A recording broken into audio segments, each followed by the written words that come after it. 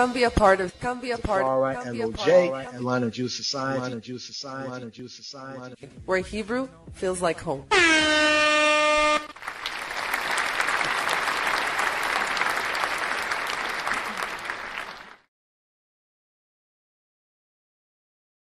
Hear more about our community and learn some useful Hebrew.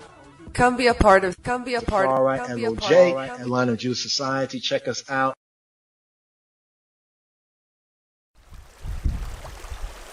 Yeah, me I say now. You know the boss this man, I tell you say life is greatest. Yeah, no care much time them fight, them can't win, you know, them always fail. Cut and clear all demon and devil. Give thanks for the Most High for the up. Rising in the morning, beside me Empress. Give thanks for life and the blessing. We give you on the earth. Protect us from danger, these plagues and pestilence of these times. You know, my name is Andre Hugh Sutherland, aka Popcorn, the unruly boss, the 876 God. That is it. Anyway, to the chief musician, I will praise thee, O Lord, with my whole heart. I will show forth thy marvelous works. I will be glad and rejoice in thee. I will sing praise to thy name, O thou Most High. When mine enemies are turned back, they shall fall and perish at thy presence. For thou hast maintained my right and my cause. Yo,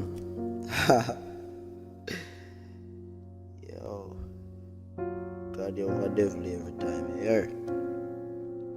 Thou hast rebuked the heathen, thou hast destroyed the wicked, thou hast put out their name forever and ever. O thou enemy, destructions are come to a perpetual end, and thou hast destroyed cities, their memorial is perished with them. But the Lord shall endure forever. He hath prepared his throne for judgment, and he shall judge the world in righteousness. He shall minister judgment to the people in uprightness. The Lord also will be a refuge for the oppressed, a refuge in times of trouble. And they that know thy name will put their trust in thee. For thou, O Lord, hast not forsaken them that seek thee. Sing praises to the Lord, which dwelleth in Zion. Declare among the people his doings. When he maketh inquisition for blood, he remembereth them. He forgetteth not the cry of the humble. Have mercy upon me, O Lord. Consider my trouble, which I suffer of them that hate me. Thou that liftest up me from the gates of death, that I may shew forth all thy praises in the gates of the daughter of Zion. I will rejoice in thy salvation. The heathen are sunk down in the pit that they made. In the net which they hid is their own foot taken. The Lord is known by the judgment which he executed. The wicked is snared in the work of his own hands. Igayan, Selah. The wicked shall be turned into hell, and all the nations that forget God. For the needy shall not always be forgotten. The expectations of the poor shall not be perished forever. Arise, O Lord, let not man prevail. Let the heathen be judged in thy sight. Put them in fear, O Lord. Fret not thyself because of evildoers, neither be thou envious against the workers of iniquity. For they shall soon be cut down like the grass, and wither as green herb. Trust in the Lord and do good, so shall thou dwell in the land, and verily thou shalt be fed. Delight thyself also in the Lord, and he shall give thee the desires of thine heart. Commit thy way unto the Lord, trust also in him, and he shall bring it to pass. He shall bring forth thy righteousness as the light, as thy judgment as the noonday. Rest in the Lord, and wait patiently for him. Fret not thyself because of him who is prospereth in his ways, because of the man who bringeth wicked devices to pass. Cease from anger, and forsake wrath. Fret not thyself in any ways to do evil, for evildoers shall be cut off, but those that wait upon the Lord, they shall inherit the earth. For yet a little while, and the wicked shall be, yea. Thou shalt diligently consider his place, and it shall not be. But the meek shall inherit the earth, and shall delight themselves in the abundance of peace. The wicked plotted against the just, and gasheth upon him with his teeth. The Lord shall laugh at them, for he see that day is coming. The wicked have drawn out the sword, and have bent their bow, to cast down the poor and needy, and to slay such as be of upright conversation. Their word shall enter into their own heart, and their bow shall be broken. A little that a righteous man hath is better than the riches of many wicked. For the arms of the wicked shall be broken, but the Lord upholdeth the righteous. The Lord knoweth the days of upright, and their inheritance shall be forever. They shall not be ashamed in the evil time, and in the days of famine they shall be satisfied. But the wicked shall perish, and the enemies of the Lord shall be the fat of the lamb. They shall consume, into smoke shall they consume away. The wicked borroweth and payeth not again, but the righteous showeth mercy and giveth. For such as bless of him shall inherit the earth, and they that be cursed of him shall be cut off. The steps of a good man are ordered by the Lord, and he delighteth in his way. Though he fall, he shall not be utterly cast down, for the Lord upholdeth him with his hands. I have been young, and now I am old, yet I have not seen the righteous forsaken, nor his seed beginning to bread. Is ever merciful, and landeth, and his own seed is blessed. Depart from evil and do good, and dwell forevermore. For the Lord loveth judgment. Forsake not his saints. They are preserved forever. But the seed of the wicked shall be cut off. The righteous shall inherit the land and dwell therein forever. The mouth of the righteous speaketh wisdom, and his tongue talketh of judgment. The law of his God is in his heart. None of his steps shall slide. The wicked watcheth the righteous, and seeketh to slay him. The Lord will not leave him in his hands, nor condemn him when he is judged. Wait on the Lord, and keep his way, and he shall exalt thee to inherit the land. When the wicked are cut off, they shall see it. I have seen the wicked in great power, and spreading himself like a green bay tree. Yet he passed away, and lo, he was not. Yea, I sought him, but he could not be found. Mark the perfect man, and be wholly upright, for the end of that man is peace. But the transgressors shall be destroyed together. The end of the wicked shall be cut off, but the salvation of the righteous is of the Lord. He is their strength in the time of trouble. And the Lord shall help them and deliver them. He shall deliver them from the wicked and save them, because they are trusting him. Plead my cause, O Lord, with them that strive with me. Fight against those that fight against me. Take hold of shield and buckler, and stand up for mine help. Draw out also the spear, and stop the way against them that persecute me. Say unto my soul, I am thy salvation. Let them be confounded and put to shame that seek after my soul. Let them be turned back and brought to confusion that devise my hurt. Let them be as a chaff before the wind, and let the angel of the Lord chase them. Let their way be dark and slippery, and let the angel of the Lord persecute them. For without cause they have hid for me their net in a pit, which without cause they have digged for my soul. Let destruction come upon him at unawares, and let his net that he hath hid catch himself. Into that very destruction let him fall, and my soul shall be joyful in the Lord. It shall rejoice in his salvation. All my bones shall say, Lord, who is like unto thee, which deliver the poor from him that is too strong for him. Yea, poor and the needy from him that spoilt him. False witness did rise up. They laid to my charge things I knew not. They rewarded me evil for good, to the spoiling of my soul. But as for me, they were sick, my clothing was sackcloth. I humble my soul with fasting, and prayer returning to my own bosom. I behave myself as though he had been my friend or brother. I praise God heavenly, as one that mourneth for his mother. But in mine adversity, they rejoice and gather themselves together. Yeah, the objects gather themselves together against me, and I knew it not. They did tear me and not cease. With hypocritical mockers in feast, they gash upon me with their teeth. Lord, how long wilt thou look on? Rescue my soul from destruction, my darling from the lions. I will give thee thanks in the great congregation.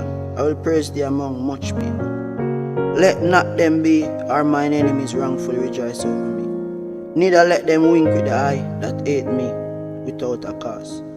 For they speak not peace, but they devise deceitful matters against them that are quiet in the land. Yea, they opened their mouth wide against me and said, Ha, our eye had seen it. Amen, amen, Baruchim, Habaim. Welcome, welcome, welcome, Chabarim, Shalom, Chabarim. Yes, Shalom, Rastafari.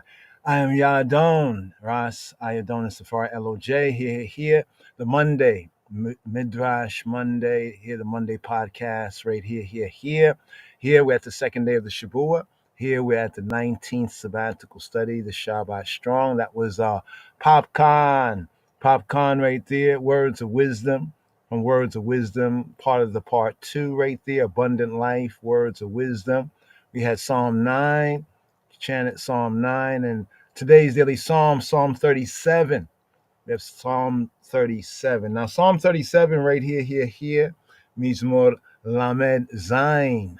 Lamed Zayin, Hebrew alphanumerics. Lamed 30, Zayin, seventh letter of the Hebrew alphabet. Tehillim, Lamed Zayin, Mizmor Lamed Zayin. Psalm 37. Now, Psalm 37, interestingly enough, is themed, Chabarim, the problem of evil. Often the theme associated with the 37th Psalm right here. Today's daily Psalm is themed, the problem. The problem of evil. So here, okay, yeah. Greetings, brothers and sisters. Yes, Shalom, greetings, Jackie, Crystal, Star Guardian. Yes, Rastafari, greetings, Shalom. So here we have Psalm 37. So I was thinking about this podcast here, like to really zoom in on Psalm 37. Psalm 37, addressing the problem of evil. Evil, what's the problem? Here, Psalm 37 addresses the problem of evil. By acknowledging, just here from a quick kind of AI overview search, I was looking for a meme that would say Psalm 37, then problem of evil. Then we saw this here. We said, well, this is pretty good. We went over it and we said, it's pretty accurate for my and I study. So we'll share this right here. AI, I and I servant of servants. Is AI the servant of servants? But watch when the servant becomes a master. Anyway, Psalm 37 addresses, quote, the problem of evil. So here's the theme right here, the problem, right? Evil. What's the problem? Here's Psalm 37 addressing the problem of evil. Okay, so let's read a little bit of this right here. So by acknowledging the apparent prosperity, Psalm 37, by acknowledging the apparent, what seems to be the prosperity of the wicked, of the ratchet, while encouraging the righteous, those who make the right choice. Yes, I give thanks. Vaughn Benjamin right there, they're there for that reasonment, right choice. Also, I know Brother Ross Seymour, Liberd on that right there, right choice. What is the righteous? Right choice. Encouraging the righteous to trust in Elohim, to trust in the Creator, to trust in the Judge, to trust in Yahweh, to trust in the Almighty, El Shaddai, assuring them that despite what seems to be injustice, lack of justice, and therefore also lack of peace, the wicked, the ratchet, will ultimately be punished and the righteous will be rewarded in the end, in the fulfillment, in due time, in due season. It essentially says, Psalm 37, that even when evil seems to be winning, especially in days like these, evil really seems to be winning. Elohim is still in control and will ultimately vindicate, justify, vindicate the good, right? The good, right? Do good, do good. So the key points about Psalm 37 and the problem, the apparent problem of evil.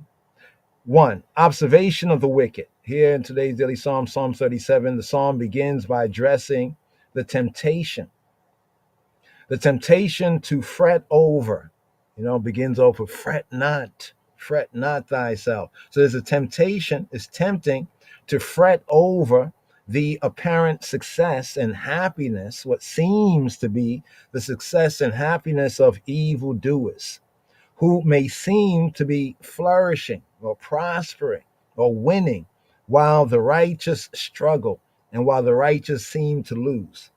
So that's the first kind of key point, observation of the wicked, of the ratchet. Second point, trust in Elohim, trust in the Creator, trust in the Almighty, trust in El Shaddai. Yes, Rastafari. The main message is to trust in Yahweh and do good, right? As the elders, right? The elders of Rastafari, at least those who we regard as elders because they were in the glory of his majesty, the Bible. This word right here, do good. They said that's the heartbeat right there. Do good, do good. Right? That heartbeat, do good. Right? Trust in Yahweh and do good, assuring the believer, the one who lives, right, in the way, the truth, and life, that Elohim, that Yah will ultimately take care of the situation and even the situation and bring justice and also bring peace, right? Lost sheep, but the lost sheep cry, no justice, no peace. I wonder why. The problem with evil. Evil, what's the problem? The problem is that many of I heard somebody say that, when we use this term like our people, and even sometimes they quote black people in this generalized way, it's kind of cringy, yeah? Trust in Elohim, right?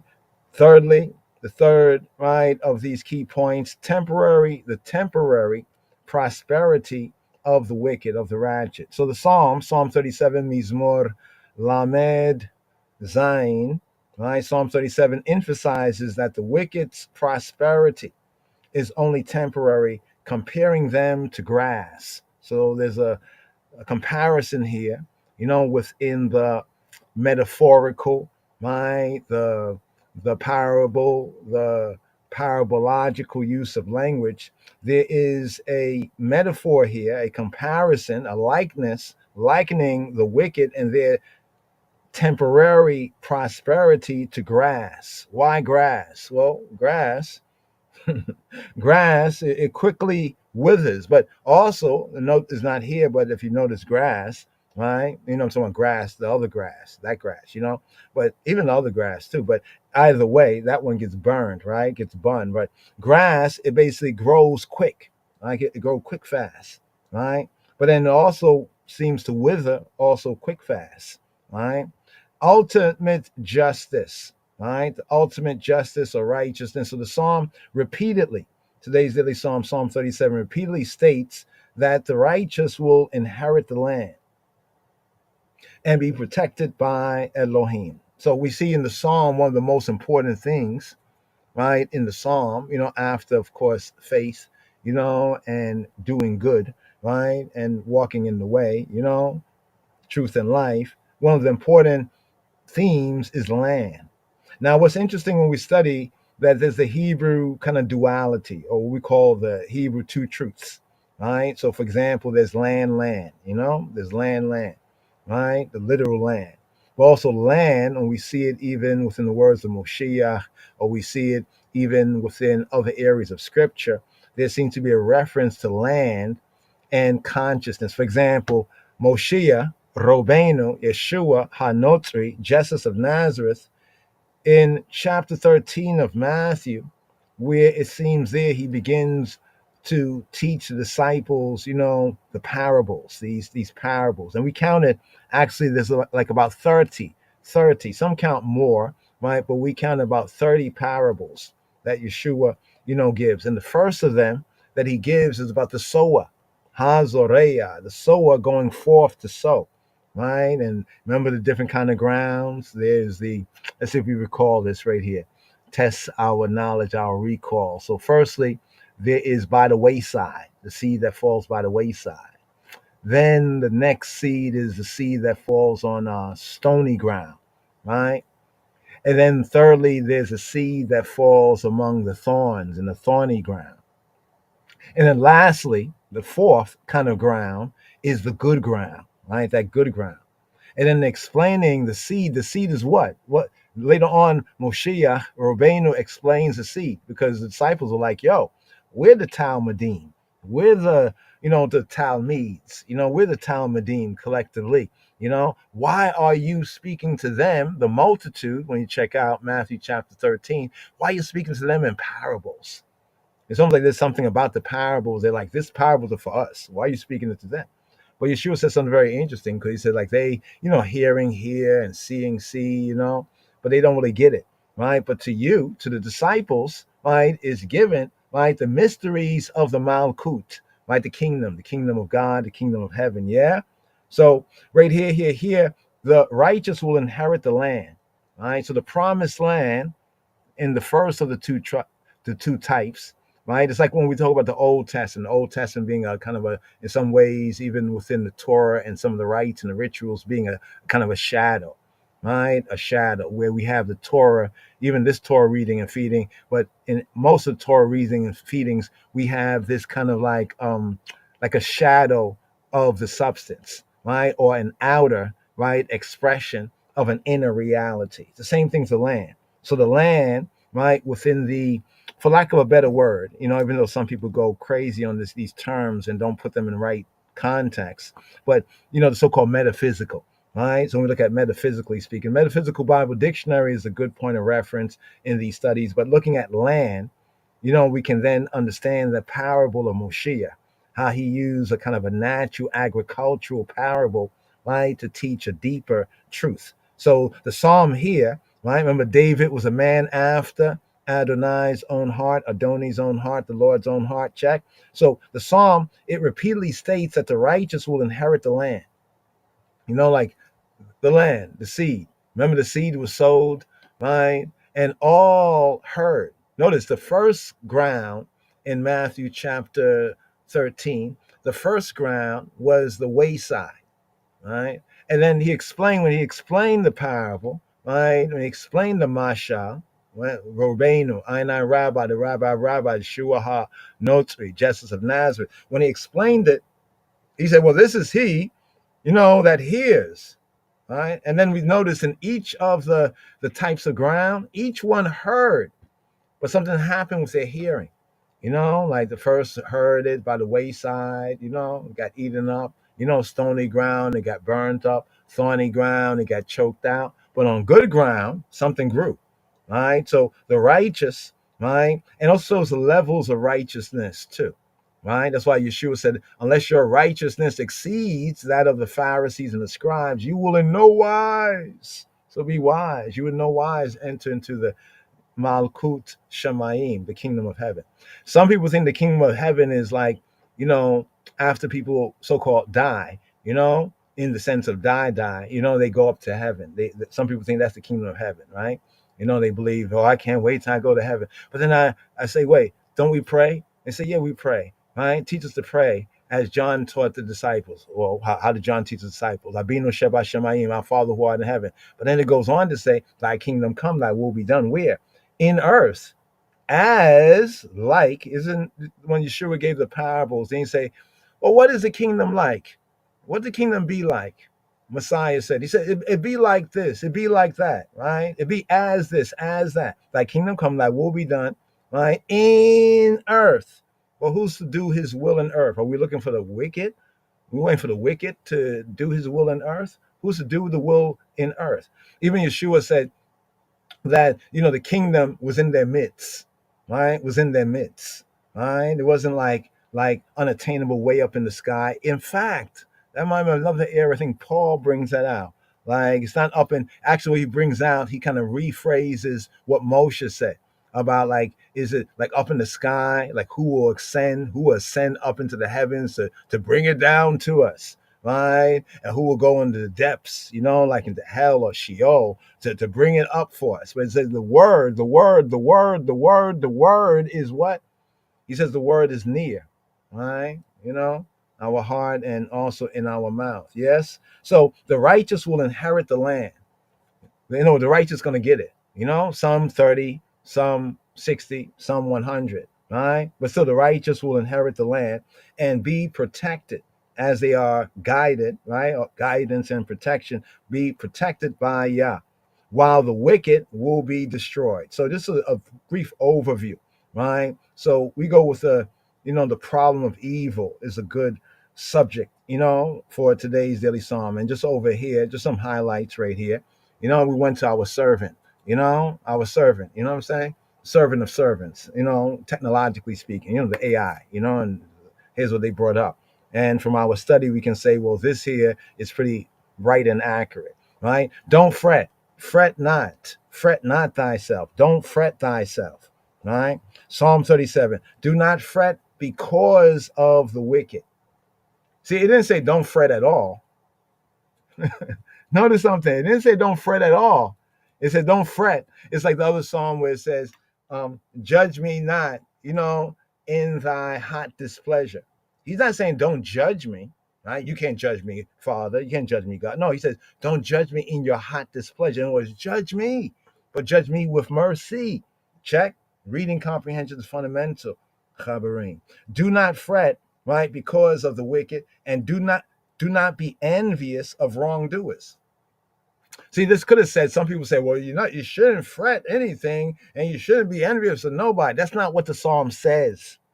It says don't fret because of the wicked. Why?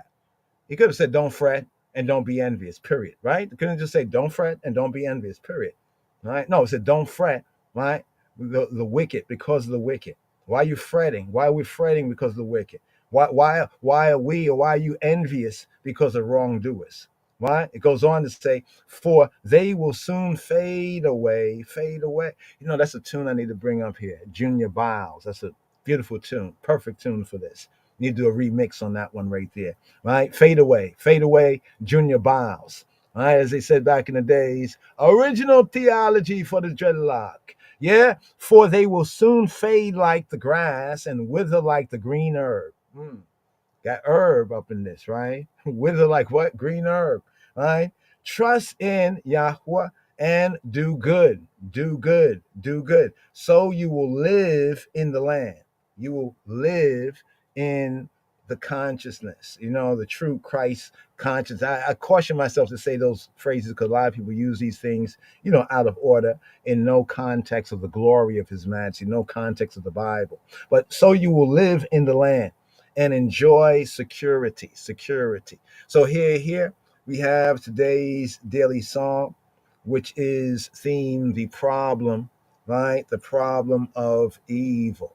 The problem of evil. We probably should just go straight into this right here, into today's daily psalm, right? We also have a Torah reading and feeding, the 19th sabbatical study. But here, look, a Rhema tune.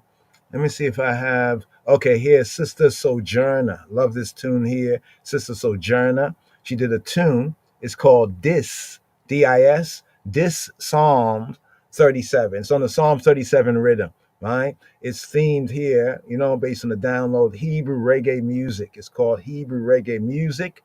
And the sister here is Sojourner. Sojourner. S-O-J-O-U-R-N-A-H. S-O-J-O-U-R-N-A-H, if you're interested. Sojourner. Understand this Psalm 37 here. Shema Yisrael. A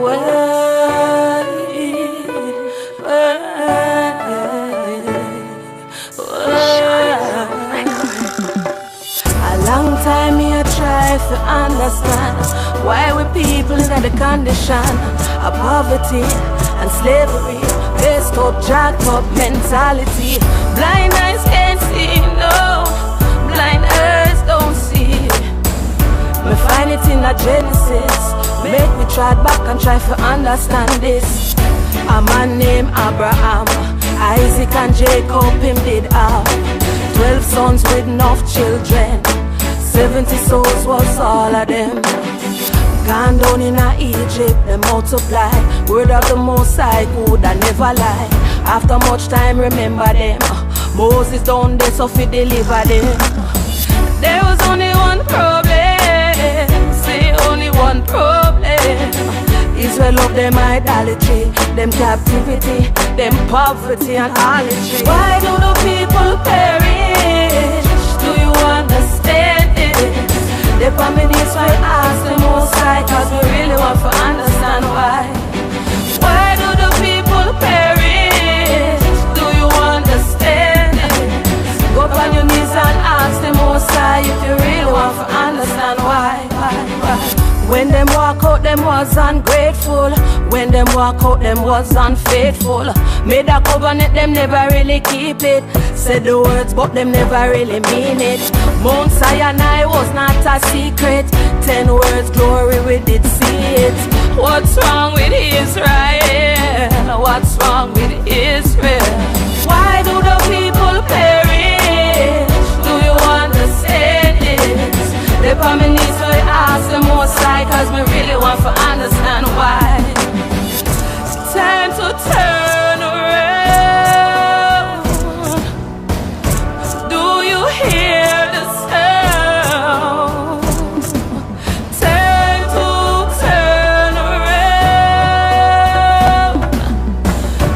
Do you hear the sound? Time for turn around. Do you hear the sound? Get down, bend, don't lay, don't face on the ground. No time for play around. No time for games, can't mess around. Are we are the problem? Are we always the cause then? Turn it back on the creator. I know how we are the ones who say Babylon a hater. Them coulda never touch the anointed. Them coulda never touch the one who the Most High appointed. How we fall from grace, we turn your face. No what time for turn back and win the race. Why do the people perish? Do you understand it?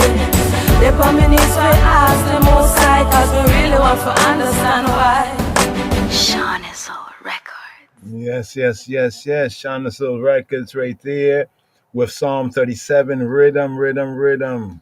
Yeah, that was Sister Sojourner right there. There's a part in the tune. I just want to play this part again. She says so much in this tune right here. Just this little clip. Go on your knees and ask the Most High if you really want to understand why. When them walk out, them was ungrateful. When them walk out, them was unfaithful. Made a covenant, them never really keep it. Said the words, but them never really understand why. Right there. When them walk out, them was ungrateful. When them walk out, them was unfaithful. Understand why. When them walk out, them was ungrateful. When them walk out, them was unfaithful. Made a covenant, them never really keep it. Said the words, but them never really mean it. Mount Sinai was not a secret. 10 words, glory, we did see. Boom, 10 words. That part right there. She explains so much of what we're seeking to bring out, the Torah reading and feeding. Sometimes we kind of overlook it because we're not really reading it in context, but it says so much right here. Understand the reason why. Understand this Psalm 37. Just another clip right here. Do you really want to understand why? Well, here. Reasons why. Go on your knees and ask the Most High if you really want to understand why.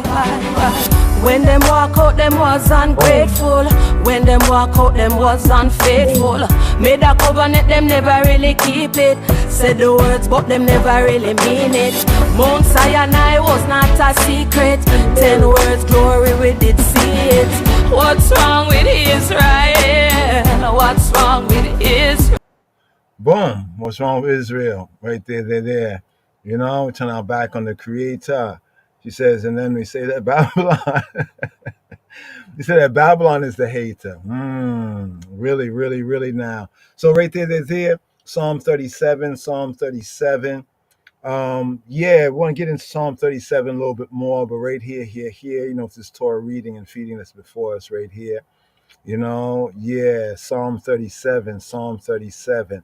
The problem with evil, the problem of evil. So also here we have the evening psalm. I'm going to segue a little bit and return to this right here. The evening psalm is Psalm 48, just to put the problem of evil that's contained in Psalm 37, as spoken to in Psalm 37, right here with the evening psalm. Here the evening psalm is Psalm 48. Psalm 48, today's daily Psalm 37, evening psalm for the second day of the Shabua. Whoa, give thanks. Psalm 48. מזמור מ"ח, שיר מזמור לבני קורח.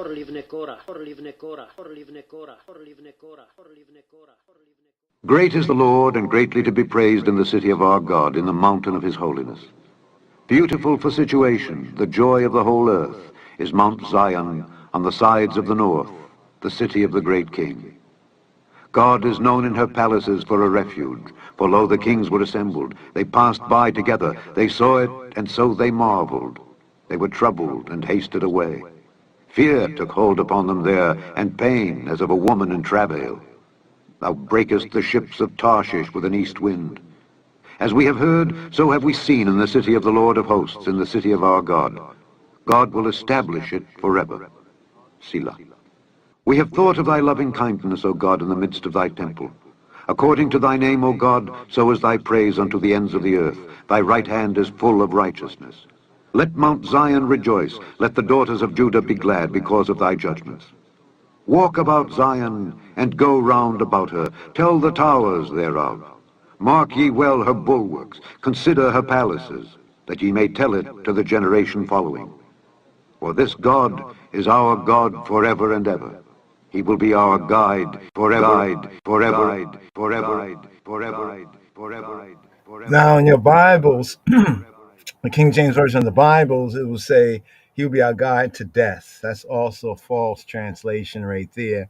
He'll be our guide to death. So if you read Psalm 48, comes to the last part there, it there reads, he'll be our guide to death. But based on the ancient manuscripts, cross-referencing, as a false translation. He'll be our guide forever. He will be our guide forever. So there's no death, right? At least there. Because he'll be our guide for. It's like what the Messiah says, that anyone who believe or have faith in him, even if he die, he will live. Check. So here, we have this Torah reading and feeding, right? This Torah reading and feeding, come some of the first words right here. Let's bring this up right here. First this right here, Hebrew like home. And learn some useful Hebrew. Whoa. Come be a part of. Tafari, LOJ, Atlanta Jew Society. Where Hebrew feels like home. So right here we have Teruma. What is Teruma? So here at the LOJS, here we at the LOJS.org, Torah portion right here site. And here we have this week's reading and feeding here, the 19th sabbatical study for this Shabua, for this week, for this 7, for this strong right here. Here, let's go into this right here just a little bit and we'll get into the first words. Okay, so here, bring that up. Let's zoom in on this right here. So here, this Torah portion from the Hebrew, in the Hebrew, it's known as Teruma. Teruma.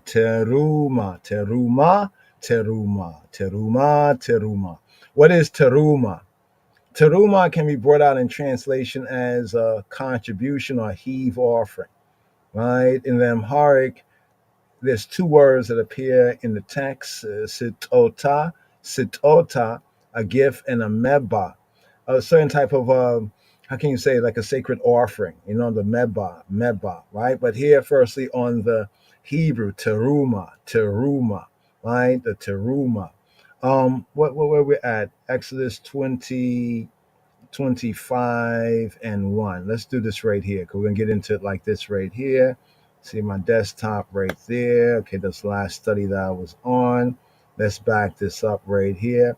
What does it say? It says offering. Right? No. Not that way. We don't have to do that. Let's do this right here. I do need to get that laugh track, because sometimes you do some things and you're like, that's funny. Why did I do that? Right there. So here we go to Exodus 25, Exodus 25 right there. Exodus 25 and 1. So here's where we pick up with this Torah reading and feeding, right? Exodus 25 and 1.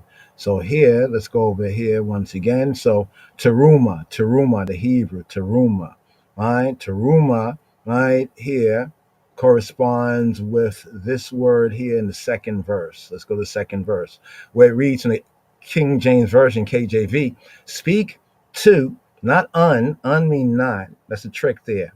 This is grimoire, grammar, grimoire. It's like spellcraft, spell magic. Like if I say, this is unclean, right? Well, you're going to take it as clean. I say, I give this unto you. It's like is not, isn't it? But anyway, speak to the children of Israel, the Bnei Yisrael, or more correctly, the sons of Israel. Speak to the Bnei Yisrael, the sons of Israel, that they bring me an offering. So here we have it, offering. See the word offering? Of every man that giveth it willingly.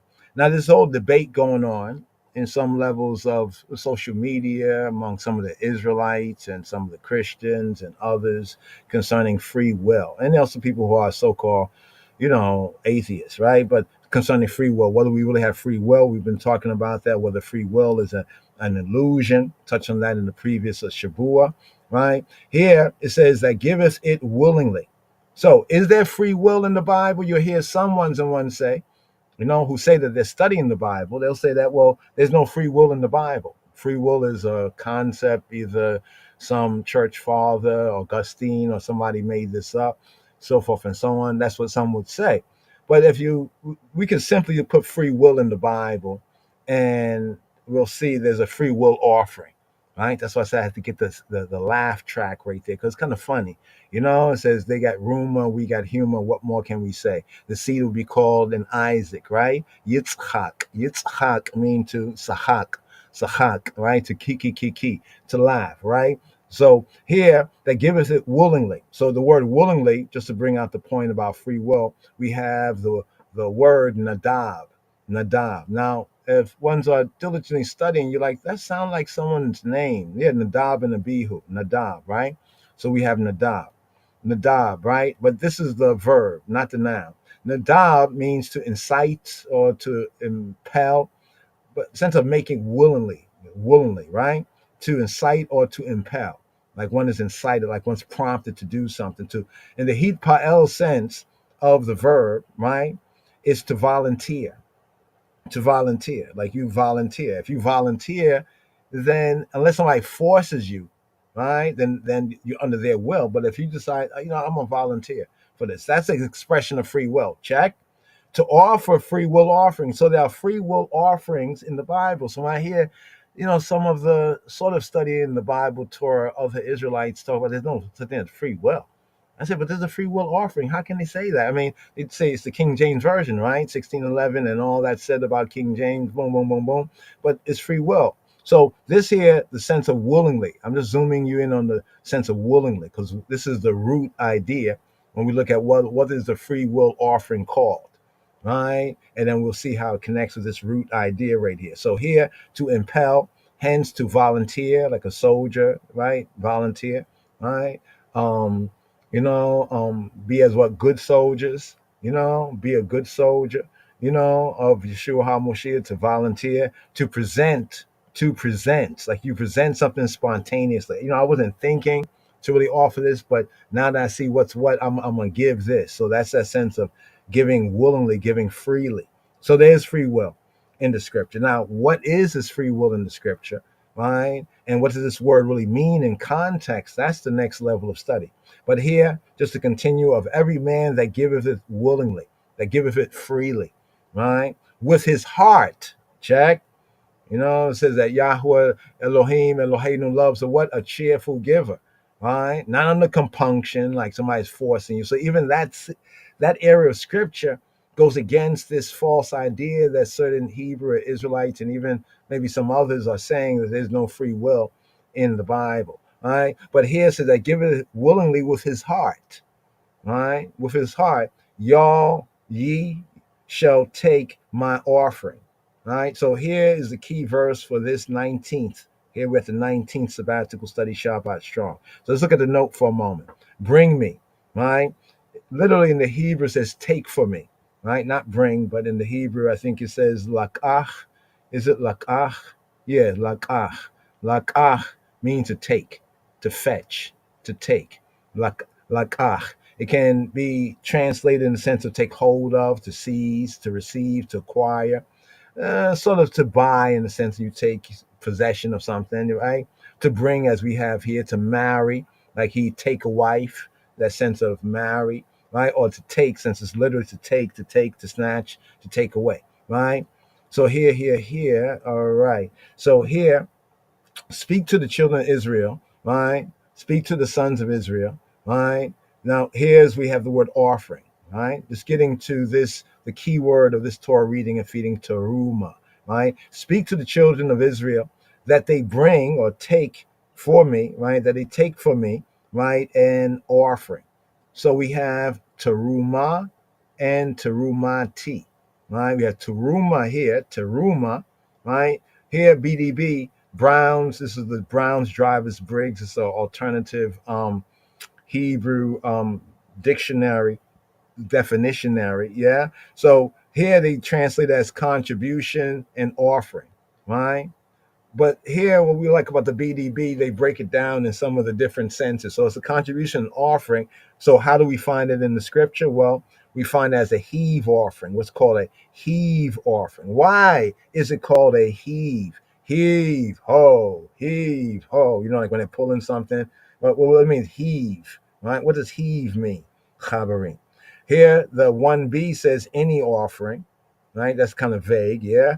The 1C says an offering to Elohim, an offering to God, right? The 1D says an offering, check what it says, of grain or of money, an offering, teruma, teruma. Did they give money?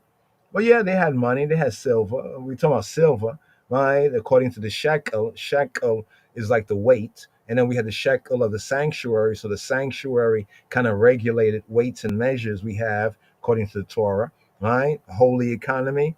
The E entry says here contribution. So from a scripture perspective, or a kind of a so-called like religious or scriptural perspective, it's a sense of offering. Right? Let's take up our offering, saints, our offering, right? But the actual context, as we would say today, would be like a contribution. Right? So a contribution was a quote offering, and offering is a type of a contribution. Right? Contribution. You know, so right here, we have this is a noun feminine, teruma, teruma, right? Because of the ending H and the AH kind of ending, that kind of brings out some of the feminine aspects of words, you know, but it's a feminine noun all the same, right? Here, Strong's definition, right? Here is the second, right, form is used in Deuteronomy 12:11, the second form, right? The second form here. Well, let's look at this verse here from the English first of all. Where are we? Easy English? No, we don't want that. Right? ISV would know we don't want that. We first take KJV. Let's take this KJV. Then there shall be a place that, so which, Bunawich, that Yahweh Elohim, Yal Elohim, shall choose to cause his name to dwell there. So Yahweh already said there will be a place. Someone said, well, God is there. The Hebrew sense is like his name, right? His name, you know, and they say that here, let's go over this again. 12:11.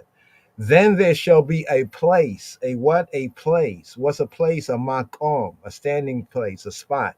There shall be a place that Yahweh Elohim, Yal Elohim, shall choose. So who's going to choose this place? The pastor, the preacher? No, it's going to be Yahweh Elohim. He's going to choose the place, the spot, the makom. Why? To cause his name, to cause his Shem, to cause the Hashem, to cause his name, the name, right? To do what? To dwell, to shakan, shakan. Now, from this root word, we get the concepts of Shekinah, right? Shakaniyah, right? And Shekinah, which means to settle down, to dwell, to tabernacle, to reside. As we go on in the Torah reading and feeding, you know, Yahweh says, let them build me a what? a sanctuary, a mishkan. So one of the names of the tabernacle, right, is called the mishkan. Mishkan comes from shakan. Shakan here is the verb to settle down. He settled down. He abided. He dwelt. He tabernacled. He resided. Right? That's the sense. Right there. Right? Shall cause his name to large. The idea of larging. Right? Shall cause his name to large. Right? Now this is shakab. Shakab means to lay down, but here we have shakan. Shakan. So they're seeing the relationship between shakan and shakab, but shakan is to dwell. The idea of lodging. Right? So here it says that he will cause his name. His name is going to take up residence. You get the idea? His name is taking up residence. We're there. Where's there? The makom, the place, the spot. The spot that what? That Yahweh Elohim and Elohenu will choose to cause his name to dwell there. It says thither. Oh, KJV, like they are. You say they are, thither, right? Over yonder. No, but thither shall y'all bring. Now notice the word bring here. Remember the word bring over there was a different word? Right? The word bring was like take for me. Here is bow, right? Bow. In other words, this idea is bring, cause to come in, cause to enter in, make it enter in, make it come in. That sense of bring, yeah. Bring all that I command you, right? That I command you. Your burnt offerings, right? Your burnt offerings. So we have the olah in the singular, olot, the burnt offering, the Holocaust offering, right? Causing that smoke, right? Giving Yahweh all that smoke, causing the smoke to go up, to ascend. See, it says usually, right? That's what we call a Holocaust offering. Some people might hear me and say, is he talking about the Holocaust? Right? No, you're talking about those Jews, but we, the black Jews, the Lion Tribe of Judah, bringing this aspect out. A Holocaust means a complete burning. Holocaust, right? Holocaust is burnt up. But the sense of this in the Hebrew is going up in smoke, right? That's the sense of the offering, the olah. The olah, so we said the burnt offering was the offering that was completely burnt, right? And we let the smoke go up, right? And give him all that smoke and the sweet savor of the sacrifice. Check, right? So to ascend, right? The word olah is related to the word Allah, like in aliyah, ma'ala, right? The shir ha ma'alot, the songs of degrees, the songs of ascents. Olah, that which goes up. So what are we to bring? Right? We're to bring the burnt offerings, right? And your sacrifices, right? So we have to understand these different parts. The zebach is a sacrifice. Zebach. Let's scroll down here. Strong to bring out the inner sense of it, right? Properly to slaughter. All that is slaughter. Mainly, this word is used for the flesh of an animal, right? The implication of this word zabach is a sacrifice. And zabach refers to the victim, right? The animal that was slaughtered, right? Or the act. So the act is the zabach, right? Of slaying, right? The slaying, namely the flesh of the animal, and the vic. So the victim, the particular animal, right? Ain't that something how that word goes? Right? Vic, right? Victim, right? Check it. And your tithes. So we have the tithes here. Tithes, y'all. Ma'aser. So the ma'aser, ma'asar, ma'asra. So there's like three forms in the Hebrew that we find this word. Ma'aser, ma'asar, ma'asra. Ma'asra. Right? The three forms. But usually ma'aser. Ma'aser is like a tenth, a tithe. Right? The reason why it comes from the word asar. What's asar? Asar, right? Asar means 10. It's for the number 10. Asar. Asar is the number 10. So ma'aser, may asar has a sense of from the 10th, the tithe, the 10th part, right? The 10th part, right? The tithe, right? Let's go on, right? And the offering. Now, notice how hypocritical many pastors, well, either hypocritical or just ignorant. Some might just be ignorant, right? Because now because a lot of the ones out there exposing the whole fraud of tithe. The New Testament church says that, we're not under the law, all right? And it's not the Old Testament. They put far from them many, right? The Old Testament, but then they hold on to the tithes. You check that out. They hold on to the tithe. But here in the scripts in 12:11, Yahweh is mentioning all of this. Isn't all this part of it? What gives them the right to pick and choose what's what? All right. Now, ones might say, if they really know what they say, well, what Moshiach came to fulfill, right, was those sacrifices, the animal sacrifice, the debtors. That's why Paul even says, right, that we must become that living sacrifice, that to present our bodies as that living sacrifice. Check. So even we strike out in the new covenant sense, the burnt offerings, those debtors, and the other sacrifice of debtors, of animal victims, right? We have tithes. But then the tithe was not supposed to be given to a pastor, a preacher, right? One can choose, I'm going to give, but I'll give 10%. You can choose that, right? So even the ones that have, and give thanks for those who have given contribution support to this ministry, LOJS, Rastafari Israelites. But some years ago, we had come to the conclusion that we had to say no more, no tithe, because as we study and grow in grace, we get to recognize what the tithes were really for, who they were for, right? They were actually for, right? They were actually for the Levites, right? The priests who are Levites and the Levites who are not priests, who are not sons of Aaron, right? It was to sustain them and support them. Because remember, Yahweh said at first, he wanted the nation to be a mamleket, a kohanim, like a kingdom of the priesthood, and a goy kadosh, and a holy nation. And then they get to chapter 32 of Exodus, and they commit that uckery. They break the covenant, right? And there's a broken covenant, right? And then the covenant is renewed. There's a new covenant even in the old covenant. And we're not saying that the new covenant and the old covenant goes beyond or abolishes anything in the new covenant in the New Testament. What we're saying is that he's the same today, yesterday, and forever, right? They broke the covenant then, right? With the molten calf and all that, right? But here, so strike out tithes too. But then it has heave offering. Now notice the heave offering here. The heave offering, the teruma. You see what the teruma is? Here we're seeing to connect the dots of the teruma, right? Since this Torah reading and feeding is teruma.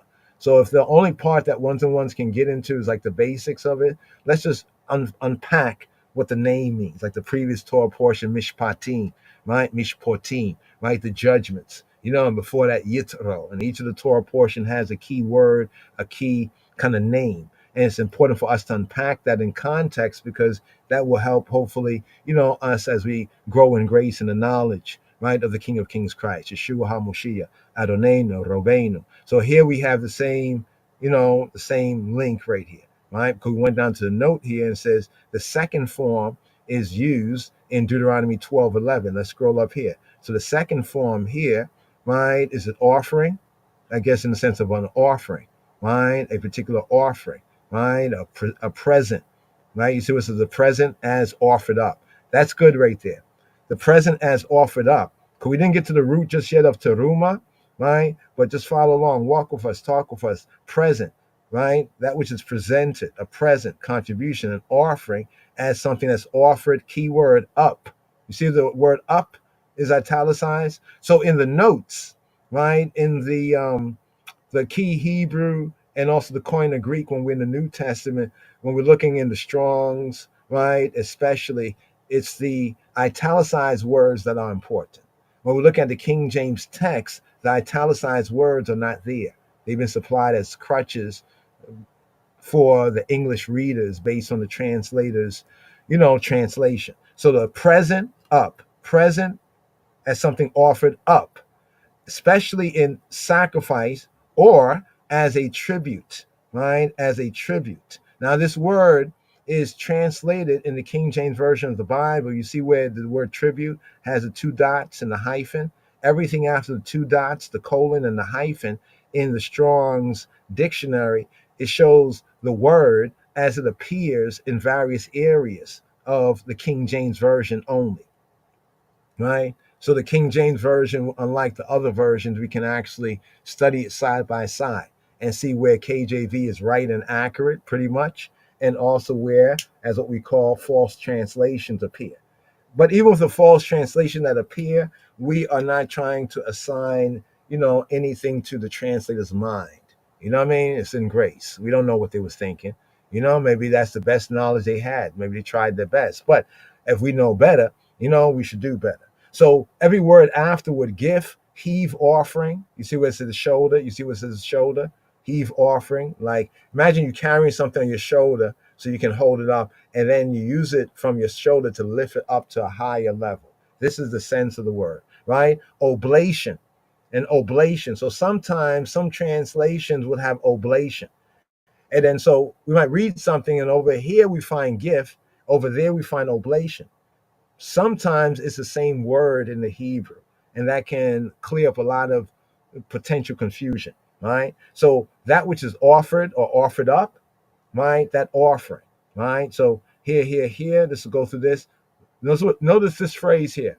And the heave offering or the teruma of your hand, and the teruma of your yard, the teruma of your hand, right? And all your choice vows, all your what? Your choice, right? Mibchar.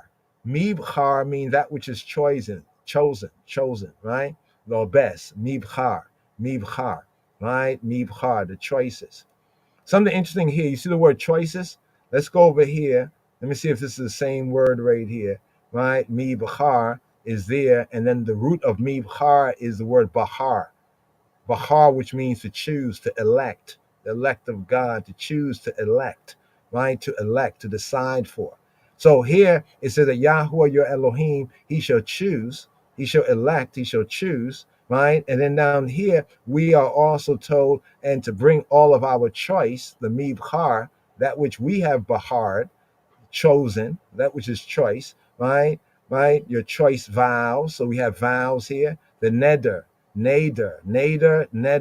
is vow, the vow, a vote of offering, your vow, your promise, your thing promise. That's why Yeshua said, don't swear.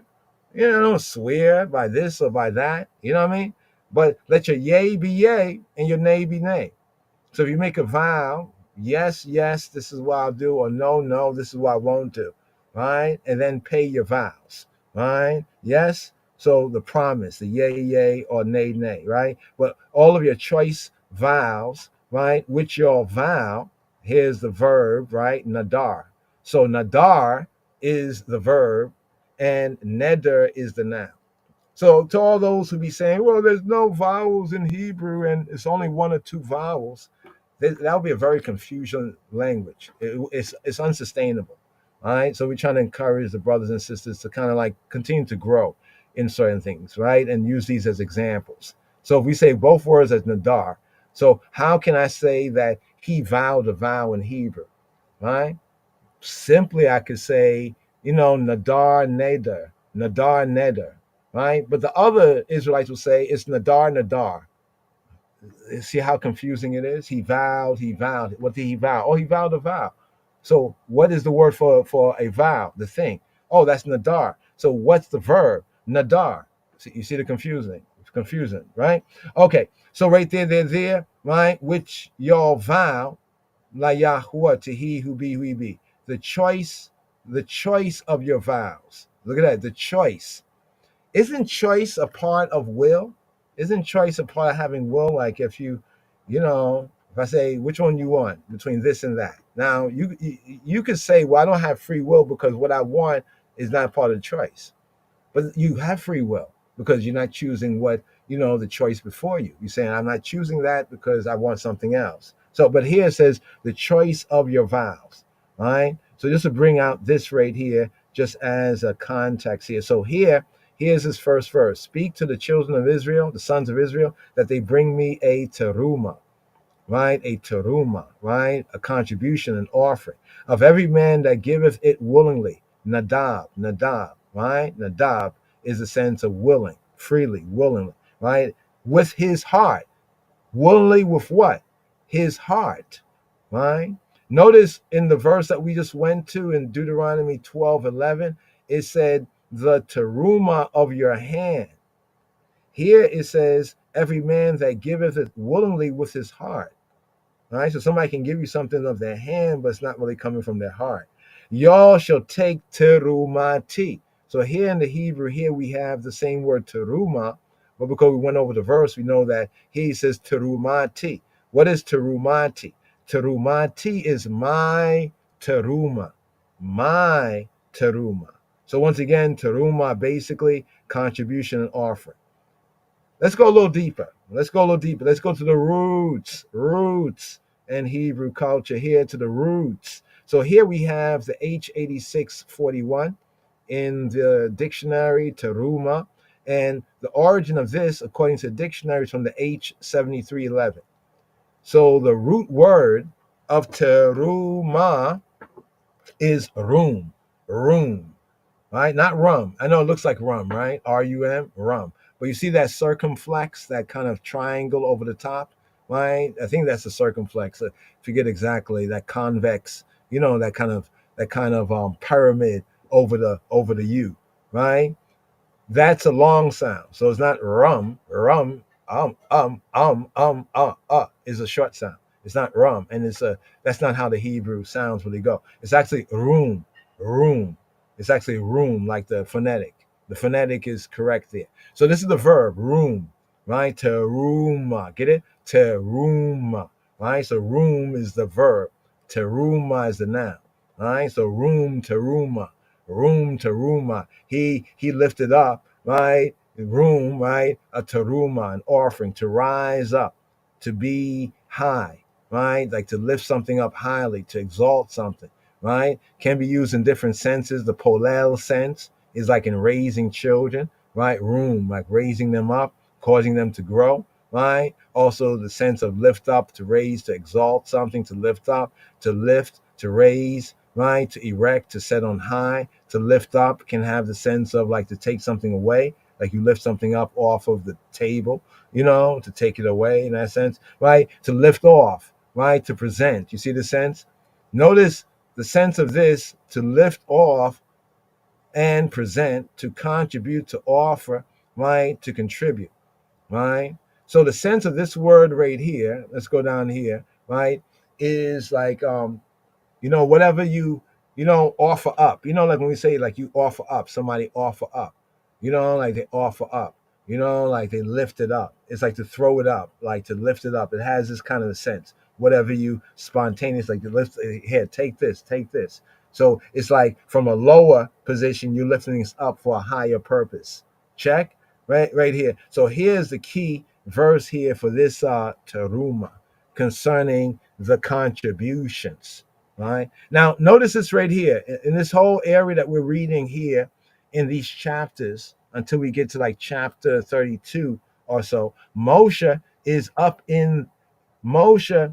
He's on the mountain. Remember when he went up, right? And then these instructions started coming to him. So he's on the mountain. The people are not really hearing this just yet, right? It's going to take the people a while before they hear it. Now, the interesting thing is when we look at Teruma here, right, at Exodus chapter 25, after the people commit the sin, the uckery, they break the covenant, they break their word, right, and go after the molten calf, there is a gap because people don't know what's going on now. They came into the covenant, they're joyful, happy, we're God's people, we're the covenant people, and then they broke it so quickly, right? And so Moshe actually goes back up there after, Moses breaks the first tablets and everything. He goes back up there, right? And then, it's renewed, right? And then he comes down. So the people don't get to hear this.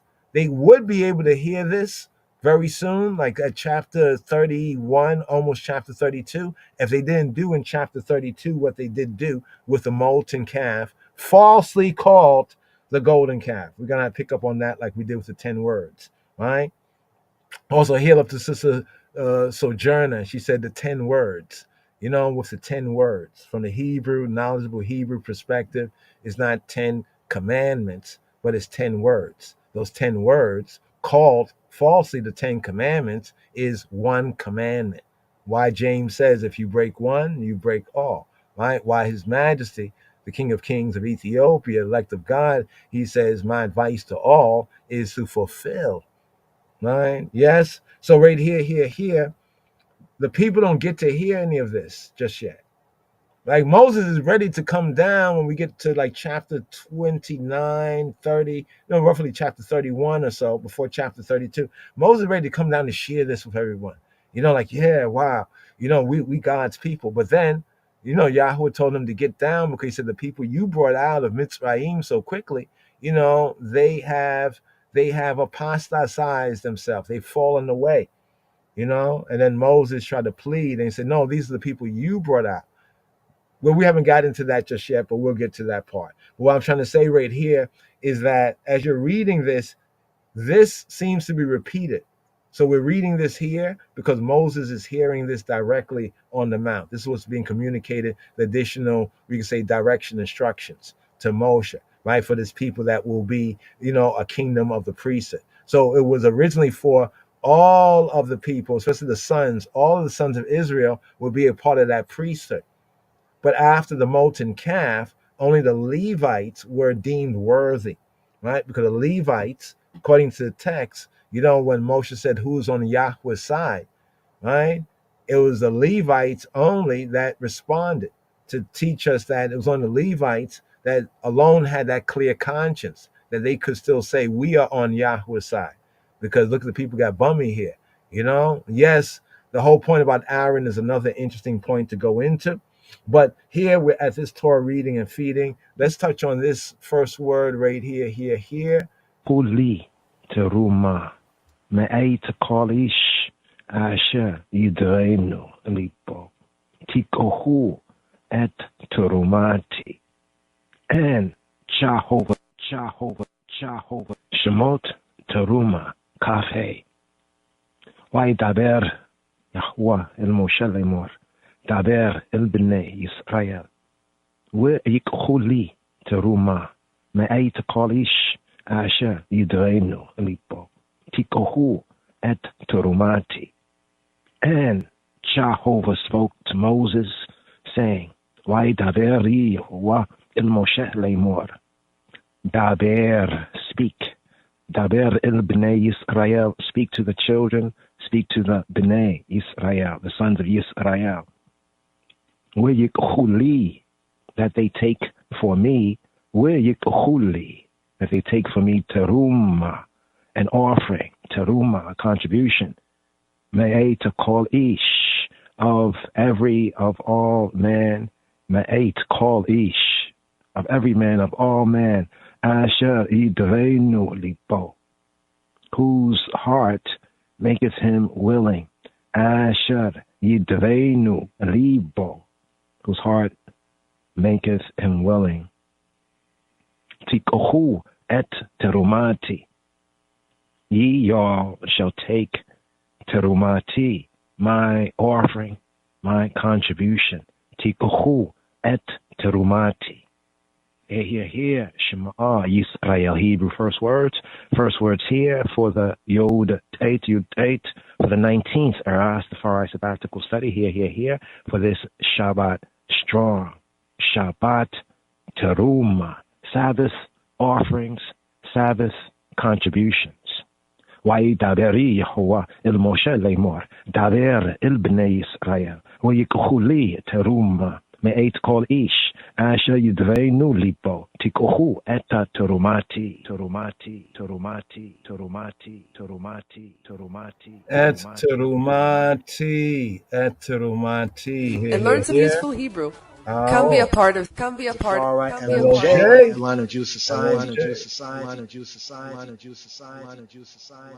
Where Hebrew feels like home. So right here. So we have speak to the children of Israel, that they bring me an offering of every man that giveth it willingly. Yidabeinu libo, with a willing heart. Yidabeinu libo. That has nadab, yidabeinu libo, his heart willing. Y'all shall take my offering. Wow, look at that. Look at the H3947. Well, there's two places in this one verse. I notice some words are repeated in this one verse. Teruma, offering, is repeated twice in this verse. And then when it says that they bring, that's the H3947. And then at the last part of the verse where it says, y'all shall take So you see how the translator used a little bit of Christian liberty, right? Right here. Over here is lakach, right? To take. And over here is lakach, right? To take. But over here they say that they bring. In our reading, we basically just brought it out that they take, right? That they take, here, bring it out right there, that they take for me, right? So the KJV, bring me, in the Hebrew is take for me, right? And we're speaking about the heave offering, like to heave it up, like to lift it up, like almost like something you lift up, almost like you're offering something. And as you offer it, you're not just like giving it over. You know, like I could give you something like kind of horizontally, right? But if you lift it up, you lift up vertically. This is the sense of the word teruma, from the root room, to exalt, to lift it up. So what we read here in the Hebrew was actually the first and the second verse of the key words, right? So here, let's scroll over to the Hebrew Tanakh, right? And we're going to go over the first and second verse. The key word is found in the second verse of the reading here. Why dabir Yahweh il Moshe Lamor. And he who be, Yahweh, right, said, Il Moshe, to Moses, right? Lamor, saying, and Yahweh spake to Moses, Lamor, saying, here's a verse here, Dabir, it's like a command, Dabir, speaking to a man, Dabir, right? It's like speak, Dabir il Achio, right? Speak to, his brother, right? Dabir, to speak. Right, speaking to an individual man. Here, the command to Moshe is Daber il B'nai, speak to the B'nai, the sons of Yisrael. Daber il B'nai Yisrael, where yikachuli, where yikahu, where and yikahu from lakach, right? Yikahu, right? That they take li for me. Where yikahu li, that they take for me teruma, an up offering. May 8, right? May 8 to call Ish, right? From all Ish. So here, from all man, here he uses the term Ish instead of Adam. He uses the term Ish instead of Geber. He uses the term Ish instead of Enosh. Those are all other words for man. But here, Ish, right? From all man, right? Man of a responsibility, man of a standing is Ish. If it said Adam, Adam is just general man. Yes? But Daber il B'nai Yisrael, V'yikahu liya teruma, Me'eta call Ish, Asher, right? From all Ish, from all man, literally from all man. Me'et call Ish, right? Asher, that which one who Yiddabeinu, right? Yiddabeinu means like one Nadab. His heart, Yiddabeinu, his heart is willing, his heart is incited, right? Impelled, almost like compelled in the sense. Yiddabeinu libo. This is speaking about one whose heart is willing. Yiddabeinu is Nadab. Yiddabeinu libo. Tikahu. Y'all are to take. Tikahu. So where it says bring, it's yikahu li. It's take for me. Let them take. Yikahu. Let them lakach li for me. And then at the end of the verse, it repeats it, but now it's like, let them take, the people, the sons of Israel, take li to me, for me, right? And y'all, what they take, right? You are to take from what they take for my teruma. Tikohu et terumati. So the key word here is teruma, right? So with that being said right there, let's just scroll down here, right? Scroll down a little bit more. So here, this Torah reading and feeding, here we have the 19th reading from the Torah, right? That is named in the Hebrew, teruma, right? In Exodus chapter 25, verse 2, the second verse of the reading, Yahweh commanded Moshe to tell or to speak to the sons of Israel, right? To tell them to take a contribution, a teruma, yikohuli, right? Teruma, right?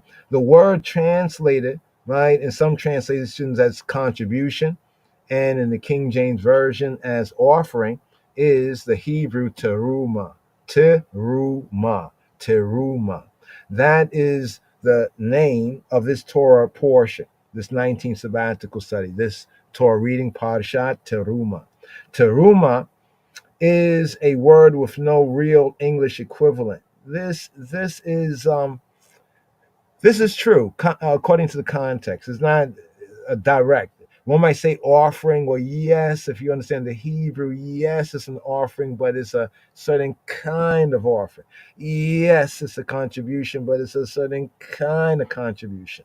You know, the words bring out, like I said, teruma is from the word room. Room means to lift up or to raise up, right? Not just to give over, don't not give over, but lift up, raise up. Check. In the Torah, teruma refers to a certain type of offering that was dedicated or livicated to the temple or to the tabernacle, like a tithe, for example, a ma'aser, like the first fruits offering. In Exodus 25, what we have here is this contribution, this offering is for the building of a holy place, of a set apart place. Mikdash, right? A mikdash, right? Or like a kodesh, a sacred place, a holy place. This Torah reading is basically occupied with the instructions for the construction of the structure known as the tabernacle and its furniture or furnishings, right? This is what we have right here at this 19th sabbatical study for this Shabbat Strong. Key theme right here, Chabarim, you can see right there is inside the ark. Here, the Ark of the Covenant comes into context. Inside the ark, right? The ark. The Ark of the Covenant was, and according to the pattern recognition, the Ark of the Covenant. You see, do we have some arcs there, right there? Okay, the Ark of the Covenant. All right. And we're going to like to look at this from the tabernacle of Moshe to the tabernacle of David to the temple of Solomon to see the progression, right? So the Ark of the Covenant, the Aron HaBarit, right? But when it's first mentioned, the ark, firstly in the scripture, if we correct, the ark is mentioned as the ark of the testimony. Now, of course, one will say, you're playing semantics. What is semantics? Semantics means significant meanings, important meaning in word. Is there important meaning in word? In the beginning was the word, right? That should be simple enough, right? But the Ark of the Covenant was first called the Ark of the Testimony. The Ark of the Testimony, right? We'll bring that out right now. Just a quick little overview right here, right?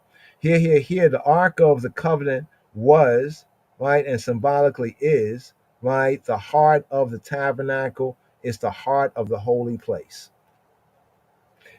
As such, it corresponds to the heart of man.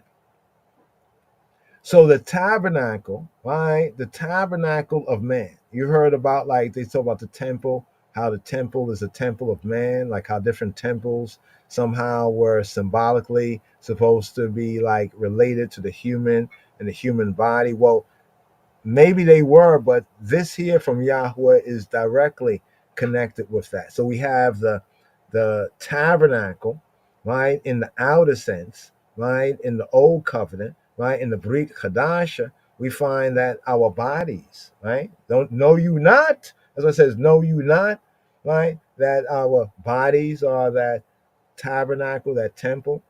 As such, it corresponds, the ark, therefore, right, it corresponds to the heart of man, seen as the Ark of the Covenant, the heart of the tabernacle, corresponding, right, to the temple of man, right, to the heart of man.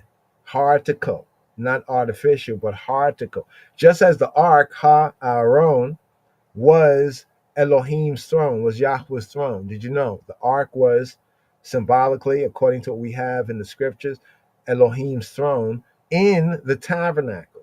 In the tabernacle, right? We need to make our hearts, therefore, a suitable throne, for him in our lives and in I and I liberty. All right. There's that Rastafari tune, I think it's what, Ras Ivi and some of the Ayabengi, that mansion there. They say, if you don't know the history of the ark, then you a skylark. Right? Like they chant about how important it is to know the history of the ark. And usually what we hear in the song is talk about, well, the ark, was brought from, Jerusalem to Ethiopia, and then to Ethiopia, and this is what connects Ethiopia. Well, that's important. And we're not saying that's not important, but that's like the latter part of it. You know what I mean? That's like if you're baking a cake, that's like the cream on top of the cake, right? But it doesn't tell us nothing about the cake, right? So here we're actually getting into the ingredients, the ingredients of the cake, right? The commentary note right here from Exodus 25 and 16 right here is what? You shall put into the ark, the Aaron. What shall we put into the ark, right? The testimony that I shall give you. Exodus 25 and 16, Chabarim. Take note, take note. And we're seeking to encourage the fellow disciples as well as I and ourselves, to get our composition notebooks and really get into these studies, taking notes. Like if as we go along, we go through it, just write the notes down, right? You'll be surprised the treasure that you will find when you look in that notebook, after it's fulfilled, right? After it's fulfilled. Right here, Exodus 25:16 says, you shall put into the ark the testimony that I shall give you. Question. What was the testimony that the I, right, speaking about the one who said, Ehya, Asha, Ehya, I will be who I will be, translated as I am that I am, right? What is, right, the testimony? We have to answer that. What is the testimony, right? What's the testimony? And also, is this why the ark first is referred to as the ark of the testimony, or of his testimony, right? So right here, let's touch on a little more of this because we're going to get into the first and second day's reading. Let's go over this. It's easy to look good, right, on the outside.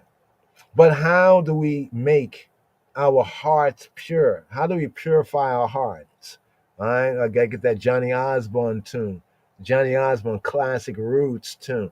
Purify your heart. Check it out, Chabarim.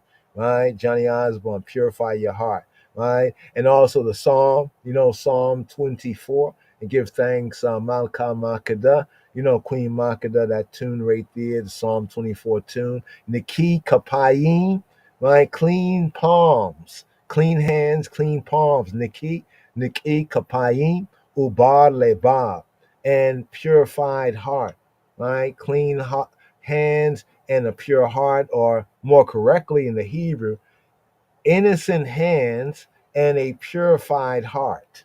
Niki Kapayim Ubar Lebab.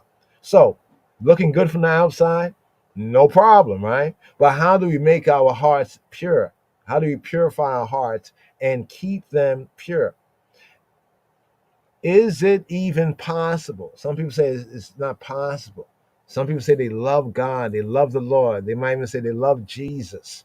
But they say nobody's perfect, nor nobody can be perfect. Forget about it. They say the only one that's perfect, right, is Jesus. Or the only one that's perfect is the Father. But then I say, wait, if you love Jesus so much, right, did you hear what he said? He said, be ye perfect. All right, so is it even possible?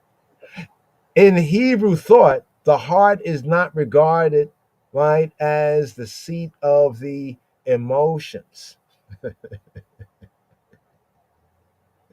The heart is not regarded in the Hebrew thought directly, right? It's related to, there's a relationship to emotions, but the heart is not regarded from a Hebrew perspective as directly the seat of emotions, right? Instead, it represents a person's thoughts, Hebraically, person's intellect, Hebraically, and the will, right? And the will.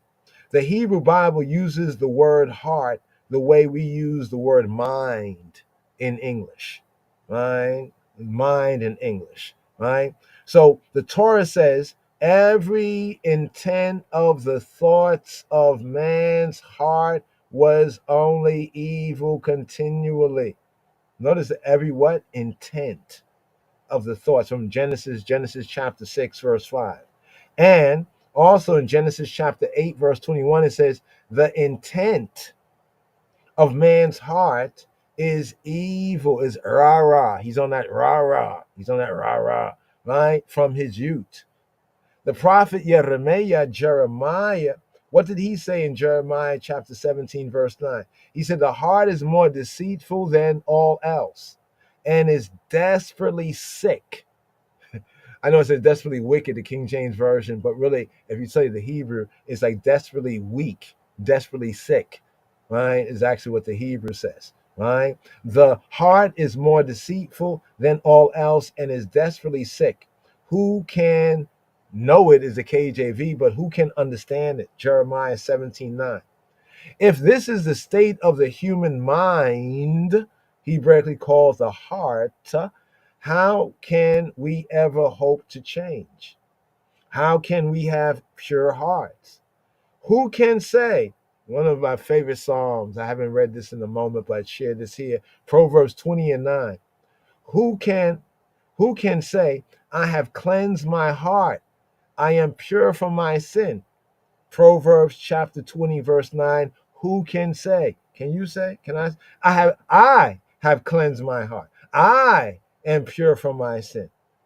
The proverb asks, right?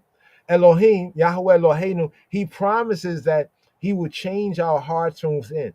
This is his yea, his amen, amen of the Brit Chadasha. Yes, the Brit Chadasha, right? In Jeremiah 31:33. Now I'm showing some of the pics right there, but this is from the Torah reading right here on the LOJS, right? LOJS, right? Torah portion, right? For this 19th sabbatical study, right? So the promise of the Brit Chadasha, what is the promise of the renewed covenant, right?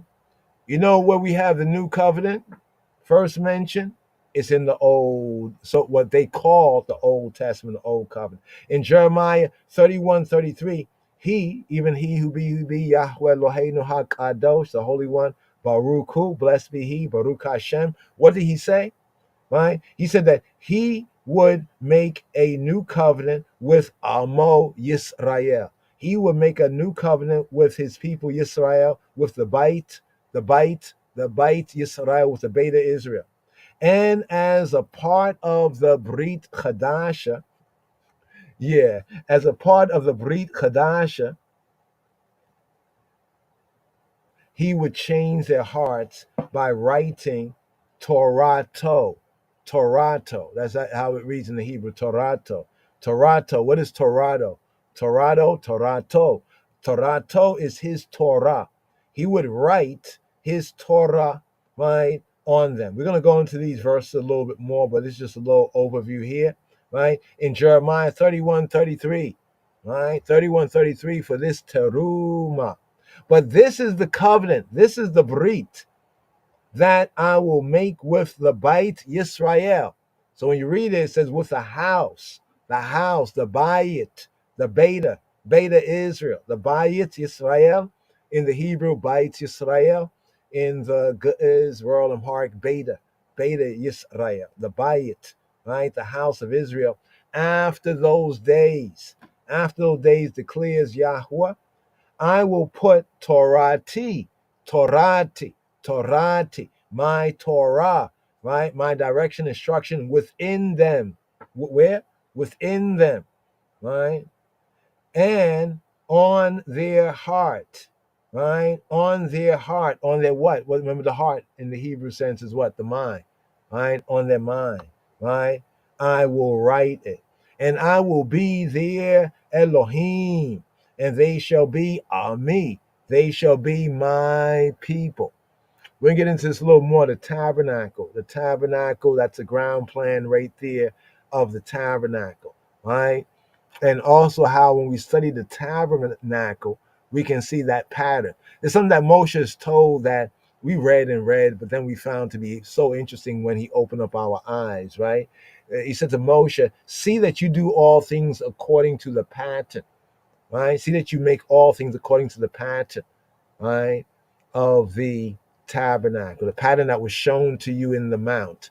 Now, right there where you see the ark and the tent by itself, that's what David did in Zion. That's where we go from the tabernacle of Moses to the tabernacle of David before we get to the temple of Solomon. These are certain, how can I say, like you first you go to kindergarten, you know what I mean? You know what I'm saying? And then you go to like, what do they call it? Junior high school, the basic grades. And then you go like to high school. And then sometimes ones might go to college or trade school. Right there, they're there. So in Jeremiah 31:33 is the key verse, right? The key verse, right? Connection, right? The concept of placing the Torah in our hearts. What does this mean, Chaverim? How do we place the Torah, right, in our hearts? This is illustrated by the ark, was called the Ark of the Covenant, and first called the Ark of the Testimony, right? The ark was made to house what? The two tablets of the covenant. And the two tablets of the covenant is what he says earlier up here, here, in this Torah reading and feeding Exodus 25:16. You shall put, speaking to Moshe, into the ark, the testimony that I shall give you. It's almost like witness protection. You get it? Okay, witness protection. Okay, a witness usually is a person, right? Evidence is a witness, but that's like a testimony, right? A testimony is what the witness brings forward, but the evidence can testify, right? So here's the connection here, right? Of the concept of placing the Torah in our hearts is illustrated by the Ark of the Covenant. How is it illustrated by the Ark of the Covenant? The Ark was made to house what? What was the Ark made to house? Right? The two tablets of the covenant, right? Remember the two tablets is where we have the 10 words, right? Falsely called the 10 commandments. And when they're first given, he says this is the dibrei, right? Habrit, right? These are the words of the covenant, the Aseret HaDebarim, the 10 words, right? These are the words of the covenant, right? So the two tablets, right, is the 10 words, Aseret HaDebarim, the 10 words. But it's also called, based on this first giving, it's called the words of the covenant. So the 10 words, right, the commandment is also known as the words, Dibrei Habrit, Dibrei Brit, Dibrei Habrit, the words of the covenant, right? So the ark was made to house the two tablets of the covenant. So too, the Torah, right? The Torah is to be placed in our hearts, which Hebraically, the heart refers to the mind. You see, there's the other parts where it says, try my kidneys and my reins, my kidneys, the reins. Well, the reins are the kidneys. You know what I mean? The prophet Ezekiel, Ezekiel also speaks of, you could say, temple, tabernacle, doesn't he? Right? The prophet Ezekiel, right? Here in the prophet Ezekiel, he promises that in the messianic redemption, right, Yahweh will give us new hearts.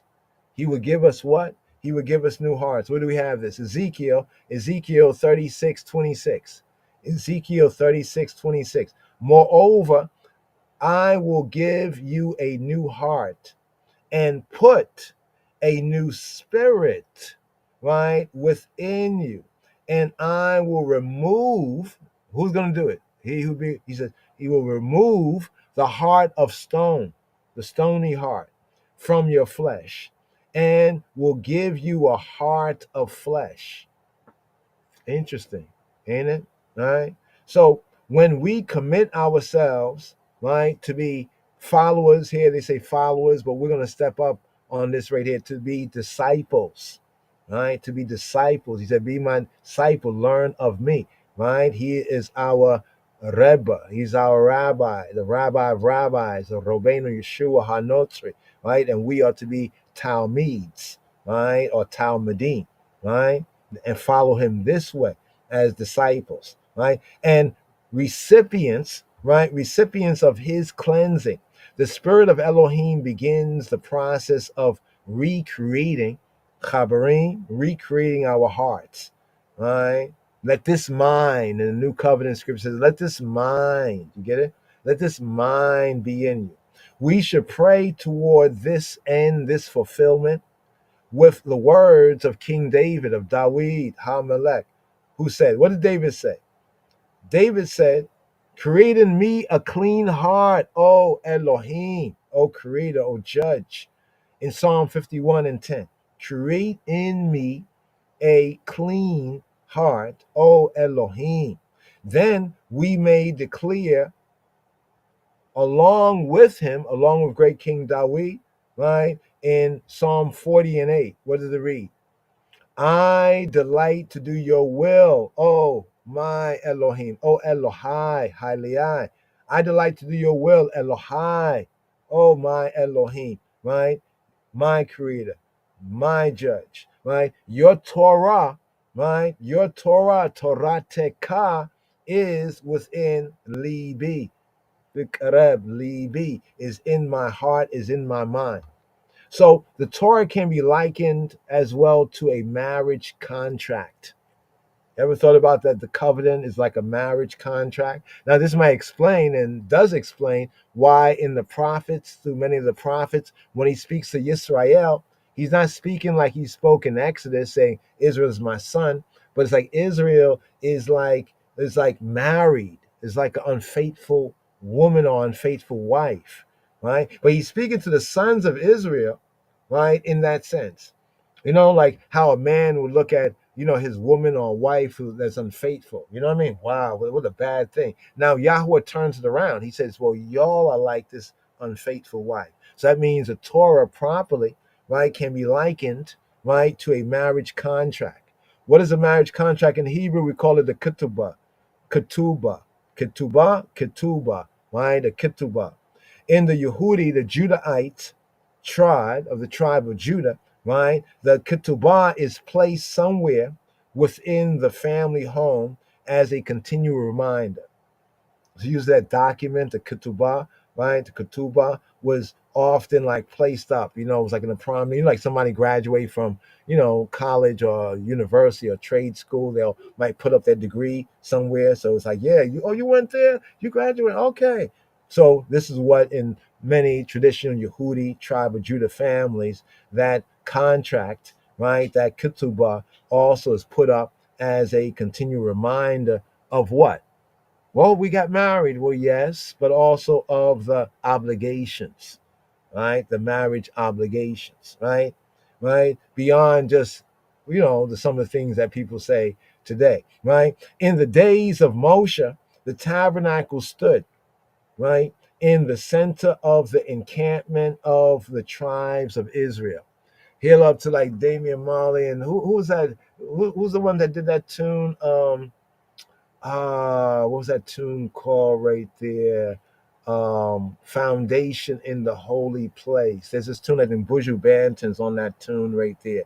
But there's a verse they say, foundation in the holy place, right?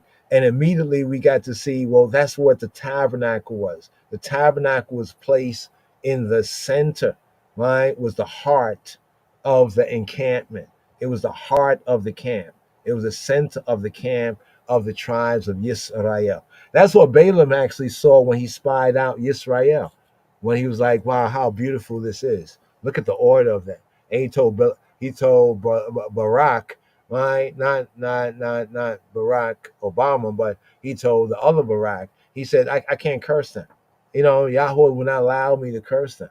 So in the days of Moses, the tabernacle stood in the center of the encampment of the tribes of Israel. Why? Because that was a pattern that Moshe was shown when he was in the mountain. And Yahweh says, see that you do all things, pattern recognition. So right there from the scripts, we have an important teaching on pattern recognition.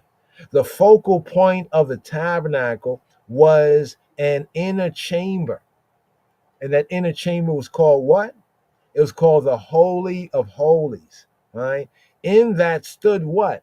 In that stood the Ark, right, of the covenant, the Ark of the testimony. The two tablets, right, of the 10 words, that's called pseudonomously, falsely, the 10 commandments, actually the commandment, the two tablets of the commandment, the two tablets of the 10 words of the commandment, they were where? They were inside the ark. They were inside the ark. In that regard, Ha-Torah, right? The Torah is Yahweh's ketubah with Yisrael. And this was the center of the home. They say home is where the heart is. Home is where the heart is. Yes, I, Rastafari. Well, here, right? The here, tribe of Judah, right? Right, tribe of Judah, right? So the next point here, we'll pick up on this as we move forward, but the midot u mitzvot, character and deeds, or measures, characteristics, measures, and commands, right? The heart of the disciple. What is the heart of the Talmud? The heart of the disciple. You shall overlay it with gold. So in Exodus 25:11, what does it say? You shall overlay it with gold. Speaking about how the ark was created. Also, the ark also reflects the true Trinity. Because the ark is actually threefold. It's actually three squares in one.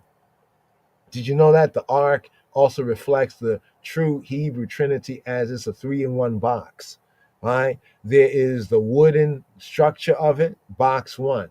There's the overlay on the inside, box 2. And there's the overlay on the outside, box 3. It's actually a 3-in-1, right? It's a 3-in-1, right, structure. But here, we'll touch on a little bit more of this right here. Exodus 25:11. You shall overlay it with pure gold. Inside and outside, you shall overlay it. Get it? You shall overlay it with pure gold. Right? Now, the detail of that, inside and out. So, inside, overlay with pure gold. Outside, overlay with pure gold. Right? So, it's a box, right? Acacia wood. Inside, a box, overlay. Right? Outside, another box, overlay. And you shall make a what? A gold molding around it, a gold molding, basically a crown, right? There's a crown, right, on the ark. That's why when people talk about, like, sin is actually like fornication under the crown of the king. Now, if you spell that out, it's the word people say F-U-C-K, right? But actually, one time that was a crime. And here's the interesting thing: there's a crown on the ark, right? And then in the ark is the 10 words, right? And this is why on the Day of Atonement, the blood is put, right, with the Ishans being burned in the holy place, the blood is put on the mercy seat.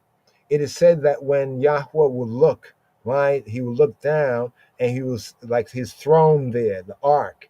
And in the throne, right, is the 10 words, right? And when he looks down there and he sees the blood of that innocent animal, right, that takes away, right, that covers, in a sense, the sins of Yisrael, right?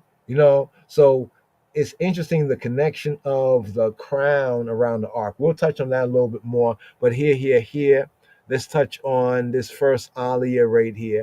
I'd like to touch on this first aliyah right here for this Torah reading and feeding. And it's here we pick up with let's scroll up here so you can see this up here. So aliyah 1 and 2, right? For this Torah reading and feeding, what's aliyah 1 and 2? We have Exodus chapter 25, right? Exodus chapter 25, verses 1 to 6, aliyah 1. First day's reading here, the second day of the Shavua, Exodus chapter 25, verses 17 to 30. So basically, Exodus chapter 1. Exodus chapter 25, verse 1, Exodus chapter 25, verse 1 to verse 30 right here. Shema Yisrael. And here. Shema Yisrael. Here, give ear right here. Here for the 19th Rastafari sabbatical study, sabbatical Seder, here for this Shabbat strong. Here for Shabbat Teruma. Here picking up the second book of Moshe, the Hebrew book that is called Exodus. Here from the Sefer Shemot, from the book of the names. We have Yod 8, the 19th. Here picking up with chapter Kaf Hey, chapter 25. Second book of Moses. Here for the Rishon Ali. Here for the first of offering up here for this Shabbat Teruma. Sabbath, offer. Moshe in the mount. The tabernacle. The first item, the materials. B'shem ha'av v'habein v'ruach ha'kadosh Yahuwah echad. V'yidaberi Yahuwah el Moshe leimor. Daber el b'nei Yisrael. V'yikachu li teruma me'et kolish. Asher yidveinu lipo tikochua eta terumati. And Yahuwah and Jehovah spake to Moses, saying, Vaydaber Yahuwah il Moshe leimor. Speak to the children of Yisrael. Speak to the children of Israel that they bring I an offering. Of every man that giveth it willingly with his heart, ye y'all shall take my offering. Daver il b'nei Yisrael. Speak, daver il b'nei Yisrael, to the children, to the b'nei Yisrael, to the sons of Yisrael. V'yikachu li teruma. That they bring me an offering. V'yikachu li. That they take for me, take for I, with yikachuli, teruma, an offering, teruma, a contribution, with yikachuli, teruma, may a to call ish, of every man, may a to call ish, asher, yidveinu libo, of every man that giveth it willingly with his heart. Asher yidveinu libo, for willing hearts yidveinu libo tikochu eta terumati. Ye y'all shall take my offering, terumati, my contribution, and this the offering that y'all shall take of them, gold and silver and brass, with zot. Ha teruma asher tikochu meitam zahav wa kesef u'nechoshet, and blue and purple and scarlet and fine linen and goats and ram skins dyed red and badger skins and shittim wood, oil for the light, spices for the anointing oil, and sweet incense, sweet ancients, onyx stones and stones to be set in the ephod, and in the breastplate, the choshen, and let them and make me a sanctuary, that I may dwell among them.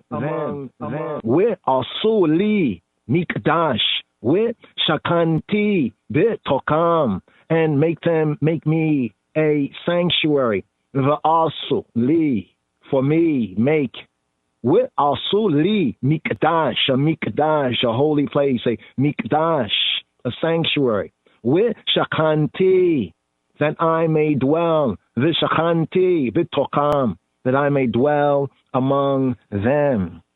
According to all that I shew thee, after the pattern of the tabernacle and the pattern of all the instruments thereof, even so shall y'all make. K'kol asher ani mar'eh oteka eita tavnita ha-mishkan ve'eita tavnita kol kelayo ve'ken ta'esu. the tabernacle. Second item, ha'aron. Second item, the tabot. The second item, the ark. Verse 10. And they shall make an ark of shittim wood, 2 cubits and a half shall be the length thereof, and a cubit and a half the breadth thereof, and a cubit and a half the height thereof. And thou shalt overlay it with pure gold, within and without shalt thou overlay it, and shalt make upon it a crown of gold round about. And thou shalt cast 4 rings of gold for it, and put them in the 4 corners thereof, and 2 rings shall be in the one side of it, and 2 rings in the other side of it. And thou, the eye, shalt make staves, shittim wood, and overlay them with gold. And thou shalt put the staves into the rings by the sides of ha'aron, by the sides of the tabot, by the sides of the ark. That ha'aron, that the ark, that the tabot may be borne with them. The staves shall be in the rings of ha'aron, of the ark of the tabot. They shall not be taken from it. And thou, the eye, shalt put into ha'aron, into the tabot, into the ark, the testimony that I shall give thee, with Natata illa harona eta ha'eduta asher etena eleka. And here, Shema Yisrael, here, for the Sheni, here for the Sheni Aliyah, for the second up offering up, the second reading here, for this Shabbat Teruma, Sabbath offerings, Sabbath contribution. Here picking up with the second book of Moshe, the Hebrew book that is called Exodus chapter 25, here at verse 17, for the Sheni Aliyah, for the second up offering up. With Asita Ka Poret Zahav Tahora Amatayim Wa Heitzi Arikaha with Ama Wa Chetzi Rachevaha, and thou shalt make a mercy seat. And thou shalt make a mercy seat of pure gold, 2 cubits and a half shall be the length thereof, and a cubit and a half the breadth thereof. The asita kaporet, a mercy seat, a kaporet. Asita kaporeta zahabat ahora amataim. And thou shalt make a kaporet, a mercy seat, pure gold. Wa chetzi arekaha with ama wa chetzi rachevaha. 2 cubits and a half the length thereof, and a cubit and a half the breadth thereof. And thou shalt make 2 cherubim, cherubim of zahav, of gold. Beaten work shalt thou make them in the 2 ends of the kaporet of the mercy seat. And make 1 cherub on the one end, and the other cherub on the other end, even. Of the kaporet of the mercy seat shall ye all make the cherubim, the cherubim, on the 2 ends thereof. And ha-kippurim, the cherubim, shall stretch forth wings on high, covering ha-kaporet, the mercy seat, with their wings, and their faces shall look one to another. Towards the mercy seat ha-kaporet shall the faces of ha-kippurim, cherubim, the faces of the cherubim, ha-cherubim, be. And thou shalt put ha-kaporet, the mercy seat, above upon ha'aron, the ark, the tabot. And in ha'aron, in the ark, in the tabot, thou shalt put the testimony that I shall give thee. And there will I meet with thee. And there will I meet with thee, and I will commune with thee from above the mercy seat, ha-kaporet, from between the 2 cherubim, that upon the ark of the testimony of all things, that I will give thee in commandment to the Bnei Yisrael, to the children of Yisrael. ونتتا etaha kaporeta Allah ha'aron mila ma'illa We'illa ha'arona titena eta ha'eduta asher etena eleka. And thou shalt put the ark cover, hakaporet, above upon Haaron the ark, and in Haaron the ark shalt thou shalt put the testimony. Allah Harona mila ma'ila wila Harona titena ha'eduta.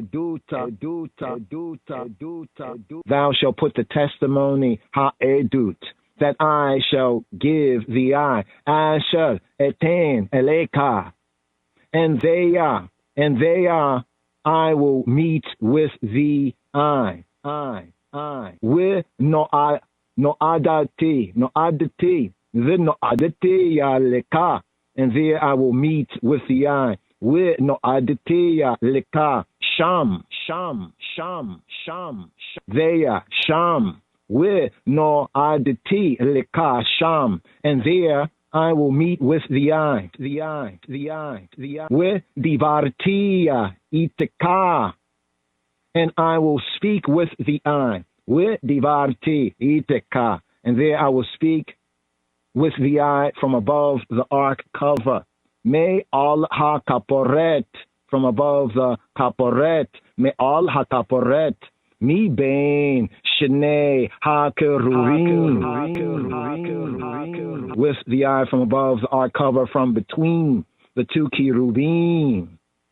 Mi bain shnei ha-kerurim, that are upon the ark of the testimony. Asher al Aaron ha-edut, of all things that I will give thee in commandment to the Bnei Yisrael, to the children, to the sons of Yisrael. Eit kol asher e'saweh oteka il Bnei Yisrael. The tabernacle. Third item, the table of shew bread. Verse 23. Thou shalt also make a table shittim wood, 2 cubits shall be the length thereof, and a cubit the breadth thereof, and a cubit and a half the height thereof. And thou shalt overlay it with pure zahav, pure gold, and make thereto a crown of zahav, of gold round about. And thou shalt make to it a border of an hand breadth round about. And thou shalt make a golden crown to the border thereof round about. And thou shalt make for it 4 rings of gold, zahav, and put the rings in the 4 corners that on the 4 feet thereof. Over against the border shall the rings be for places of the staves, to bear, to carry, to bear the table.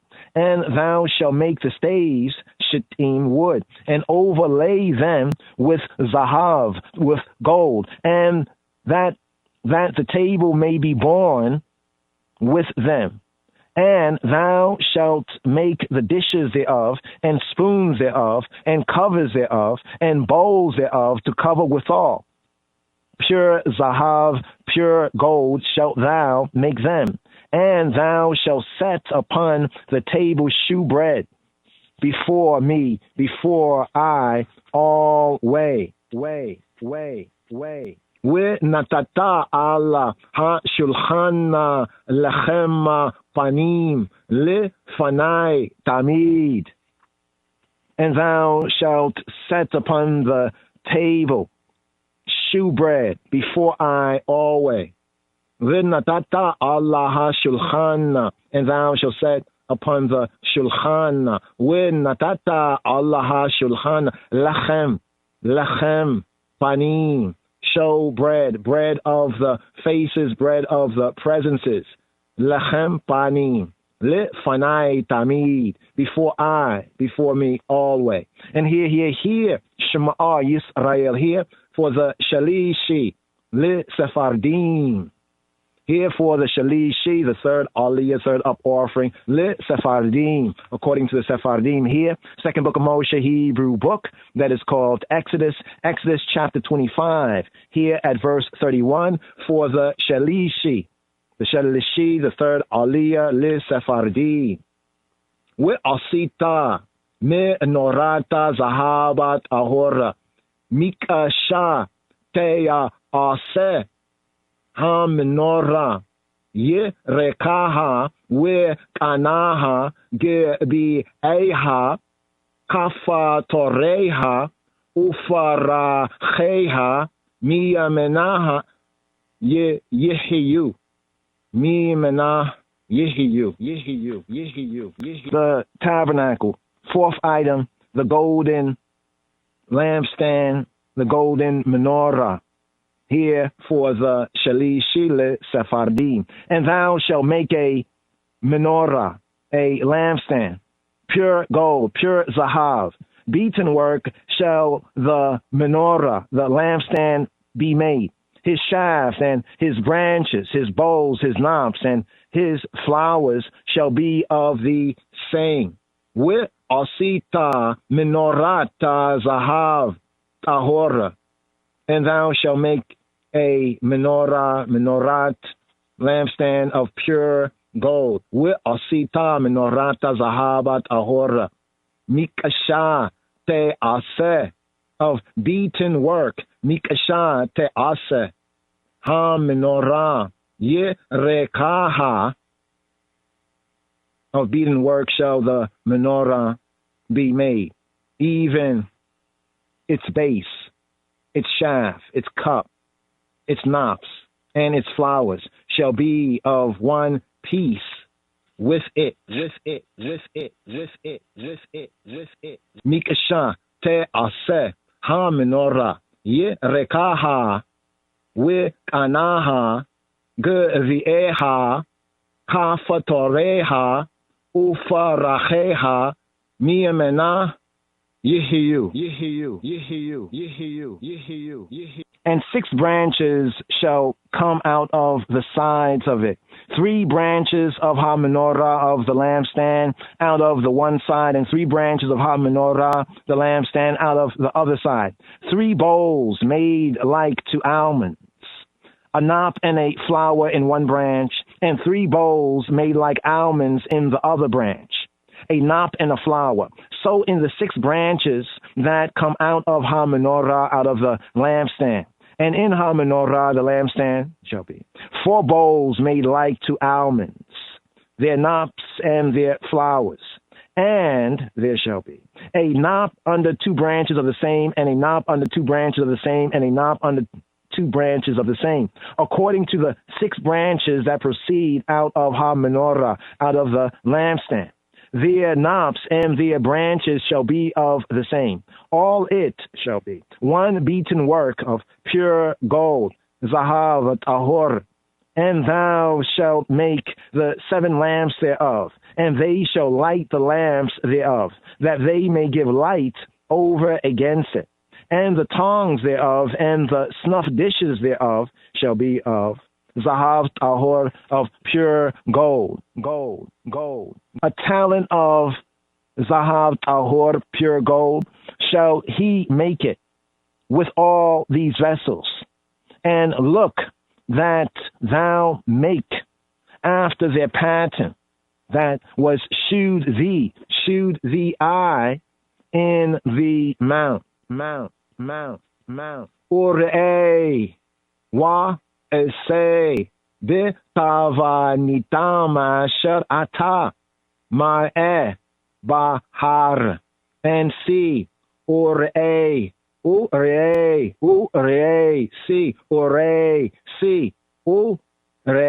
and see wa esei bitavanitam, and see that thou make them after their pattern. Urei wa esei bitavanitam asher ata mar'eh bahar, that is being shewn to the eye. Asher ata mar'eh bahar, in the mount. Bahar, on the mount.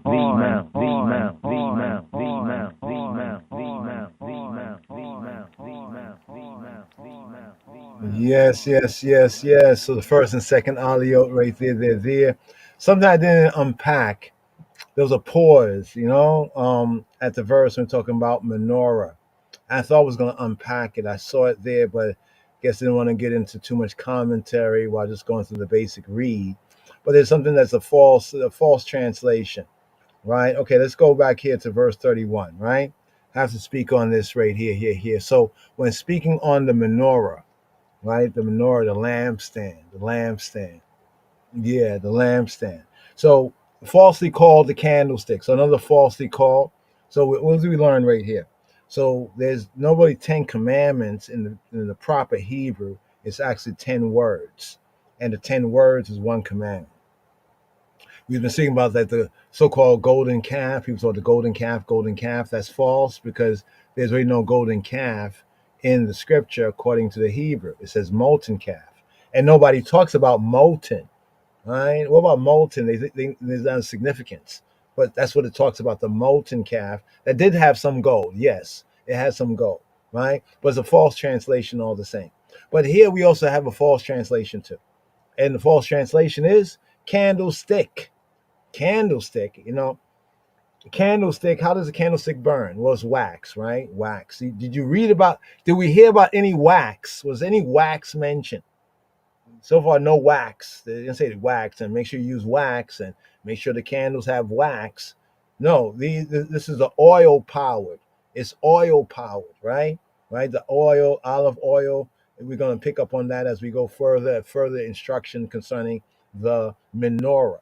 So the proper word here is menorah, right? The H4501 is menorah. What is a menorah? Menorah is not candlestick, but a lampstand. You see, if we don't understand the difference between candles and lamps, right? Now, we're not saying that, well, one cannot use candles because it says lamps here, but it says candlestick, and that's false, right? That's false because a candlestick is powered by wax, right? It's powered by wax, while a lampstand is powered by the oil. And then there's a Torah reading and feeding, Behalotika, where it goes into specificity of what kind of oil. The oil has to be oil olive, beaten pure. It has to be the pure oil, right? For the lampstand that in Hebrew is called the menorah. Menorah. Let's get used to the word menorah. Now, this word here, this is the part where I was listening to the pause. I went over it. We even echoed it, but we didn't bring it out. That the menorah is a noun feminine, right? Menorah is a noun feminine, right? It's the feminine of the word manor. So we have manor, masculine, manorah, manorah, the menorah. The menorah, the sense of manor is a beam, manor, right? A beam, right? Let's scroll down here, manor. Manor is a noun masculine, right? Here they're bringing out as a yoke, a plowing, frame of a loom, right? But if we go to the root, manor comes from near, near, near. What is near? Near, right? To break up freshly, to plow, to till, near. But it also means to glean, right? So let's get to this right here. Let's see. We have near, near. This is some of the different ways that near is spelled in the Hebrew. You find in 1, 2, 3, 4, 5 different spellings in the Hebrew. The same sound with proper vowels is basically the same. Near, near, near, near, near, near, near, neara. Right? Basically, what is this word? This word is lamp. So you see, we had to go all the way to the root right here to bring out the lamp sense. Right? This is also a noun masculine. Properly, it's to glisten like a lamp, right? That is a burner, right? The sense of a lamp gives what? Light, literally or figuratively. But after the colon, the two dots, and the hyphen, it says candle, lamp, and light. So that means that this word, in some places of the scripture, the KJV, King James Version, is translated as candle. But that's not what it's meaning. A candle can give light, but it's not talking specifically about a candle, like candle stand, right? Or candlestick. It's talking about lampstand, right? Because Candlestick is powered by wax. A lampstand is powered by oil. Now, as we build on that, we recognize that oil is a symbol of the spirit, and then then we get to see how that relates to the unfolding, of Yahweh's word for us. So this is the first place right here that we want to point out, in this Torah reading and feeding, a false translation, right? And to kind of zoom into it, even though we didn't do it in the audible, we could have just said it like, okay, let's go through the verse here, and you'll see what we mean. So noun feminine. Right? What's the noun feminine? Is menorah. Menorah. So here it says, thou shalt make a candlestick. False. Thou shalt make a lampstand. A lampstand, pure gold. Right? Zahab, tahor. Zahab is gold. Tahor is pure. Right? And that word tahor is related to like the word teru. Teru in them heart. Tahor. Right? But it says beaten work. What kind of work shall it be? It shall be miksha. Miksha. Miksha is like a hammered out work. Miksha. Right? Miksha shall the menorah be made. Right? The lampstand. Not candlestick, but lampstand.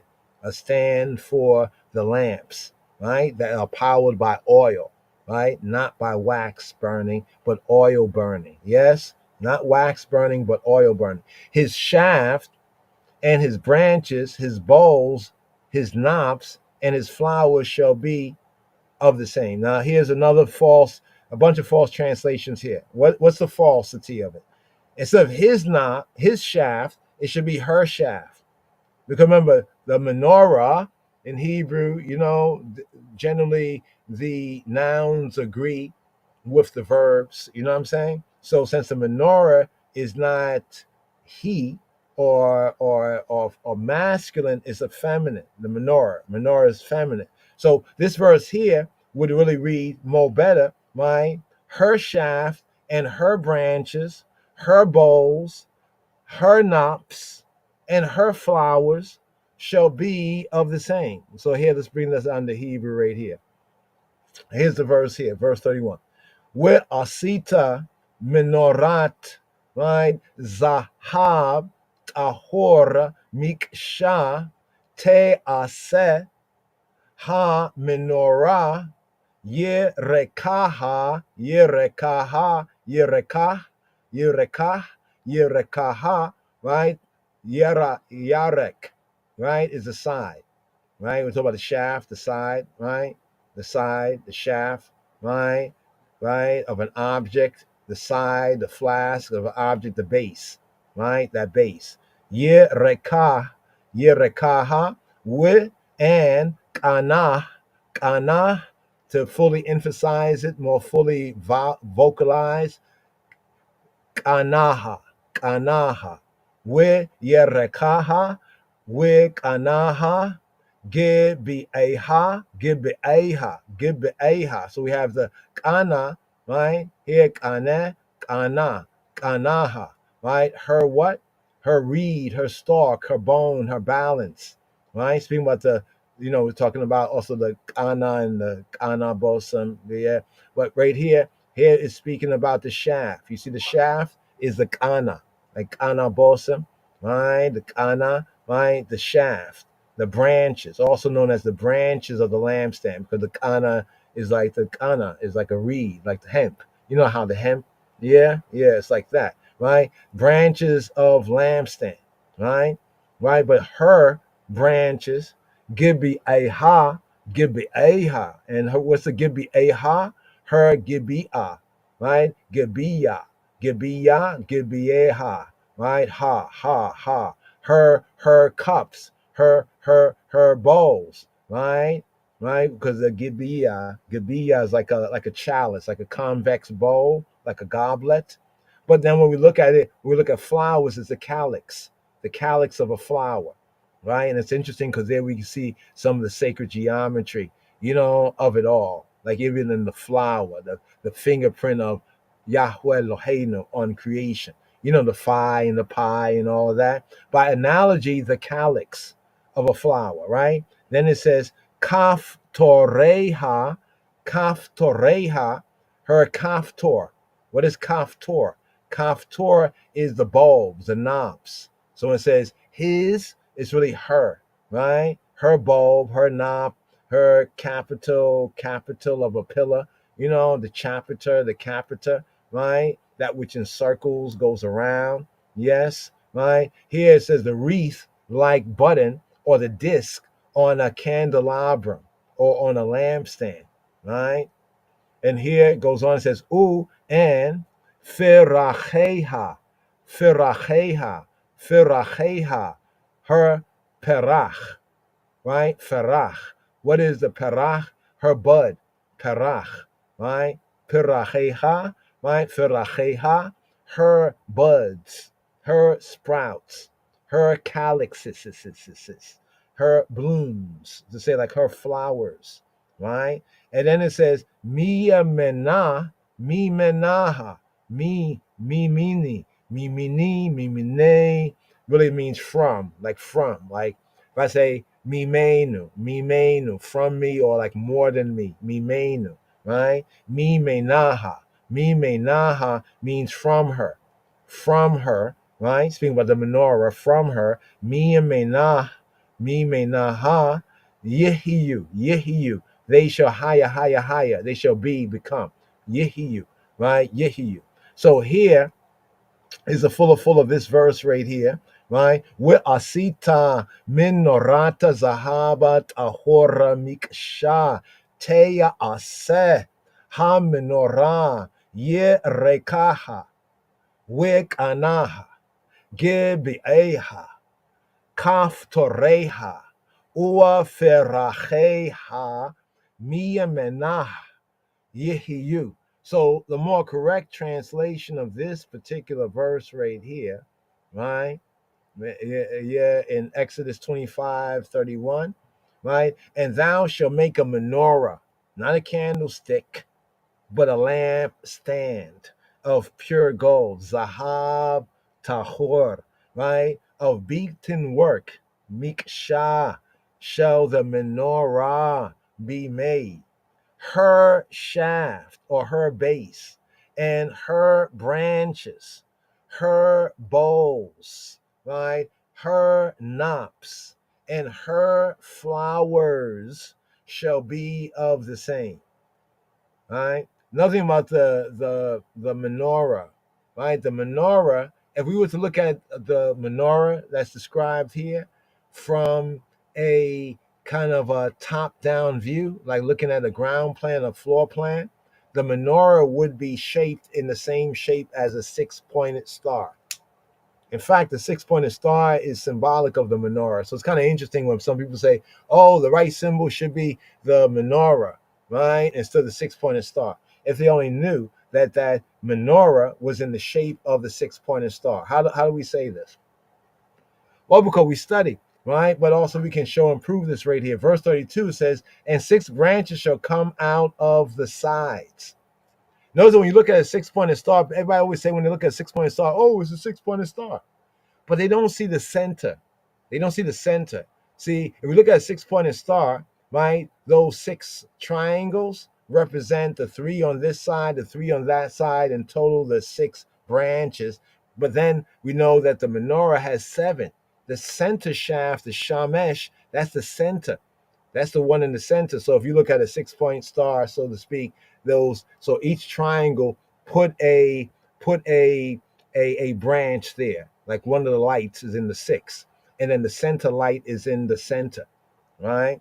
And this is already shown and proven, but I guess people are catching up on it, But here's what the text actually says: 6 branches shall come out of the sides. So the 6 branches are coming from the center branch. In Hebrew, that center branch is called the shamesh. The shemesh or shamesh. Shemesh or shamesh in the Hebrew means sun, the sun. So the center one is the sun one, right? We say the sun is the center, right? There's a center branch, and then the center branch on one side has 3 branches, right? Like the 3 triangles of the 6-pointed star. And then on the other side, it has what? Has the other 3. And then the center is the center one. That's why it says, see, check out the breakdown of the scripture. And 6 branches shall come out of the sides, right? Out of the sides. So the kana, right? The kana, right? shall come out of the sides. And notice something about the word branches also has a link with the reed, the stalk, right? The bone, the balance, right? The water plant, the reed, the calamus, cannabis, right? Derived meanings, measuring rod, measuring reed, but here in the sense of the shaft of the lampstand, which is also known as the branches of the lampstand. So 3 out of one side, right? Right? So 3 branches, right, of the menorah out of one side, right? And 3 branches of the menorah out of the other side. So the 6-pointed star actually equals the menorah, right? And because the menorah, right, was structured not. You see, when you look at candlesticks today, and they have them going across, just going across. If you look at the old type of candelabras, have you seen those old type of candelabras that have the branches coming out and has like a shape? That's how the menorah had this shape. It wasn't like a flat, but it was 3 out of one side, out of the next side in this shape with the center one in the center. So when people talk about the 6-point star, it's always funny in the sense. They look at the 6 branches, but they don't see the center. They don't see the center shaft. There's a center shaft, right? And later on, we'll find out that when the priest is instructed to keep it lit and to clean the soot and all of that, right? That it was a center one that was the main one that powered the other ones, right? And there's also more to that symbology right there. 3 bowls, right, made like to almonds, right? A knot and a flower. So now giving the detail, right, of how it would look in one branch, and a knot and 3 bowls made like almonds in the other branch with a knot and a flower. So each one of them would have this knot, right, and a flower. They would have a kaftor, like a bulb, like a bulb, a knob, a bulb, right? And they would have the calyx, the ferach, the bud, right? A knot and a bud, a calyx, right? A knot and a bloom, a calyx. And it says, in the menorah, right, 4 bowls made like to almonds with their knot and their flowers. So notice the attention to details that are given here. And a knot under 2 branches of the same, and a knot under 2 branches of the same, and a knot under 2 branches of the same for those 6. According to what? The 6 branches. Now, nobody would say, oh, the menorah was 666. Because look, it has 6 branches. That must be 666. But why they do that with the star? Because, people be programmed, you know what I mean? And not really reading and comprehending for ourselves. According to the what? 6 branches that proceed. Notice what it says, out of the candlestick or out of the menorah. That proceed out of the center branch, basically, out of the center shaft. Their knops and their branches shall be of the same. So it's equal. It's very balanced, right? All it one. All it what? All it achad shall be one. Achad, right? One beaten work, one miksha, hammered work, right? Decorated work of pure gold, right? And that, notice something here. You saw that. I wasn't going to zoom in on it, but let's zoom in on the miksha, right? Miksha, right, comes from the word mikshe, right? To turned work, a well dressed here, well said here, or work that is turned, right? Using here as a reference. That's interesting, ain't it? Right? Knotting, the knotting up, right? But knotting up, round and hard. Something turned, that is a curl. So in the sense of here, it can be a curl of here, right? Or if a work that is like worked out, like a beaten work, like, but it comes from kasha.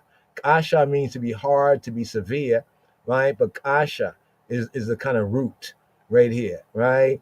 We'll touch on that right there. But it's up here where it says hammered work, right? Miksha, hammered work, finely decorated cultic objects of gold and silver.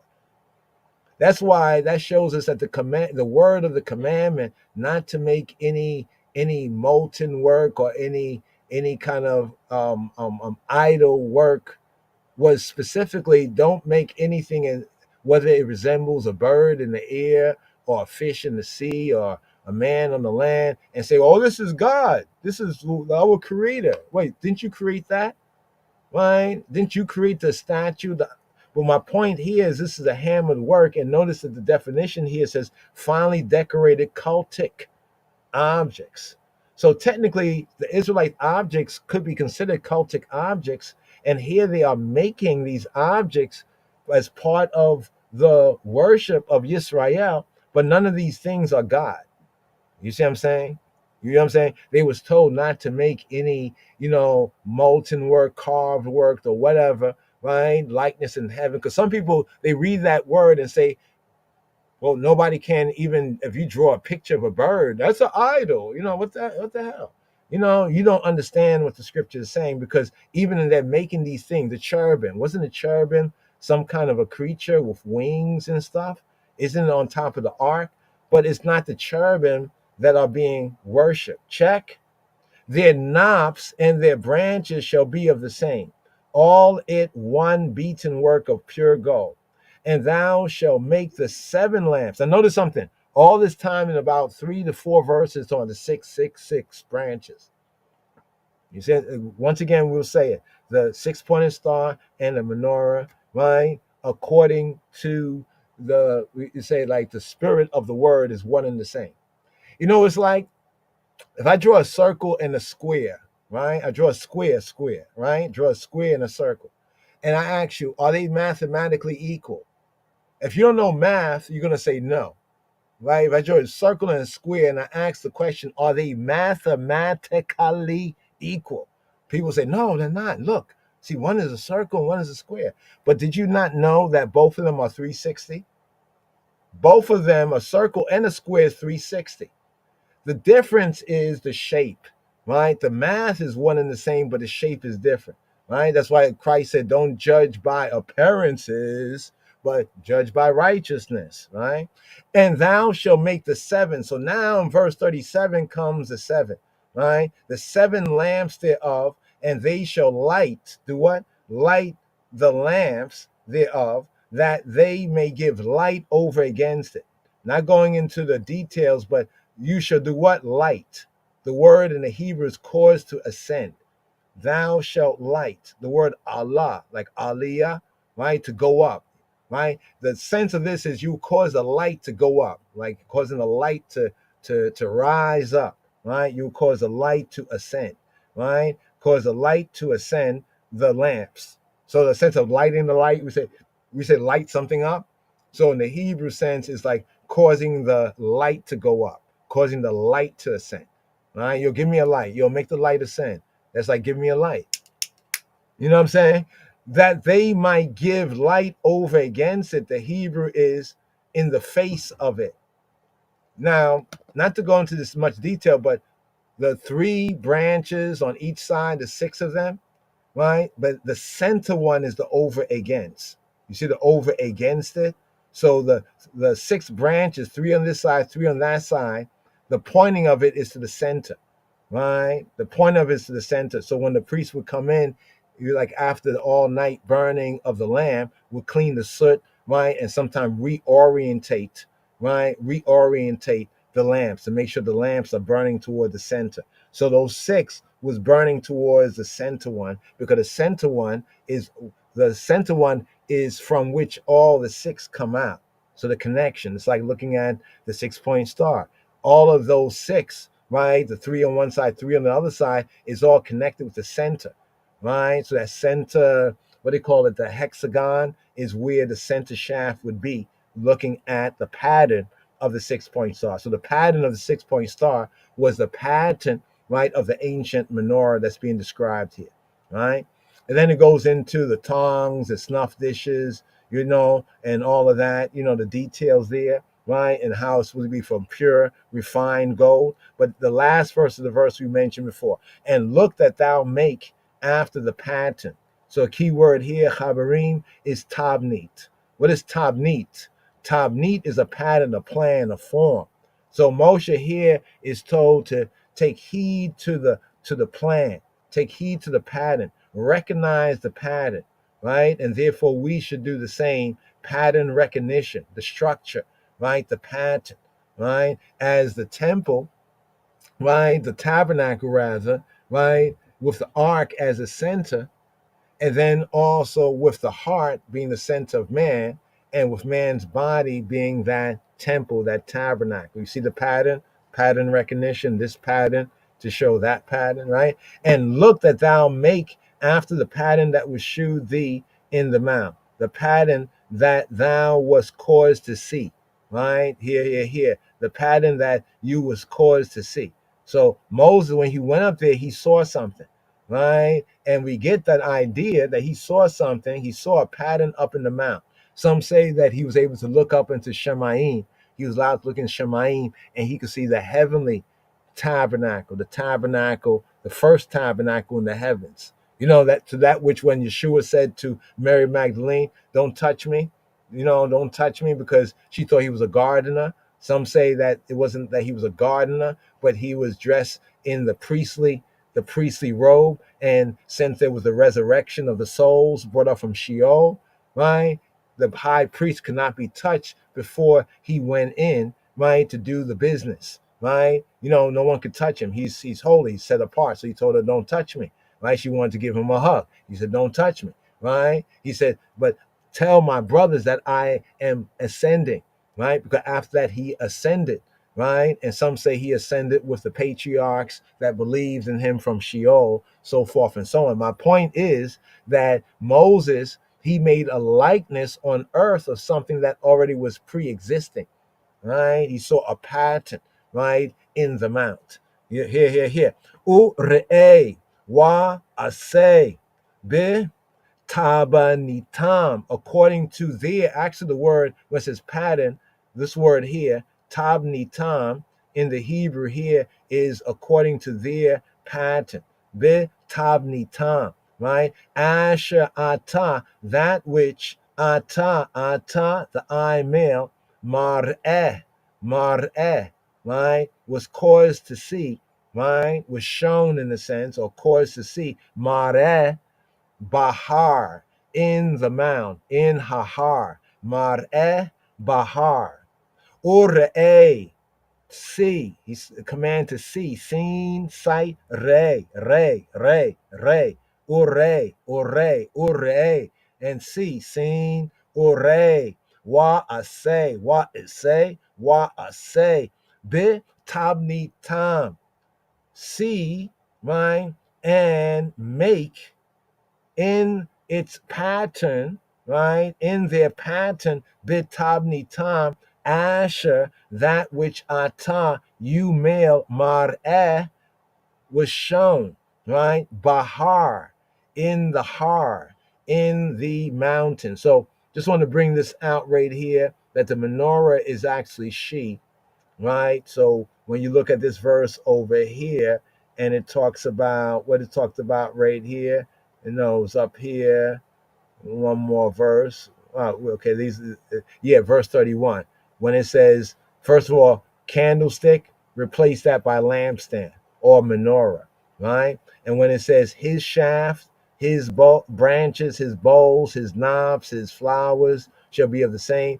In the Hebrew, it's actually her shaft, because menorah is feminine, her branches, her bowls, her knobs, and her flowers. Right? And this doesn't have anything to do with this satanic kind of male versus female. No, this showing the beautiful pattern. Man was created in the image after likeness, male and female. He who be, he created them. So right here, let's just segue with Ras Irie right here on Holy Place. Ras Irie. Jah give us this holy place, holy place. Youth man, hold the faith. Yes. Hey. Jah give us this holy place, holy place. Youth man, appreciate it. Yes. Hey. Some youth them a bend up them face like a old crash bike, old crash bike. One deal with Rasta like they want broke a fight. Me don't know where them a come from. In a them pyjama stripe. Some youth a get facey, some youth a get bright. But let them know say we are body to life. You would have to force to fight. We both are hypocrite and not parasite. I plan me day and peach per night. That give us this holy place. Youth man, hold the faith. Yes, hey, Jah give us this holy place. Youth man, appreciate. Yes, oh well, we no skin to eat. You know what teach we a teach.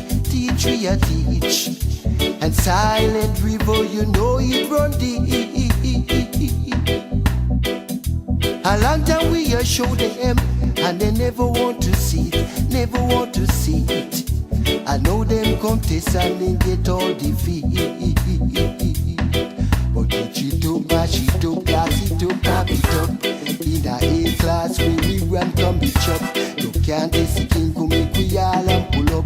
Rastafari we have to reach in Gold Cup. Jah give us this holy place.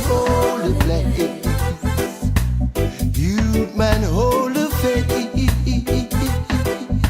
Yes, hey, Jah give us this holy place. Youth man, appreciate by it. Oh well, we don't skin teeth. You know what teach we a teach. And silent river, you know it run deep. A long time we a show them, and they never want to see it. I know them come test and then get all defeat. But teach it up, bash it up, glass it up, pop it up. In a A class where we run come be chop. You can't test the king, come make we all and pull up. Rastafari we have to reach him Gold Cup. Jah give us this holy place. You man hold the faith. Yes, oh well, Jah give us this holy place. You man appreciate. Yes, oh well, hold the faith, for time is so great. Why? Oh well. Yes. Give thanks. Rastafari, Sha'iri, yes I, Yahweh, here. We have today's daily psalm. Let me show this right here. This is what, this is one kind of a good kind of a ground plan here on the tabernacle. Here we have the tabernacle right there, and here we can see the gate.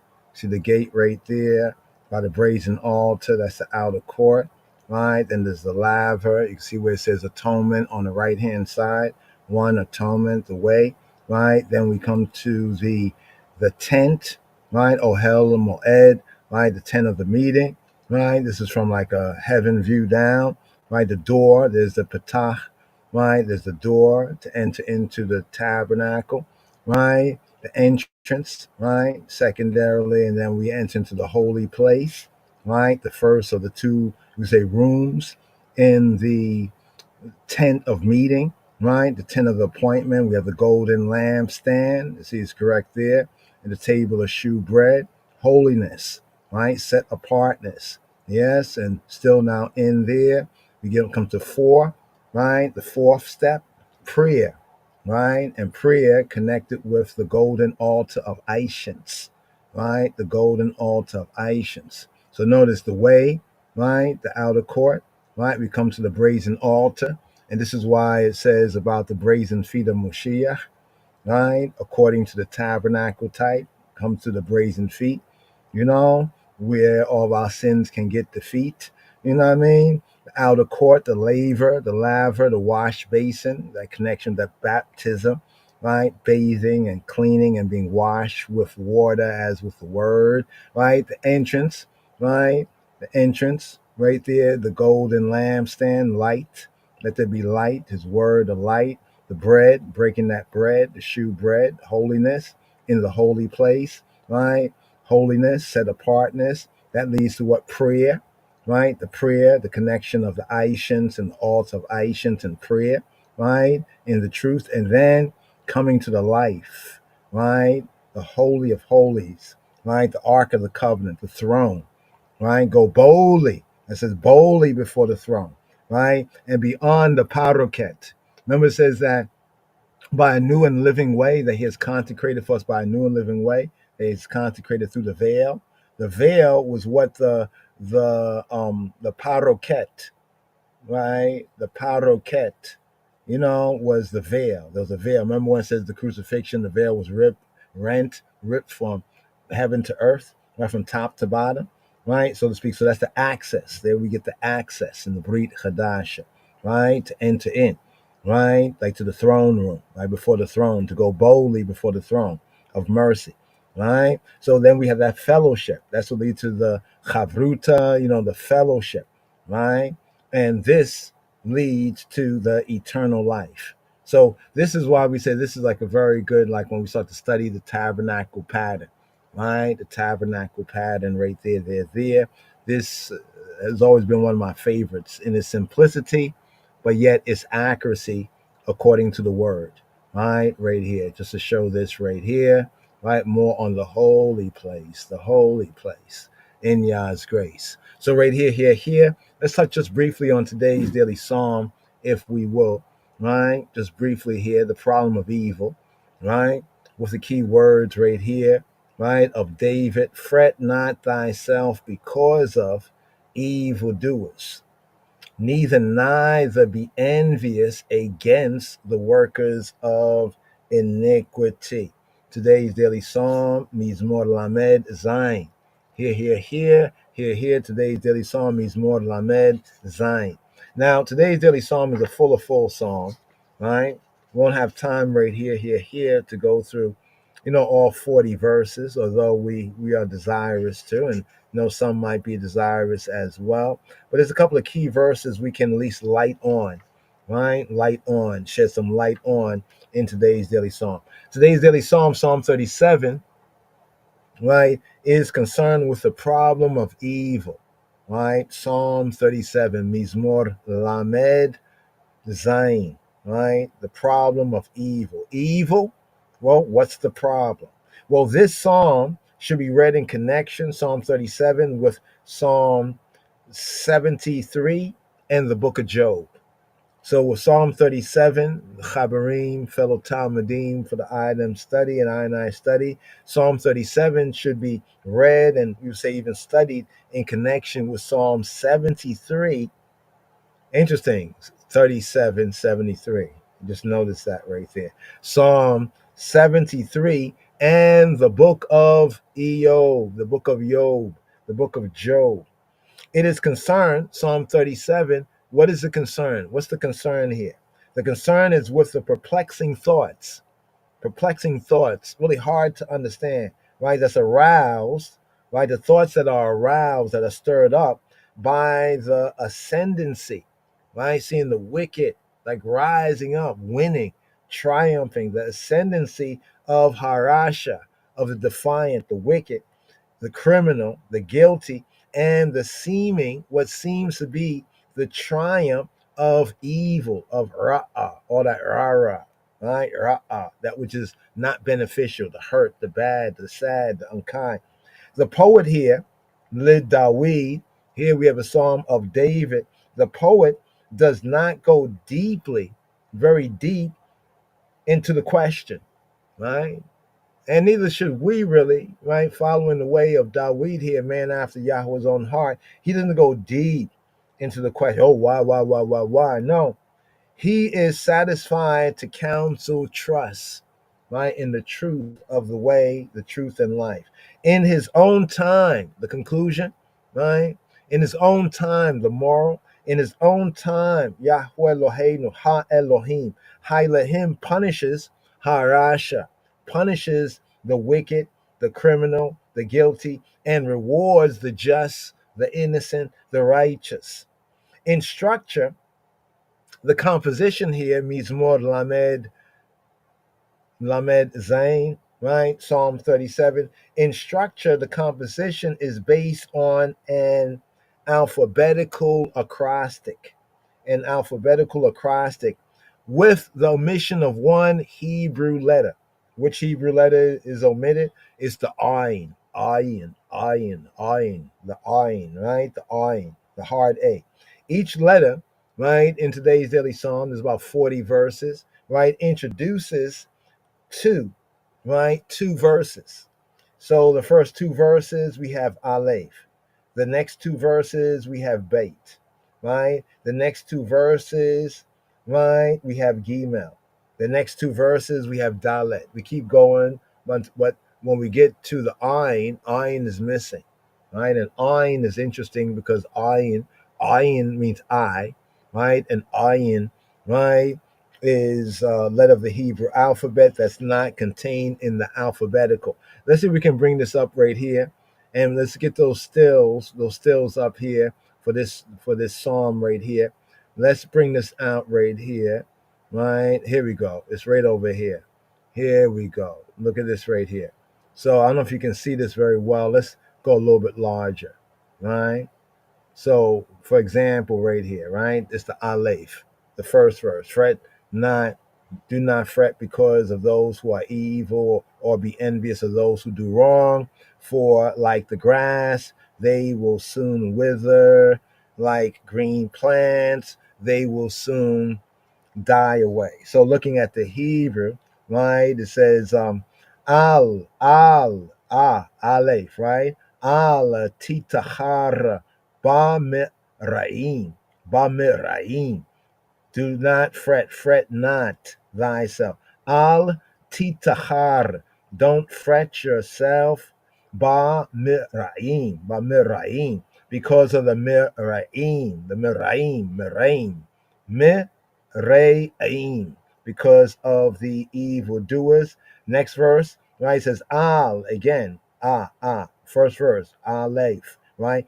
Al, don't, right? Tikane, don't be envious, zealous, or jealous. Ala tikane, be osei awla, be osei avla, be osei awla. And do not be envious, zealous, or jealous, right? Against the workers, osei, be osei, against the doers, the workers of avla, right? That's the first verse, and then it goes to the second verse. For they shall soon wither like the grass and fade as the green herb. Right? Let's go over here. Right? Okay. So this is an interesting kind of a way of bringing out the Hebrew of it, right? Anger may come, but don't let it rule your heart. Some interpret this as don't envy those who do wrong. But the point we want to bring out is it doesn't say don't fret, but don't fret because of evildoers. It's something that we might have to fret, for the best, you know what I mean? But definitely don't fret because of evildoers, right? And when it says don't be envious, right, against those that work unrighteousness, right? Don't be zealous. Don't let the unrighteous make you zealous to be unrighteous like them. You see what I'm saying? But there are those who do righteous. You be zealous with those who do righteous, to do righteous as the zealous. Check what I'm saying right here, right? Here in the next verse, right? The next verse 3 and 4, right? In the Hebrew, it says betach, bait, the beat, right? Betach, right? Here it says betach by Yahweh, wa asay, wa isay tob, wa asay tob, va is a tob. It says trust in he who he be, in Yahweh, wa, and asay tob, and do good, right? And do good. Take delight in Yahweh, and he will give you the desires of your heart. So here they brought this out here in this way, right? Trying to do the same kind of thing in the English. Anger, right? Right? And then as, the A there, and then the B to bring out the sense of the Hebrew. Believe, be blameless, be blessed by the bounty of God's hand. Believe, the bait, right? Filled with joy, right? Your heart's desires are satisfied by God's hand. Just one more example right here. When we get to verse 5, every two verses, remember every two verses. In verse 5, it says, Gol al Yahuwah darkeka. Here it says, commit thy way to he who be who he be. Gol. Actually, the word gol in Hebrew, it means to roll upon. Literally, it means the word for commit means to roll on, right? Roll on, right? Or gol al upon Yahweh, roll upon he who he be, darkeka, your way, right? Roll your way upon he who be. Relieve yourself of the burdens of anxiety by placing it upon him, right? The same sense in Psalm 22, verse 8, right? Right, and then they have this over here, right? So the G, right, in Hebrew, Abba, Ga, Aleph, Beit, Gimel, is like the ABCs. So in English they said the ABCs, and we say the Hebrew is the ABGs. Abba, Ga, right? That corresponds to the C. So here they have commit, right, instead of gimmet, right? Your way to Yahweh, confide in Elohim, your soul support, and your faithfulness will shine like the dawn and justice like the noonday. Then just to prove this here, just with one more proof, we have the Dalet, right, in verse 7. So moving it forward to verse 7, it says, Dom la Yahuwah, where hita holel lau, right? Resign thyself to he who be, and wait patiently for him. The sense of dome. Dome literally in a sense mean to be silent. Dome, right? Be doom, silent. Dome la Yahuwah, be silent of he who be. Be silent, right? Before he who be. Be silent for he who be, right? Where hita holel, right? Where hita holel lawu, right? So be silent. This is explained by fret not thyself. Remain calm. So have the trust, but have the trust with calm. Do not fret when people succeed in their ways, when they carry out wicked, ratchet schemes. I think that happens to a lot of us. We see the wicked doing stuff, and you know how people that could block them if they were righteous don't block them, and that frets us. Like, oh man, they're doing all these things, and people allow them to do it, and we get very fretted by it, don't we? Deep is the peace of those who rest in Yahweh, right? Do not be distressed by those with evil designs. So here, it kind of brings out in these verses that sense. So when we're looking at every two verses, we have the Aleph, Beit, Gimel, Dalet, Hey, the Wow. Oh, I love the fact they didn't say Vav. They didn't say Vav. They say Wow, right? Wow, right? And the Zayin, the seventh letter of the Hebrew alphabet, Zayin, not Zion. Zion is Sion, a different letter, Sion. Here is Zayin, right? Seventh letter right there. So here, to get a little full, right? Yeah, there we go. Bitachon is confidence. Bitachon, always faithful, always sure. Bitachon. Here. Psalm 37.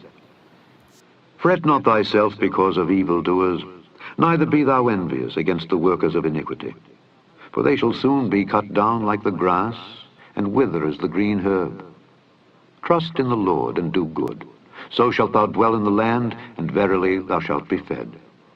Delight thyself also in the Lord, and he shall give thee the desires of thine heart. Commit thy way unto the Lord, trust also in him, and he shall bring it to pass. And he shall bring forth thy righteousness as the light, and thy judgment as the noonday. Rest in the Lord, and wait patiently for him. Fret not thyself because of him who prospereth in his way, because of the man who bringeth wicked devices to pass. Cease from anger, and forsake wrath. Fret not thyself in any wise to do evil.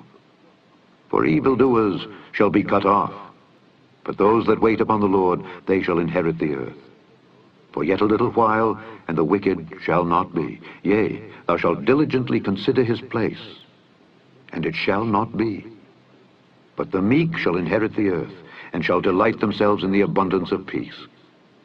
The wicked plotteth against the just, and gnasheth upon him with his teeth. The Lord shall laugh at him, for he seeth that his day is coming. The wicked have drawn out the sword, and have bent their bow to cast down the poor and needy, and to slay such as be of upright conversation. Their sword shall enter into their own heart, and their bows shall be broken. A little that a righteous man hath is better than the riches of many wicked. For the arms of the wicked shall be broken, but the Lord upholdeth the righteous. The Lord knoweth the days of the upright, and their inheritance shall be forever. They shall not be ashamed in the evil time, and in the days of famine they shall be satisfied. But the wicked shall perish, and the enemies of the Lord shall be as the fat of lambs. They shall consume, and to smoke shall they consume away. The wicked borroweth and payeth not again, but the righteous showeth mercy and giveth. For such as be blessed of him shall inherit the earth, and they that be cursed of him shall be cut off. The steps of a good man are ordered by the Lord, and he delighteth in his way. Though he fall, he shall not be utterly cast down, for the Lord upholdeth him with his hand. I have been young, and now am old, yet have I not seen the righteous forsaken, nor his seed begging bread.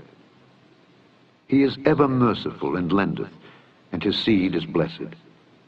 Depart from evil, and do good, and dwell forevermore. For the Lord loveth judgment, and forsaketh not his saints. They are preserved forever, but the seed of the wicked shall be cut off. The righteous shall inherit the land, and dwell therein forever. The mouth of the righteous speaketh wisdom, and his tongue talketh of judgment. The law of his God is in his heart, none of his steps shall slide. The wicked watcheth the righteous, and seeketh to slay him. The Lord will not leave him in his hand, nor condemn him when he is judged. Wait on the Lord, and keep his way, and he shall exalt thee to inherit the land. When the wicked are cut off, thou shalt see it. I have seen the wicked in great power, and spreading himself like a green bay tree. Yet he passed away, and lo, he was not. Yea, I sought him, but he could not be found. Mark the perfect man, and behold the upright. For the end of that man is peace. But the transgressors shall be destroyed together. The end of the wicked shall be cut off.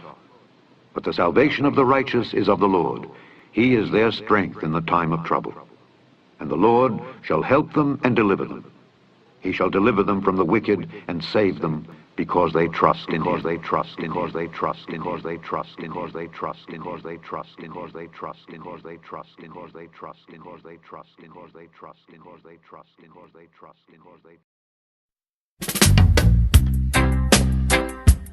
Worry not yourself, fret not yourself. Worry not yourself, my brothers. Fret not yourself. Worry not yourself, my brothers. Fret not yourself. Remember there's a God above you. And this season watch everything you do. Once a man and twice a child. Every little thing is for a while. The seed you sow, you shall surely reap. Old time people used to say, silent river and deep. Ooh, well.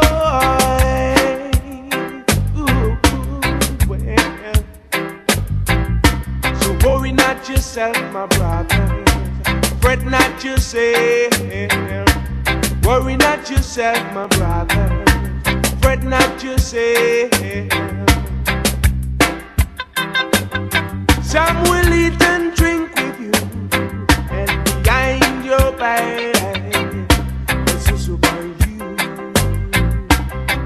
Yes, you I'm talking to.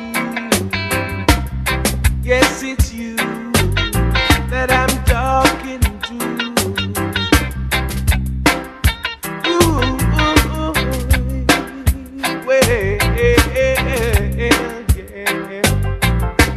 Worry not yourself, my brother. Fret not yourself. Worry not yourself, my brother. Fret not yourself. Once a man and twice a child, everything is for a while. Once a man and twice a child, every little thing is for a while. Whoa, yeah.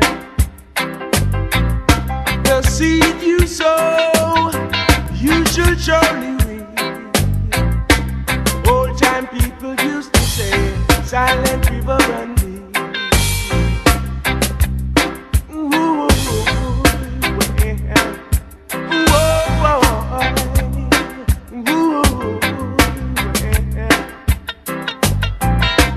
Fret not yourself, my brothers. Worry not yourself. Fret not yourself, my sister. Worry not yourself. The things you do, Jah is watching you. Every little thing you say, Jah is hearing you. Worry not yourself, my brother. Worry not yourself, my sister. Worry not, worry not, worry not, worry not, worry not yourself.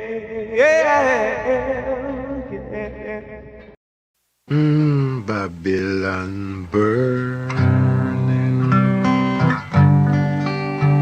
Babylon burning. Babylon burns, they have no water. Fire, fire, fire, fire. Yahuch ata Adonai. Jump! Rastafari. Adonai. Jump! Hebrew, Hebrew, Hebrew. Hebrew boy, everything takes time. Hebrew, Hebrew, Hebrew, Hebrew boy, everything takes time. Hebrew boy, everything takes time.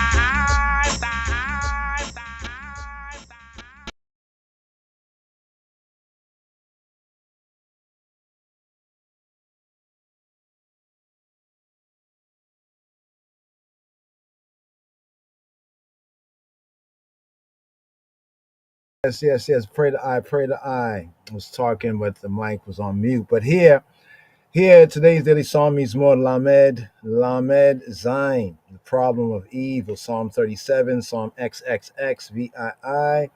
Not to be here a long time, like to go through the verse by verse. What we're going to do is do something a little bit different, but just highlight some of the key word of power, right? And its relation to the psalm, and just some quick points of reference to elsewhere in scripture.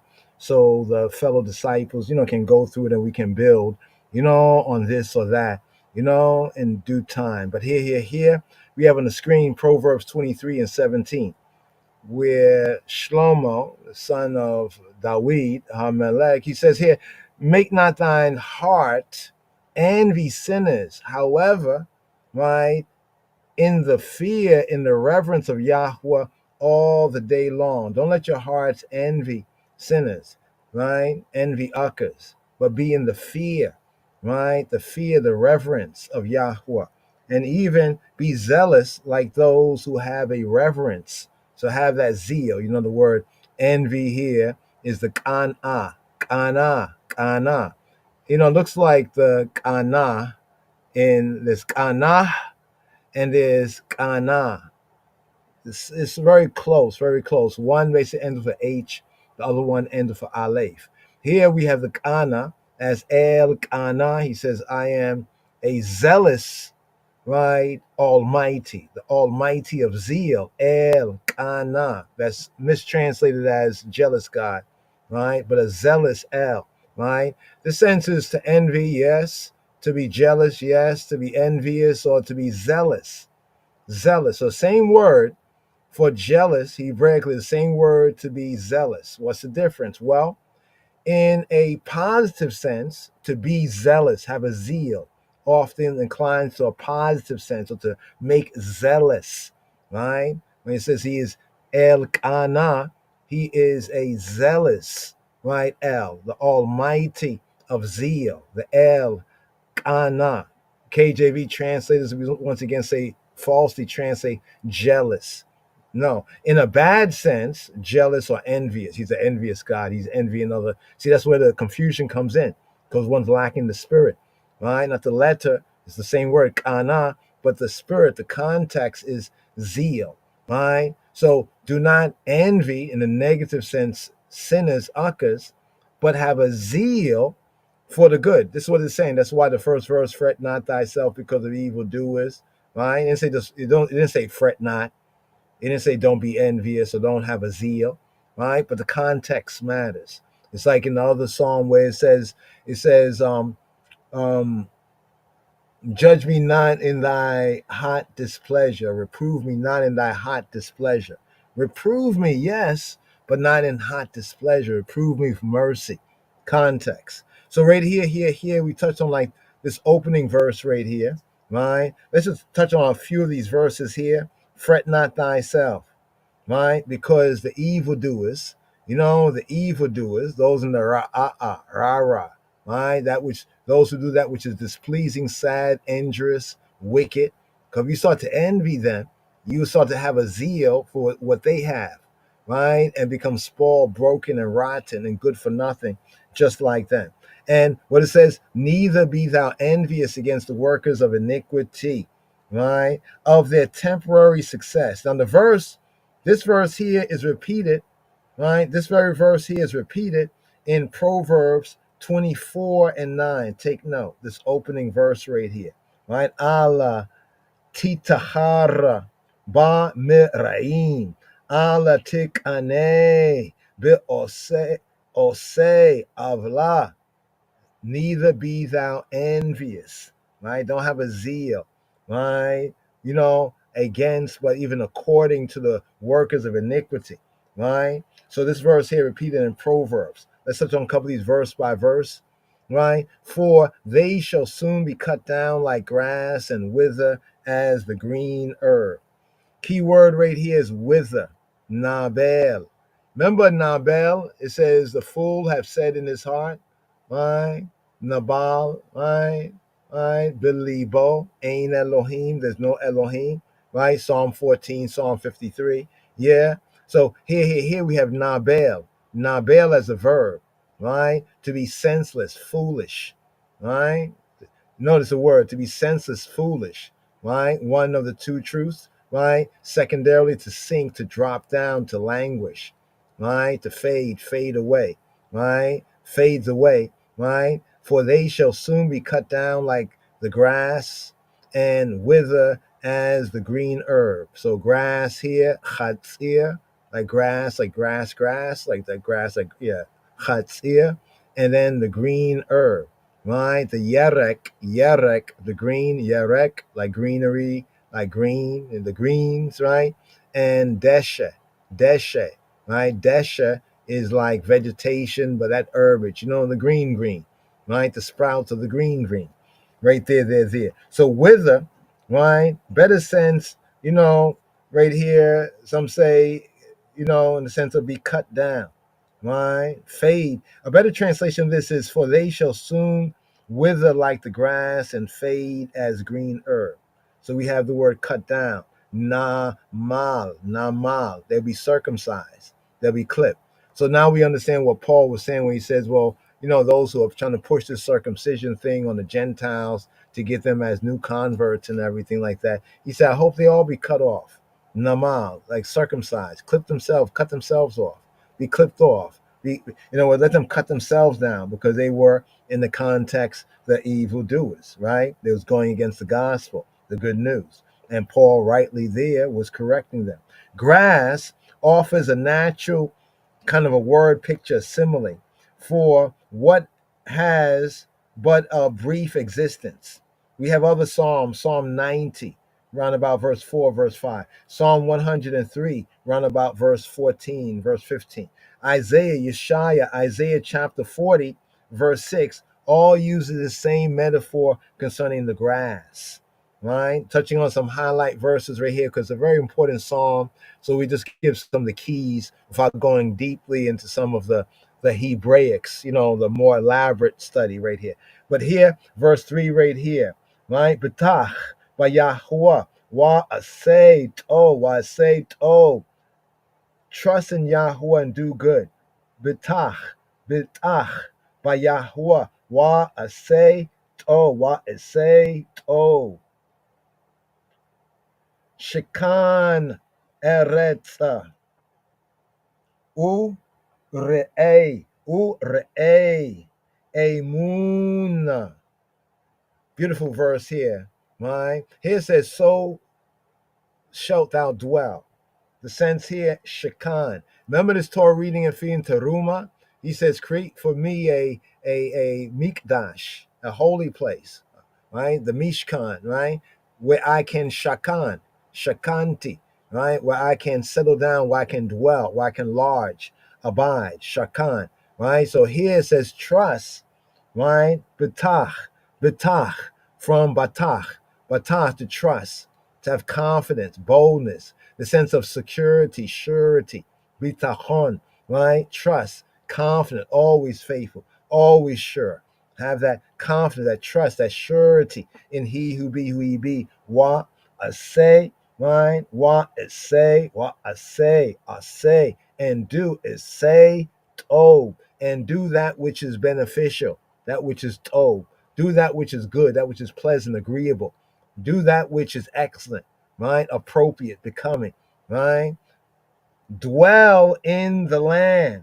Shekan, Eretz, Shekan, a command, speaking to a man, Shekan, Eretz, saying to a man, right? Dwell, lodge, abide in the land, in the Eretz. And verily, it says, thou shalt be fed, right? Or bringing this out, cherish faithfulness. This is an interesting note right here. Look at the 3 right here, right? It says, verily. You see what the word verily is? KJV translates verily. But the Hebrew is in truth or stableness. Now, you see the translation there? From a Hebrew perspective, a better translation of this is dwell in the land and cherish, right? Faithfulness, or right here, Emunah. What is Emunah? Hear the verse. Shekan eretza u're'ei. Emunah u're'ei. To shepherd, right? To shepherd, firmness, fidelity, right? Faithfulness. This word here, Emunah, in the New Testament sense of the Hebrew, Emunah is faith.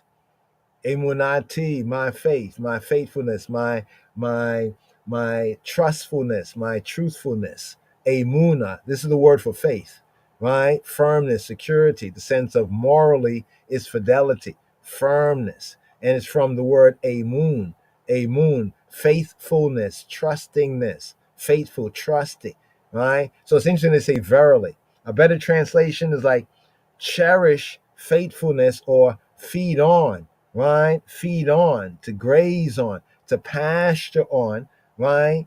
Faithfulness, on the faith, right? On that which is sure and trustworthy, right? Morally speaking. So show this right here. In truth, right? In truth, thou shalt be fed, right? To say almost like to be shepherd, right? To be. So what do we have here? Trust in Yahuwah, betach, right, by Yahuwah. What do we have right here?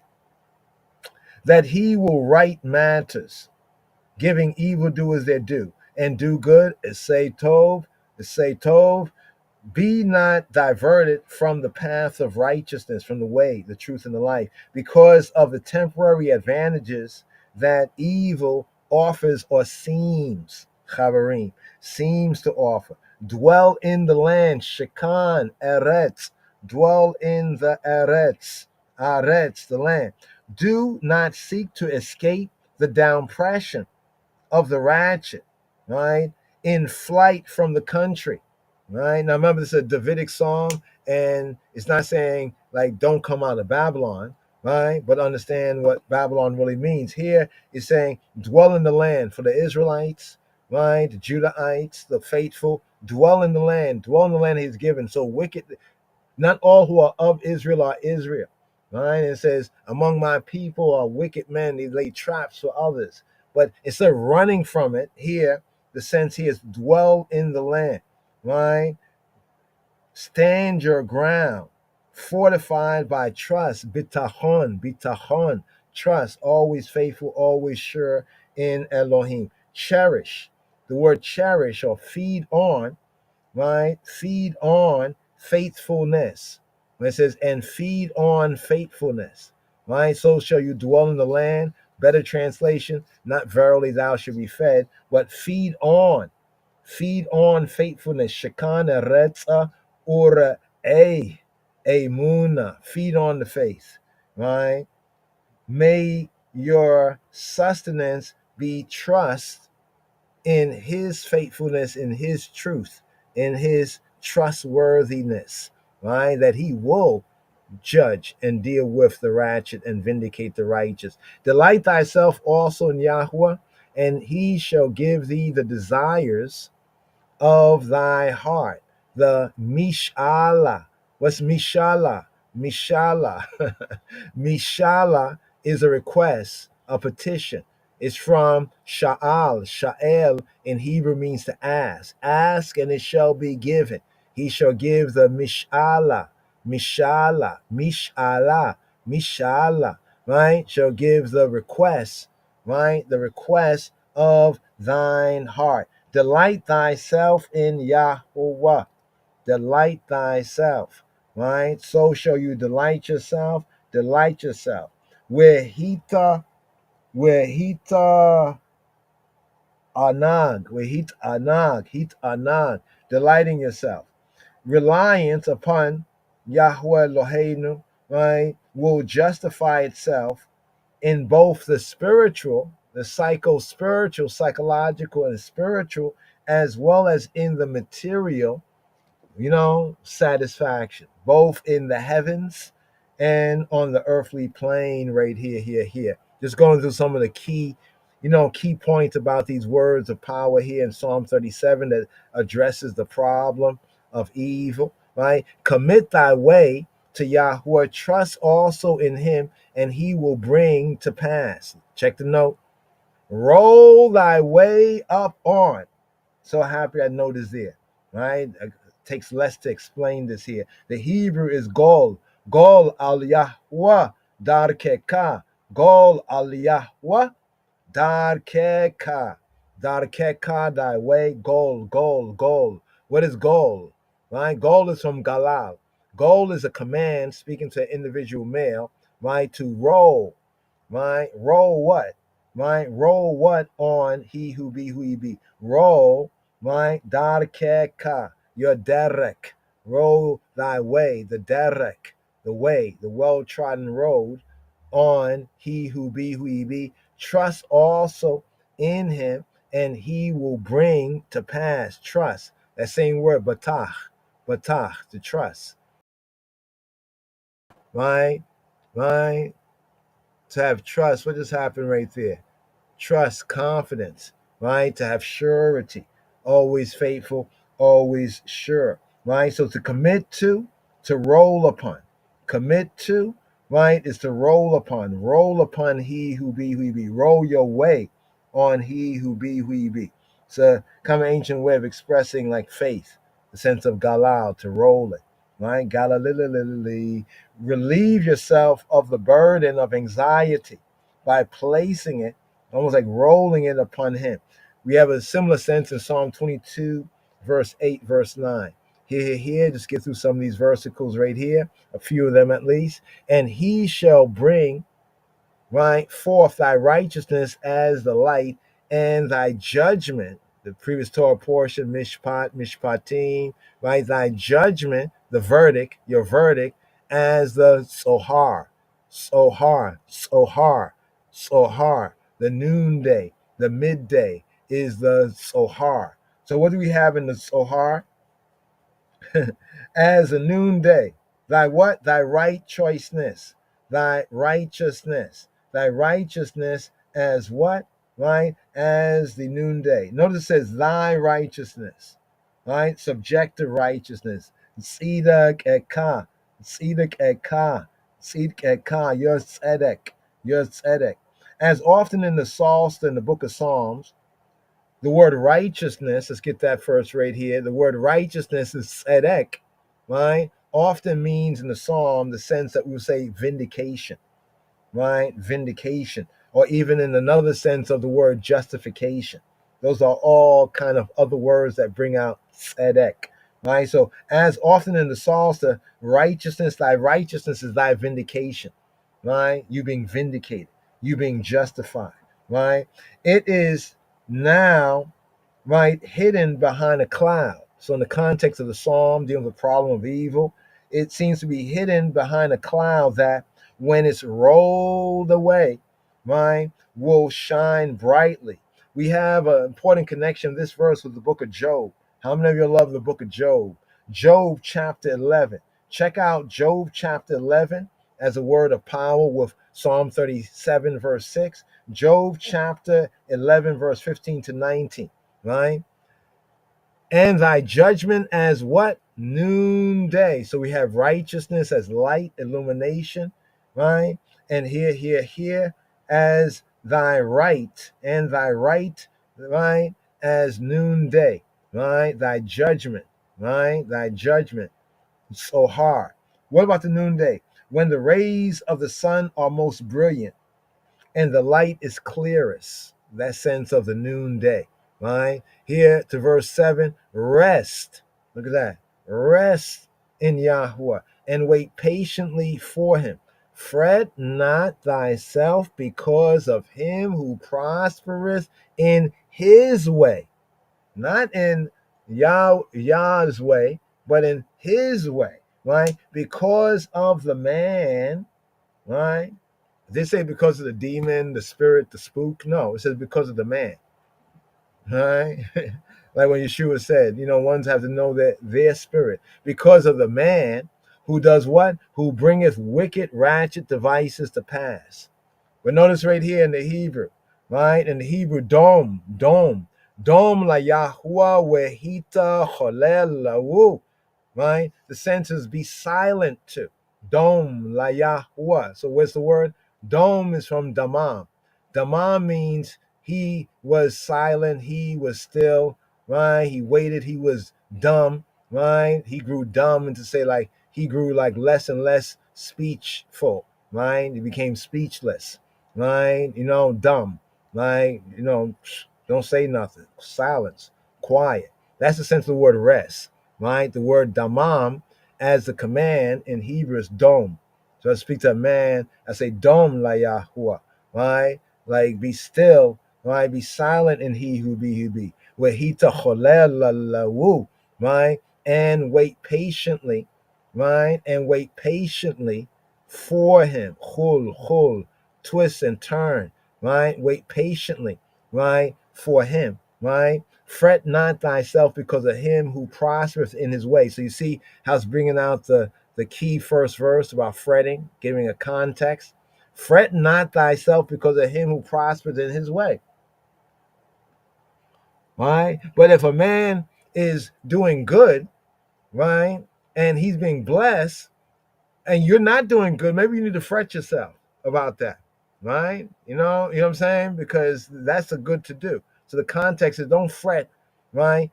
Because of evildoers, and don't envy or be zealous or jealous, right, against the workers of unrighteousness. Fret not thyself because of him who prospers. Look what it says, in his way, right? You're saying Yahweh, but in his way, because of the who? The man, right? Because of the Ish. Even a man of standing and status, a Ish, right? Who bringeth wicked devices, ratchet devices to pass, right? And this is a key word right here. Just want to bring this word out. Mazima. Zima. Who got the keys to the bima? No. Mazima. Mazima in Hebrew is purpose, direction, device. Now, this word can be used positively, but contextually here it is used negatively. negatively, right? A plan, usually evil machination, a wicked device is causing wicked devices. You see, sometimes it's good. Sometimes this word in Proverbs, wisdom teaching, Mother Wisdom teaching the true wisdom, she teaches sagacity, right? Like when the Messiah, Yeshua, when he says, be wise as serpent, harmless as dove. That's a real wisdom level right there. Because some people are like, well, serpent, wasn't the serpent the one in the garden? You see, you're not really, you need wisdom, right? You need to put it into context, right? Right there, right? Sometimes translates discretion, right? When talk about it in Proverbs, giving you discretion. That means you can understand these plans, these devices, and thereby avoid them, right?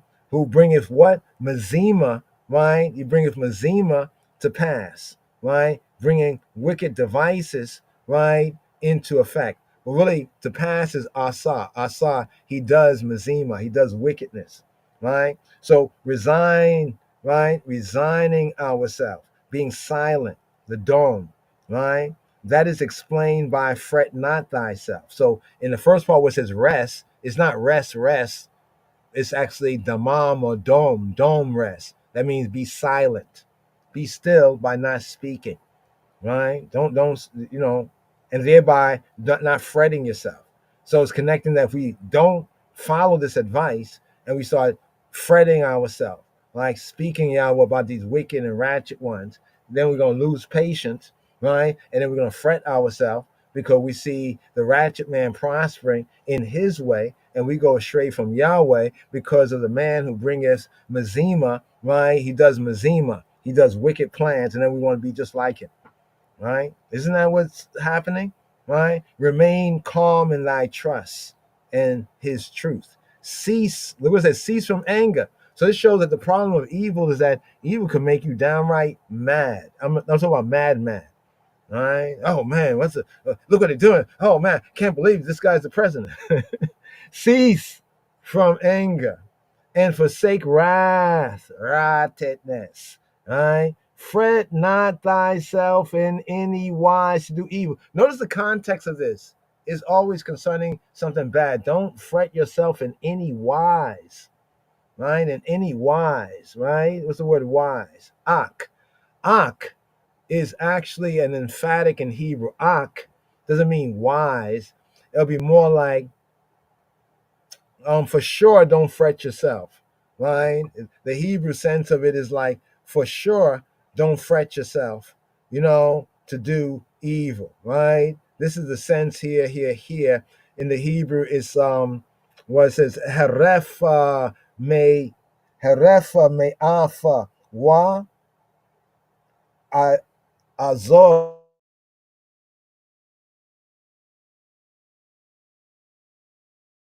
It, y'all. Leave it, y'all. Azab it, abandon it, y'all. Azab. Apostate from that. Fall away from wrath, right? From chema. All that ham, getting hot. Going ham. Well, I'm going to go ham. I'm going to go ham on the wicked guy. I'm going to go ham on him. Well, that's ham is wrath. You're going to overheat yourself. But here, it teaches us to cease, right? Cease. Cease and desist. Heref. Right? Rafa it, y'all. Haref. Relax. Sink. Relax. Drop it. Relax yourself. Don't do it. Right? Slacken from that. Slacken from what? Slacken from anger. Right? From af. Right? From the nostril. Right? The nose, the face. Well, the sense of this word anger is like the rapid breathing. Like you get angry at the wicked, your breathing is off, you're giving yourself health problems, cease from anger and forsake wrath. Fret not thyself in any wise. So the Hebrew here is ala titahara ak le ha rea. Aka liharea, liharea, right? So the Hebrew is more, fret not thyself, for sure, ak, indeed, right?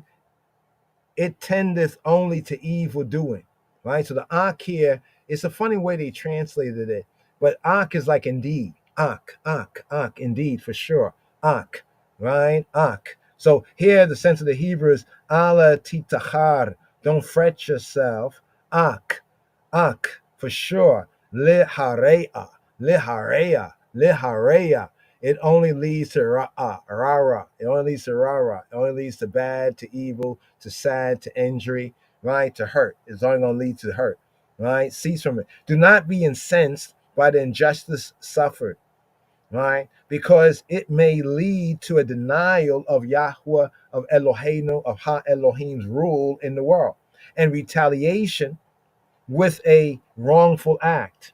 That's what happens. People say, well, if God is God, then why don't he do that? I can't believe. What about the little baby that got abused or killed? Or what about the woman that got molested? Or what about the man that got molested? Well, why are you getting upset with Yahweh Eloheinu about it? Or you know what I mean? Because many of these things are also in our hand, right, to judge. They say don't take the law in your own hand, but Yahweh is going to write it in our heart, right? And he said, bind them upon our hand, right? He says, bind them upon our hand as a frontlet between our eye, right? Our conscious mind, right? Be conscious of this. For evildoers shall be cut off, but those that wait, right, upon Yahweh, they shall inherit the land. Now, something about this word wait, kawa. Here we have kava, kawa.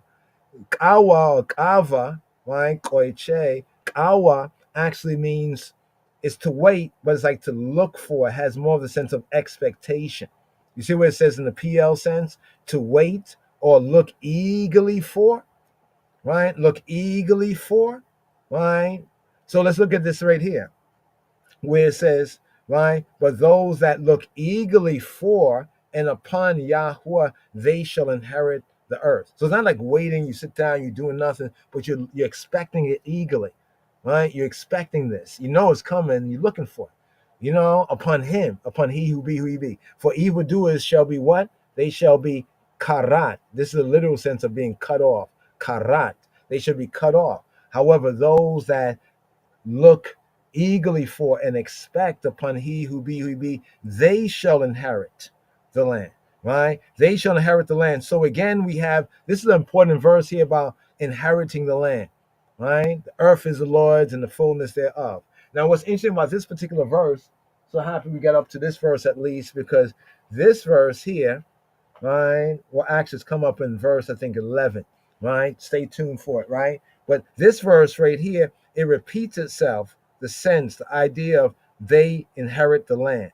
In verses 11, verses 22, verse 29, and verse 34 of this psalm, we have this familiar refrain about they shall inherit the land. When we get to verse 11, it says, but the meek shall inherit the earth. What did Robenu, Yeshua HaNotri, Justice of Nazareth, say? Right? The King of Kings Christ. So he said, blessed, Ashrei, the happiness, that contentment, right, of the meek, right, of being humble, the meek, for they shall inherit the earth. So it seems like this quote right here, right, or verse 11 coming forward, is directly linked to what Moshiach said. The wicked scheme to increase their possessions, but will lose everything when they are destroyed. That's what Yeshua was telling to the Pharisees and the scribes. He's saying you're robbing the widows and people, you're abusing, making the law of the Father of no effect. And you're robbing people through your manipulation. You know what I'm saying? But then he was trying to tell them that judgment was coming. You know what I mean? And that actually came in 70 AD. Right? That's what he said, that generation would not pass. People want to apply it today, but actually they don't understand the history then. That Yeshua prophesied that generation, just as this verse here is bringing out, the wicked scheme to increase their possessions, but will lose everything. Did not the Judahites lose everything when they were destroyed? Right? The 70 AD, right? Titus, Vespasian, the father and son, Roman conquering team, right? That was Yeshua's word of prophecy. right? When you shall see the Gentiles, the nations surrounding Jerusalem. See, people looking at today, but they don't understand yesterday.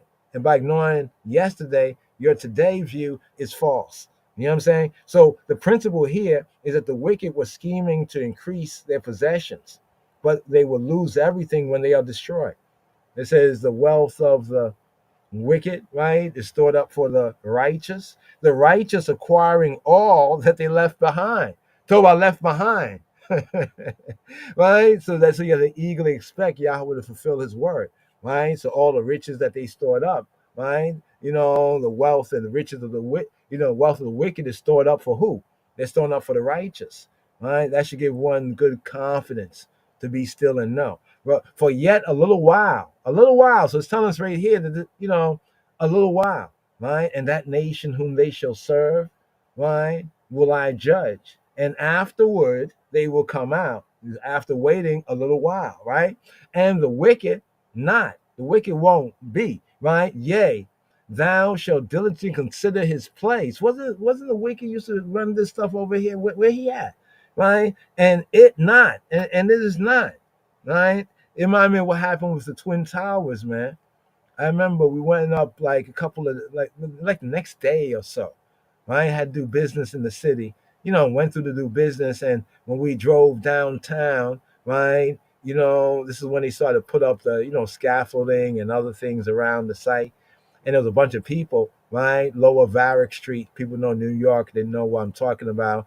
And we I walked. I remember it was in a van, right, with one to one. I said, let's stop over here. I saw a bunch of people there. I remember I walked up to, like, they had the fence over the big hole in the ground, and people was there talking and everything. I remember I looked. It was the most wildest thing. I remember a couple of months before, I went for like a job interview at the World Trade Center, doing digital graphics, all that kind of stuff, digital engineer, blase, blase. And I remember when I got on this elevator, the elevator in the Twin Towers, it was going up there. And as it was going up there, it was like I was going up in the elevator and the walls of the elevator was made out of paper. It was like shaking. I remember it was kind of weird, but I wanted to get that job. I remember, I'm just testifying here. It's a little testimony. I remember when, if I found out that I didn't get the job, I remember I was upset. I was like, oh man, I got my ID. I went to Twin Towers. They made like a day ID for you, like a real ID, and that they printed it out. They had all that technology even then. And I didn't get the job, you know what I mean? I was like, oh man, and I was like, I was turned up. After the Twin Towers thing had happened, and I remember I went in my wallet, I still had the ID in there. I looked at it and said, wow. That's why I did that tune. Like, I could have been right there with you when the towers came down, But I remember going to the fence afterward, right, where people were standing. And I remember, when you're at a place and you saw a building, you saw some building there, something was there. And then you go and like, wow, where's that thing? It just looks so strange. The thing should be right here. And it was this big pit, a big pit, mine, where the building came down and went into you know, the ground or the water, actually. You could, all that was like landfill. Or people don't know Lower Manhattan wasn't really there. It wasn't really there. Lower Manhattan is not really there. It's all landfill. They filled all that land in. It's like artificial. So when the building went down and went through the artificial landfill, so there was this big pit, right? This big chasm. Think about, like, I was feeling like I was in the bosom of Abraham, like Lazarus, on the other side. But I remember this was trippy in a sense, right? There was spirits that you can perceive there. It was weird. And I remember it was almost like there were souls that, I don't know, like something was up. And I was saying, man, I had to leave there. I said, I'm sorry. Yeah, 'cause I was thinking I could have been there with you. That's what that whole idea about I could have been right there with you when the towers came crumbling down, when the towers fell down, because it was based on going there and seeing, right, this is where they were. And I was diligently considering, like, wasn't the building right here? Yeah, because the building, and then that was the next building was still there. And other buildings were there further down, but that building wasn't there. I considered their place, right? The word being, right? To discern, to consider, right? To understand the difference, to perceive, to know this with the mind. right? So that's just an example of how, that happened really quick, fast. And, some of us could have been right there, but hallelujah, to the King of Kings, Christ, Yeshua HaMashiach, we wasn't there, right? Right. And he is not, right? No trace of him remains, right? Here, but the meek. This is the verse that connects with the Beatitudes in Matthew chapter 5. Wow. Matthew 5:5, Mr. 5 by 5, right? Matthew 5:5. Blessed are the meek, for they shall inherit the earth. That's what Yeshua said, right? As he said elsewhere, have you not read in the scripture? Have you not read in Psalm 37:11? The meek shall inherit the earth, right? And shall delight themselves, right, in the abundance of peace, shall delight themselves. You got to delight yourself, right? Like when Christ Messiah said, let not your heart be troubled. You can't allow your heart, your mind to be troubled. That's in your hand.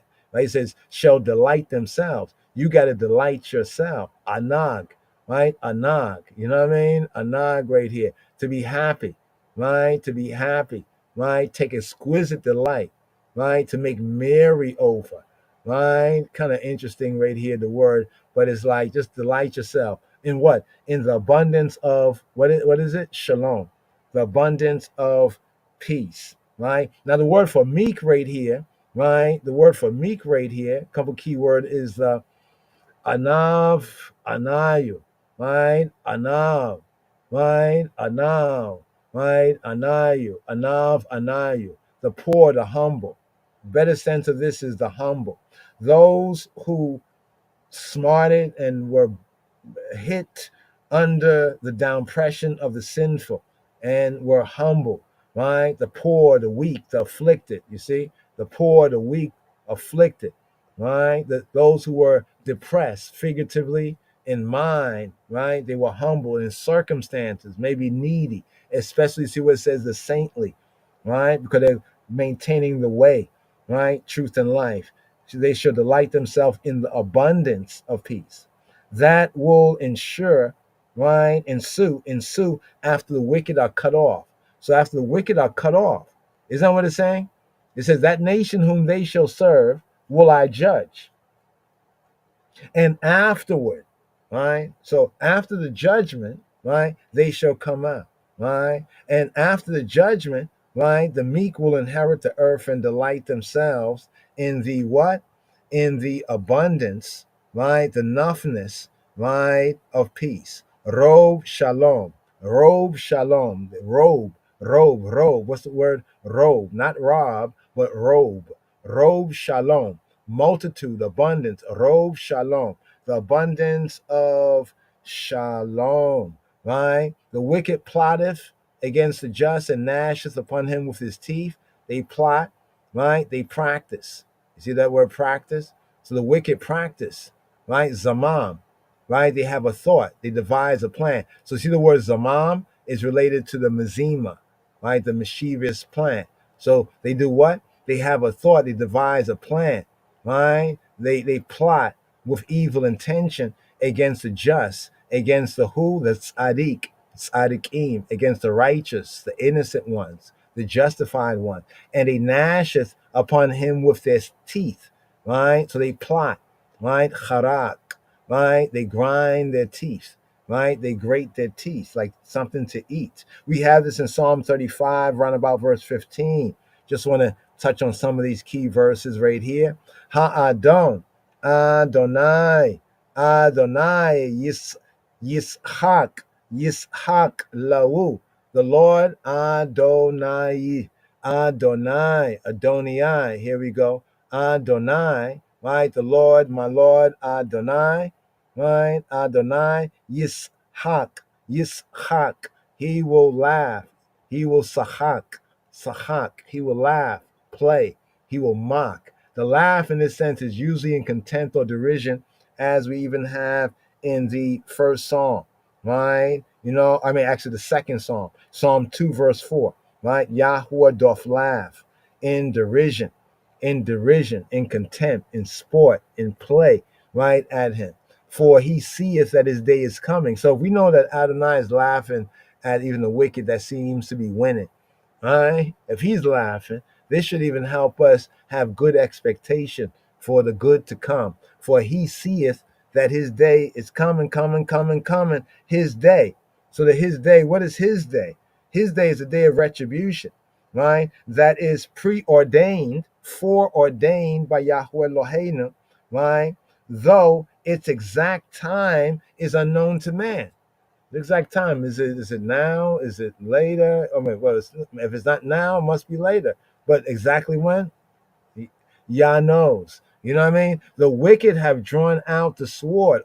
Things getting difficult now, right? And have bent their bow. Yo, this is like war, right? To cast down the poor. What? Against the poor? Why the poor and needy? Right? To slay such as be of upright conversation. But notice here, the idea in the Hebrew is the upright of way. Notice that?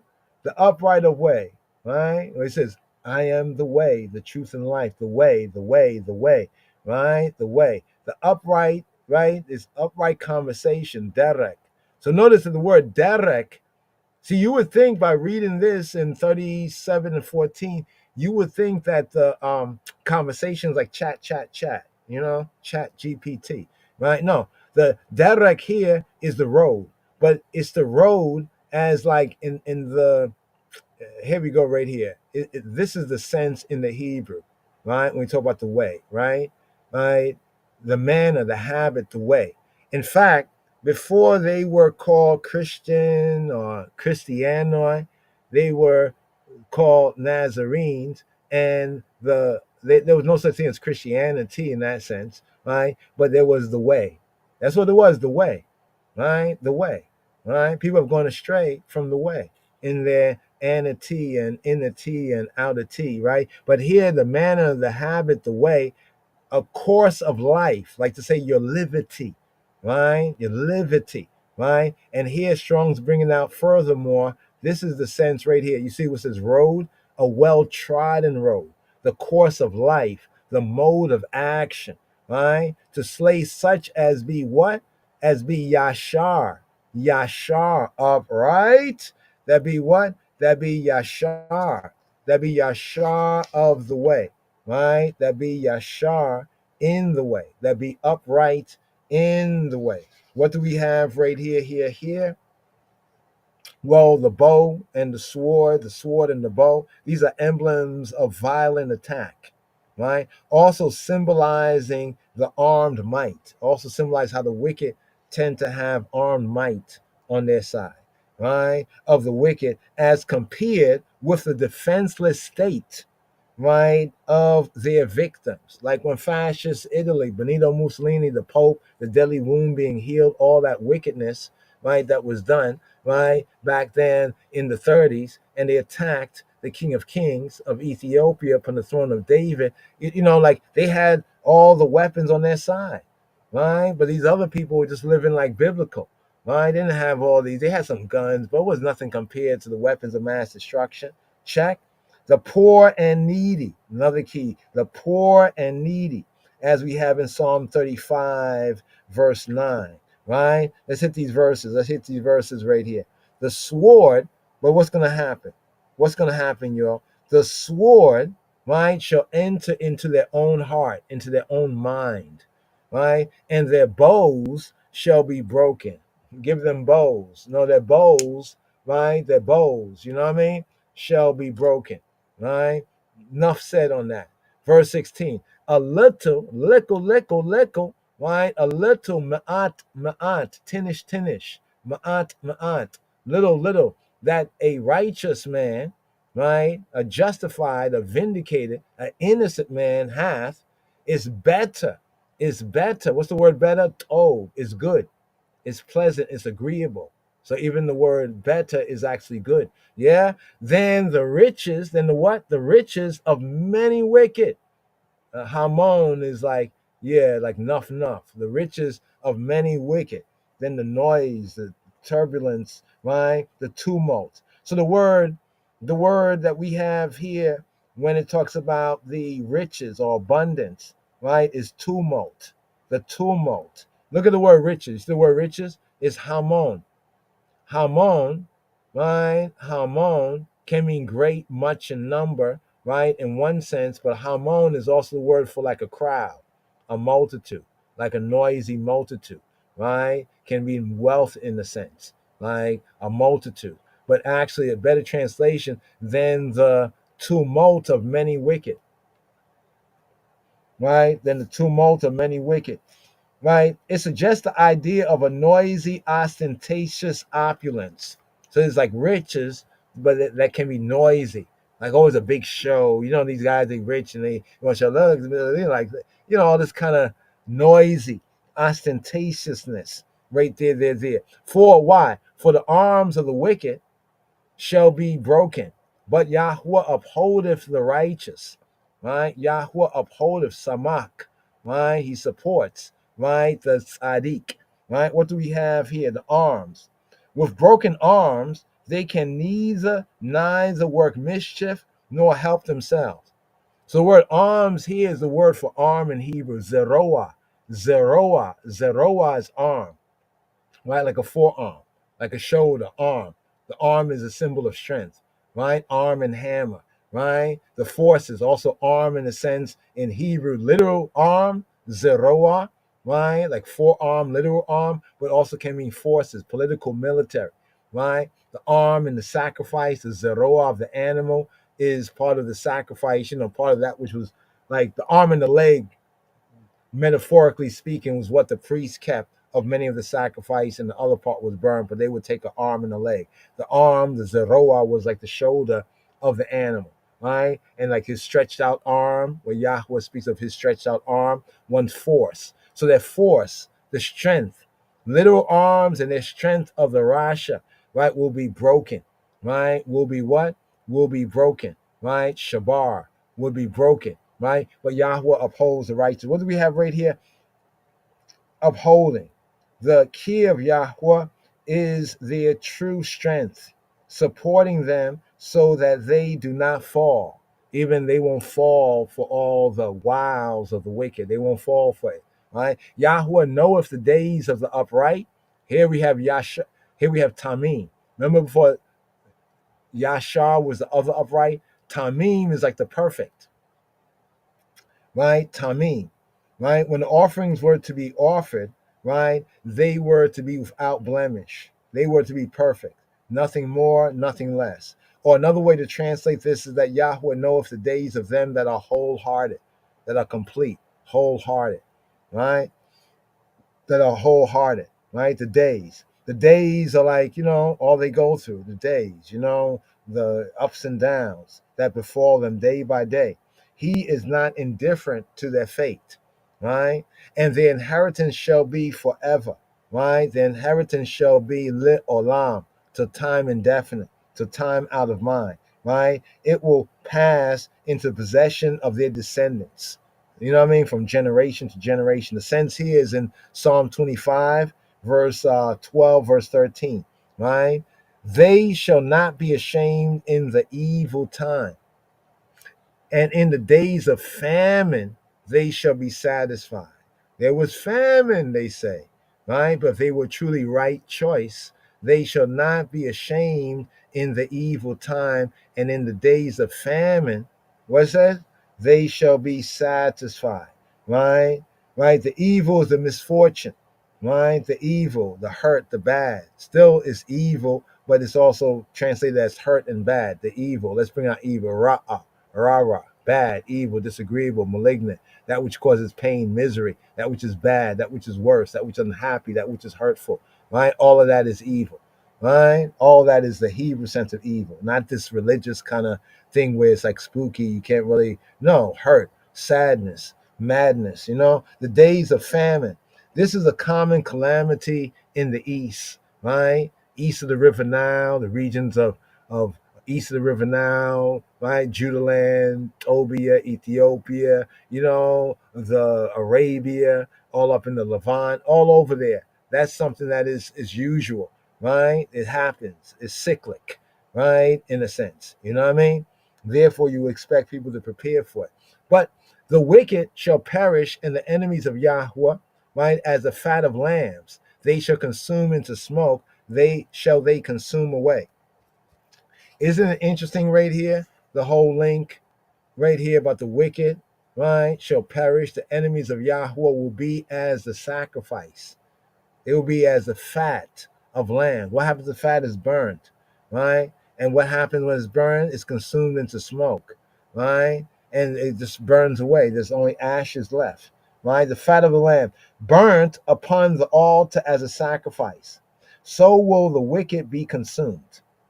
The translation is given in some of the Targums interpretations, but most moderns have abandoned it for, right, as the splendor of the meadows. Some they do a whole other translation of this, right?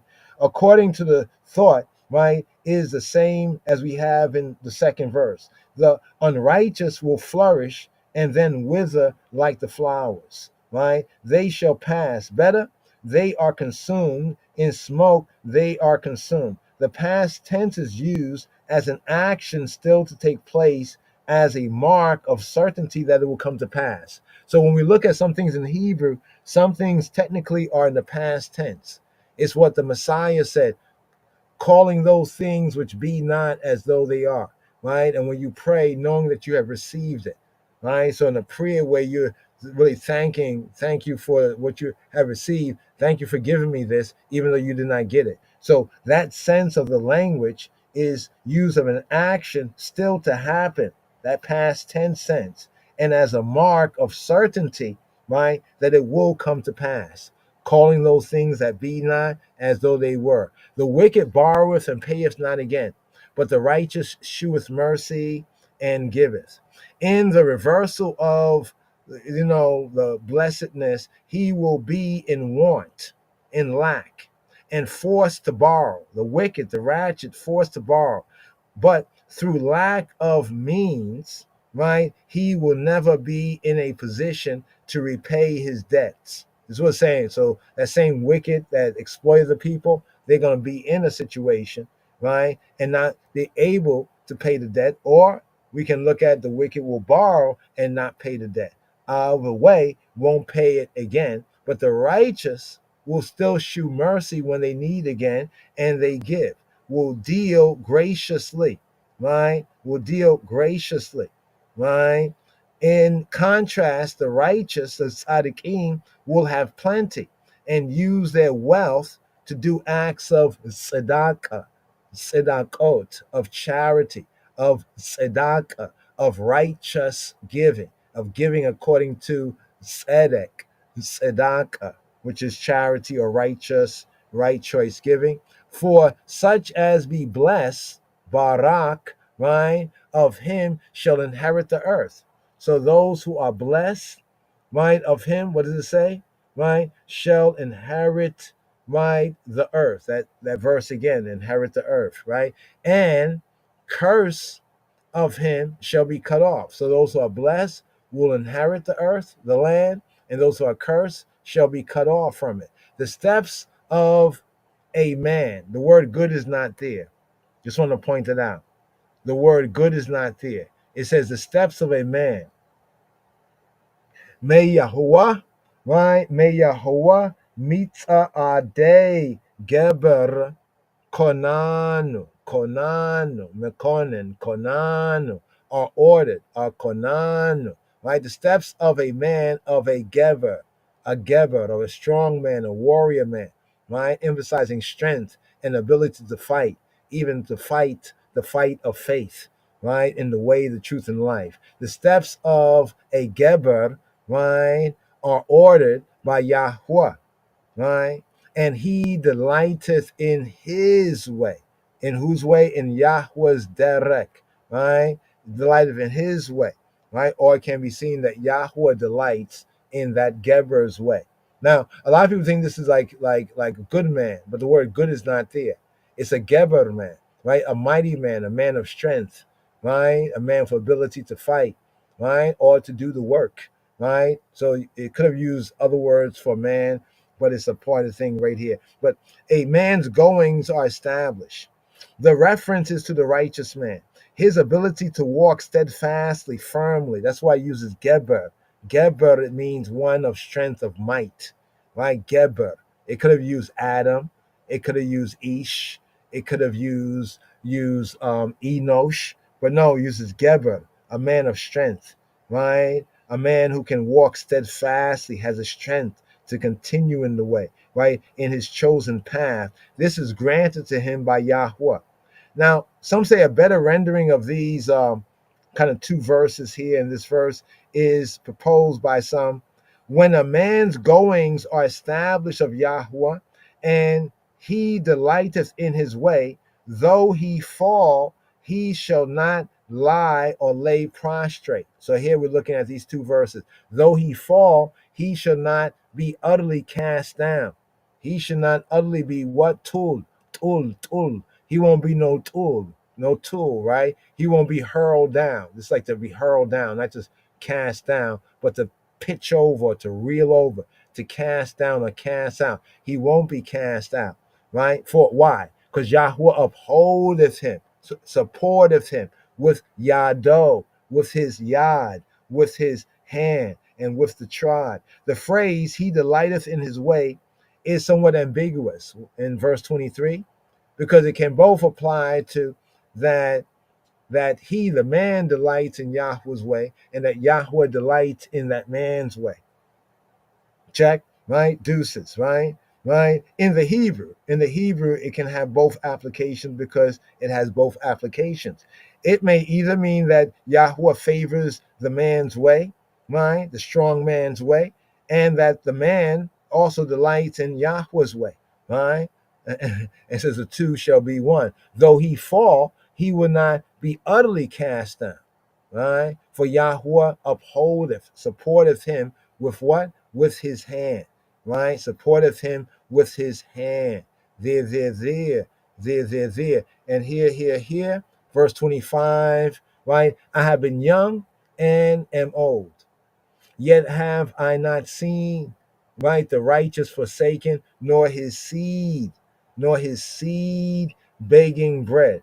Right? Na'ar Hayiti. Na'ar. I was a Na'ar, like a boy, a lad, a young man, Na'ar, right? A boy, a lad, Na'ar Hayiti, right? I was, right? Gam, also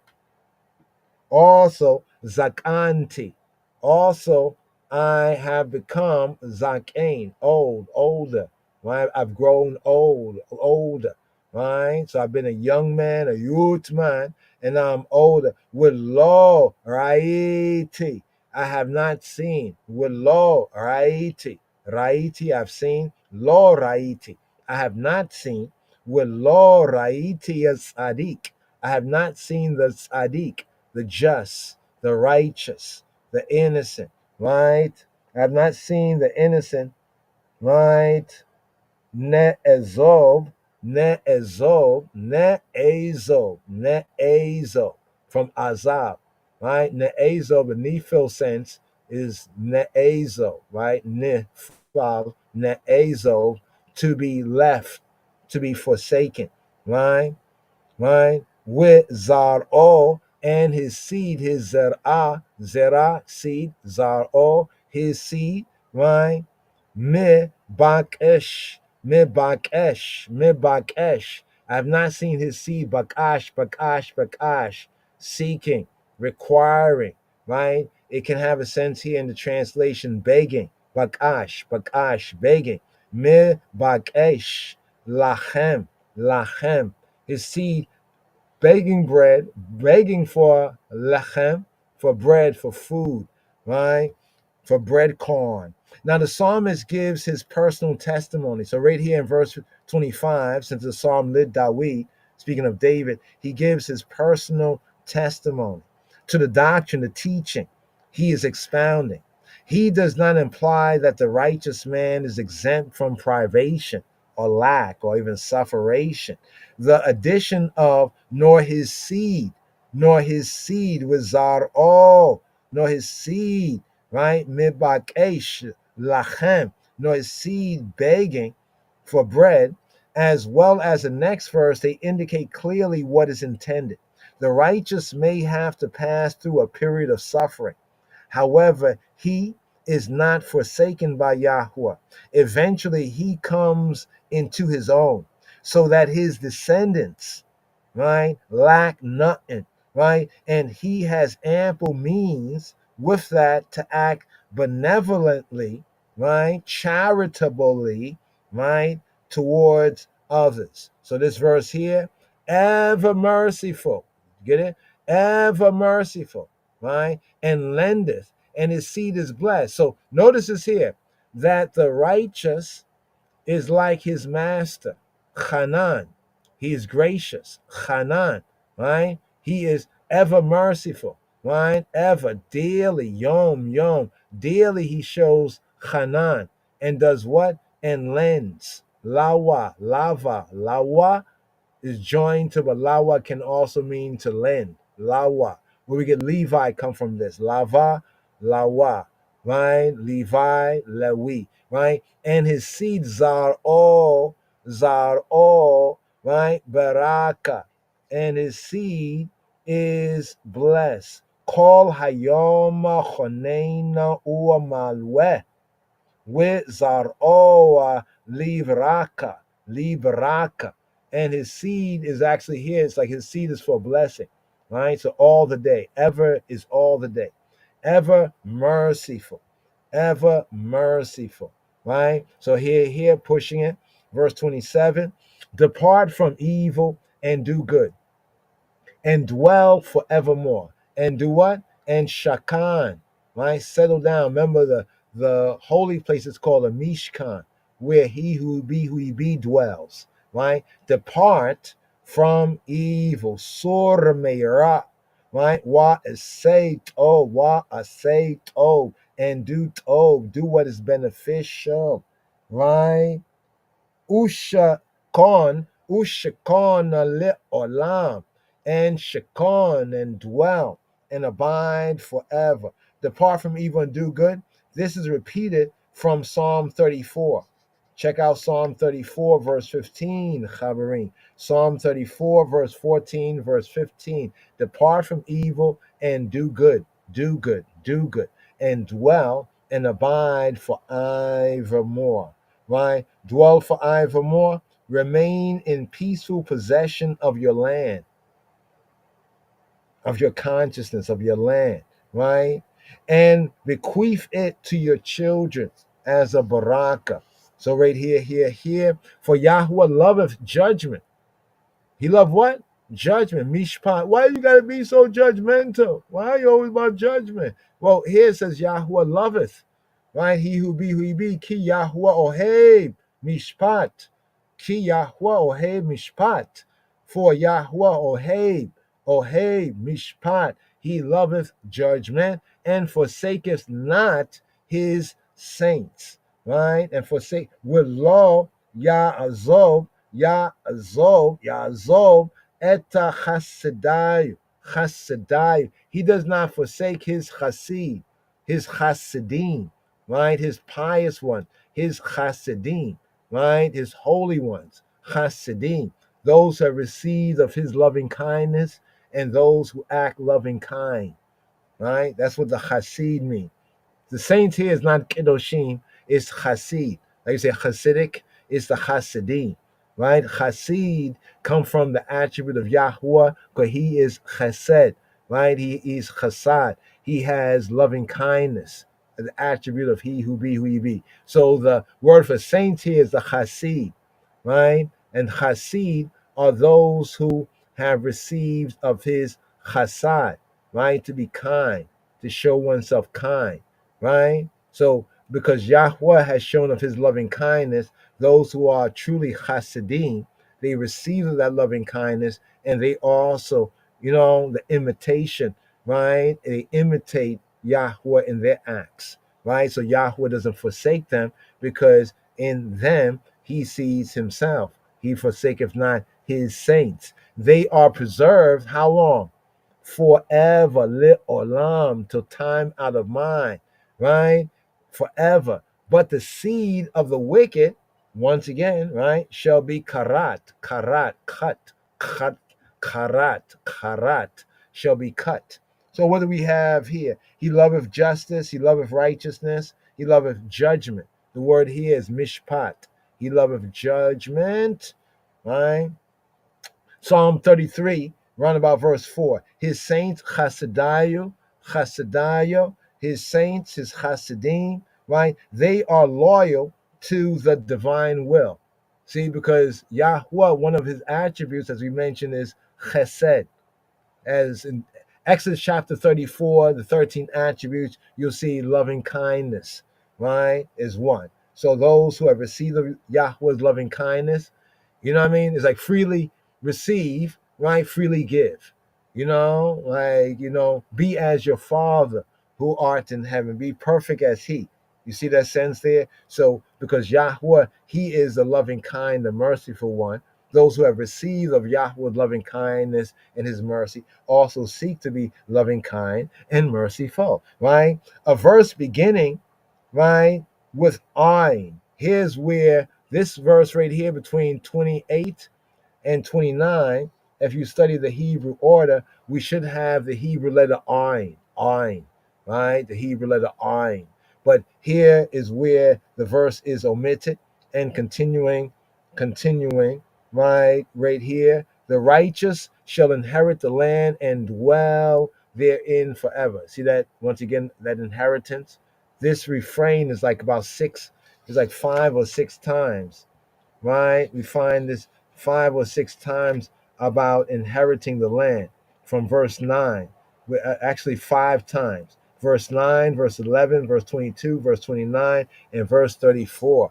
Right? So here at verse 29, the righteous shall inherit the land and dwell therein forever. Shakan, right? Shakan, right? Here at verse 30, the mouth of the righteous speaketh wisdom. So of the who? Righteous speaketh wisdom. Okay, so the mouth of the righteous speaketh chokmah. The Hebrew Sophia, wisdom, right? What did Yeshua say? Wisdom is justified by all of her children. Ask yourself, what does Messiah mean when he says wisdom is justified by all of her? Her, who's she? Right? Well, Solomon tells you in Proverbs 4 and 7, wisdom is a principal thing. In the Hebrew, Reshith, Bereshith. In wisdom, Elohim created the heavens and earth. Yes? Right? So in the book of wisdom, right? Speaking of proverb, the mouth of the righteous speaketh of what? Chokmah, wisdom.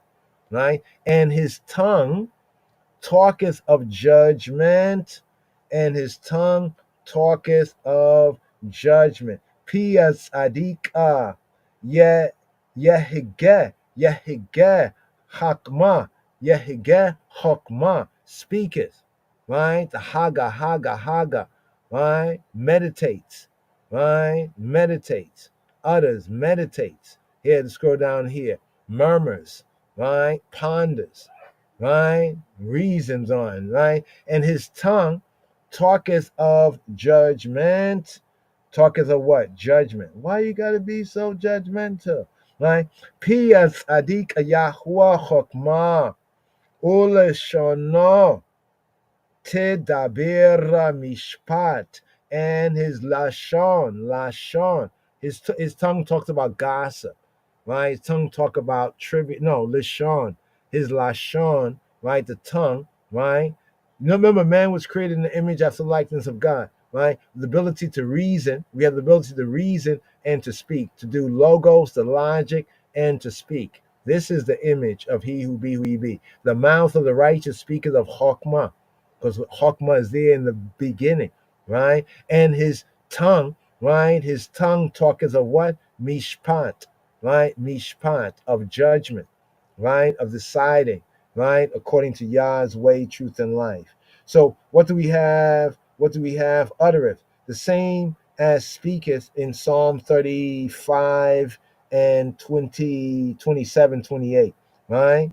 The law, the Torah, right? You see Torah, the law, the Torah of Elohayu, right? Elohayu, of his Elohim, in his heart. Remember the heart, the mind, his lave, right? The mind, the inner man, the mind, right, is in his mind. None of his steps shall slide, right? None of his goings shall slide, right? Ma'ad.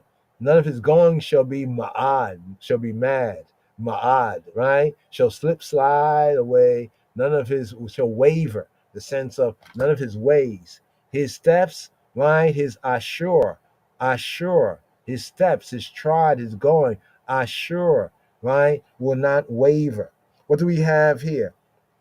From the path, right, of integrity, right, in that he walks firmly, not just literally walking, but the mode of his life, his liberty. So the Torah right here in verse 31, the Torah of his, right, of his, right, Torata Lahayu Bilibo is in his lave, his heart, right? Hearticle.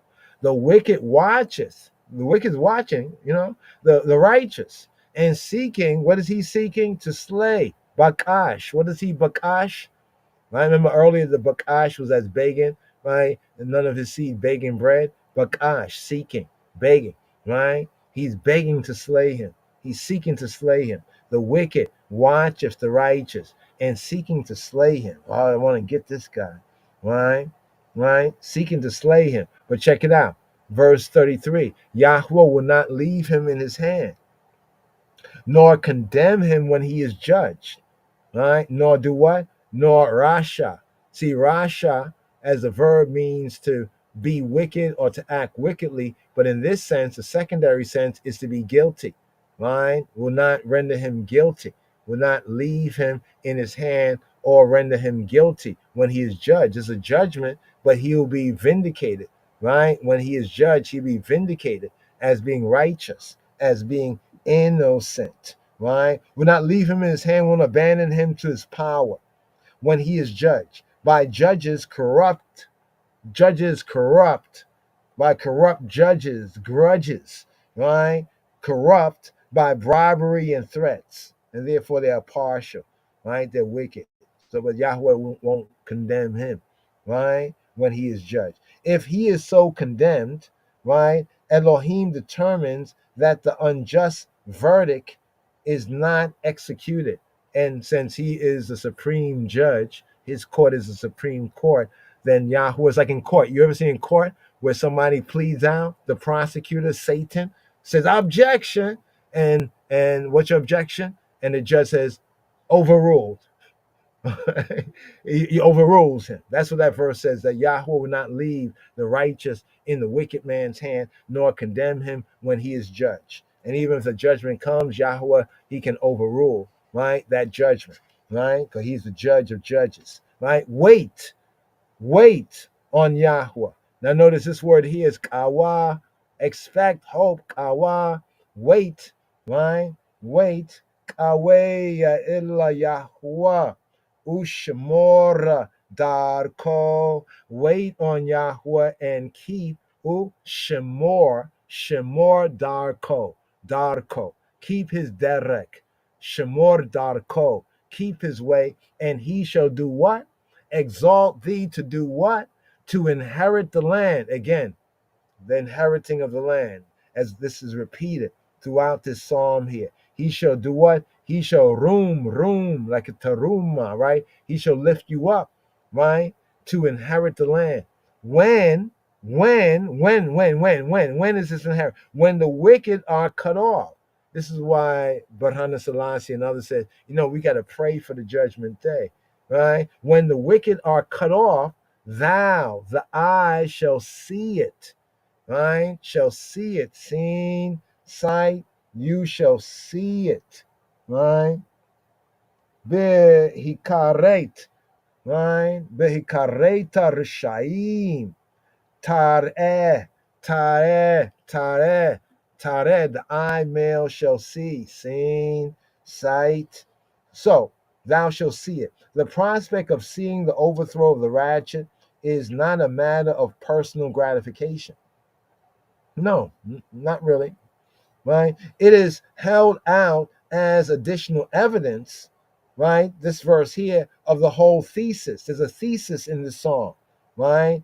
The justice shall be done on earth. Thy kingdom come, thy will be done in earth as it is in heaven, right? But in earth. Justice shall be done in and on earth, and the down-pressed saints, the Hasidim, right, shall witness, the righteous shall witness its triumph.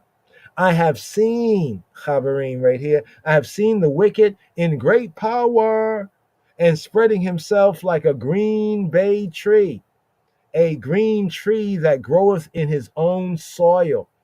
I have seen, what have I seen? The wicked, the Rasha, the wicked, the criminal, the guilty, the Rasha, the ratchet, in great power. And what kind of power? Aritz. Now, this is the interesting word, aritz. Aritz. What is aritz? Right? Aritz is like an awe-inspiring power. Right? Not the usual, there's different words for power, but this is aritz. Aritz. What's aritz? Is like terror striking, like or ruthless. Well, even in the sense of powerful, like violent, tyrannical from aratz. Aratz. Aratz, like dreadful power, terrible, awesome power. I mean, you know, when they blew that atomic bomb and nuclear bomb, that is some awesome, wow, my goodness. You know what I'm saying? Right? Some dreadful power. Right? Right there. I have seen what? The wicked in great power, dreadful power, violent power, and spreading himself like a green bay tree. You know, have his armies in everybody's country.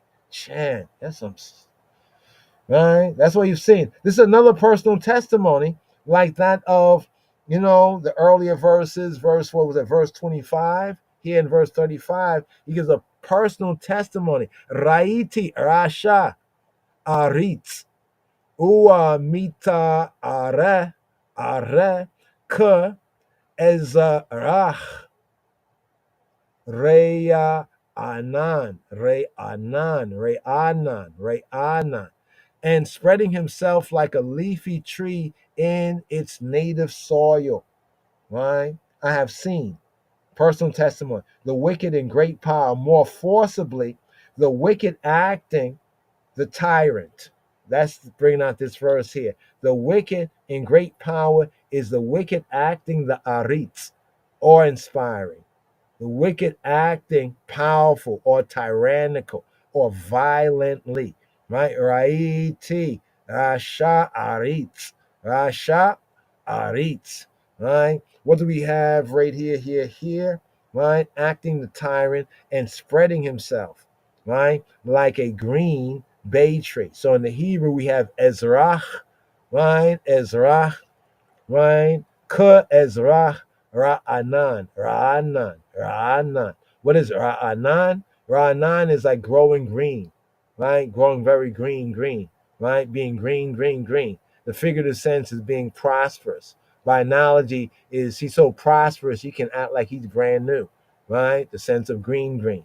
You know, like when the new greens grow in, you know, it's new, but yet it's green and prosperity. So the sense here is the wicked is prospering, right? He seems firmly rooted, right? And apparently the wicked seem full of vitality, you know, being tyrannical but full of vitality. He's spreading here, there, everywhere, right?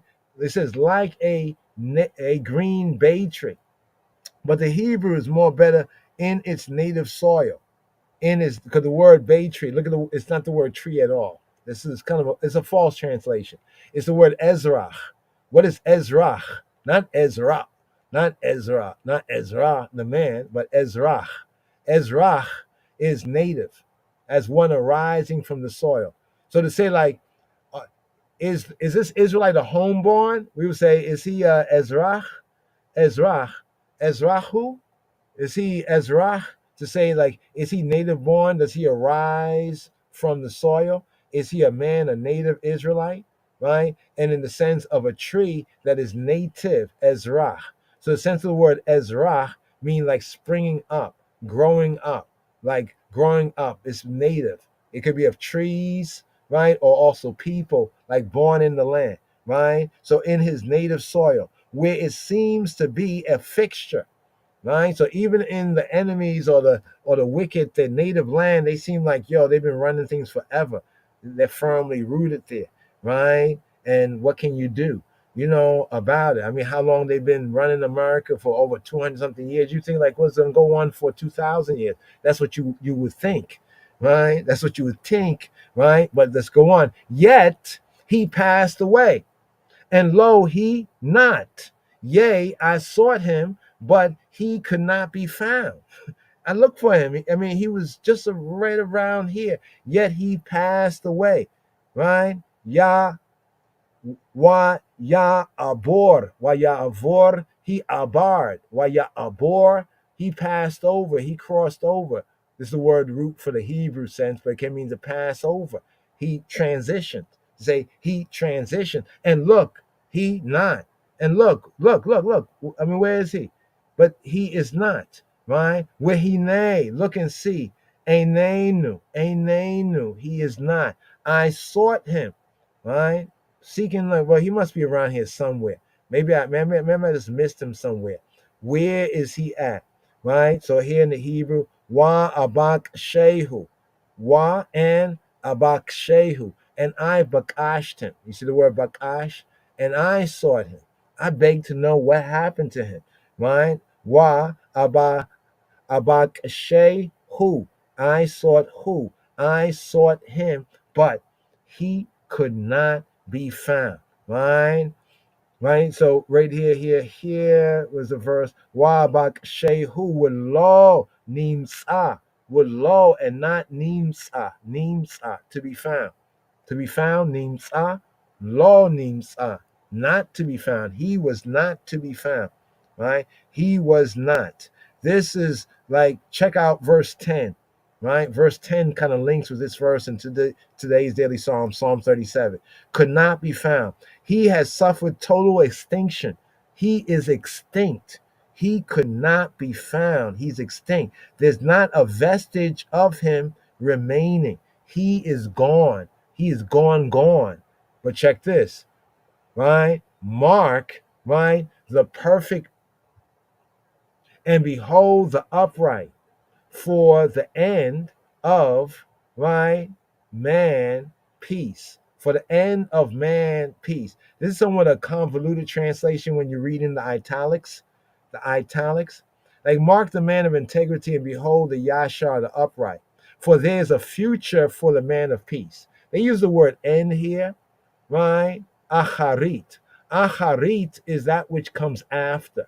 Like you say, the last days, the acharit, right? It's the after part, right? And that nation whom they shall serve will I judge, and afterwards. So the acharit is like the prophetic. It means a later time, but it also means, in the prophetic sense, it means a future time. So something that's coming in the later time is coming in the after time than this. That means from this perspective, it's coming in the future. So when it says for the end of man, peace, right? For the afterwards, after all of this, for man, right? For the ish, right? Is shalom, right? Is peace, right here.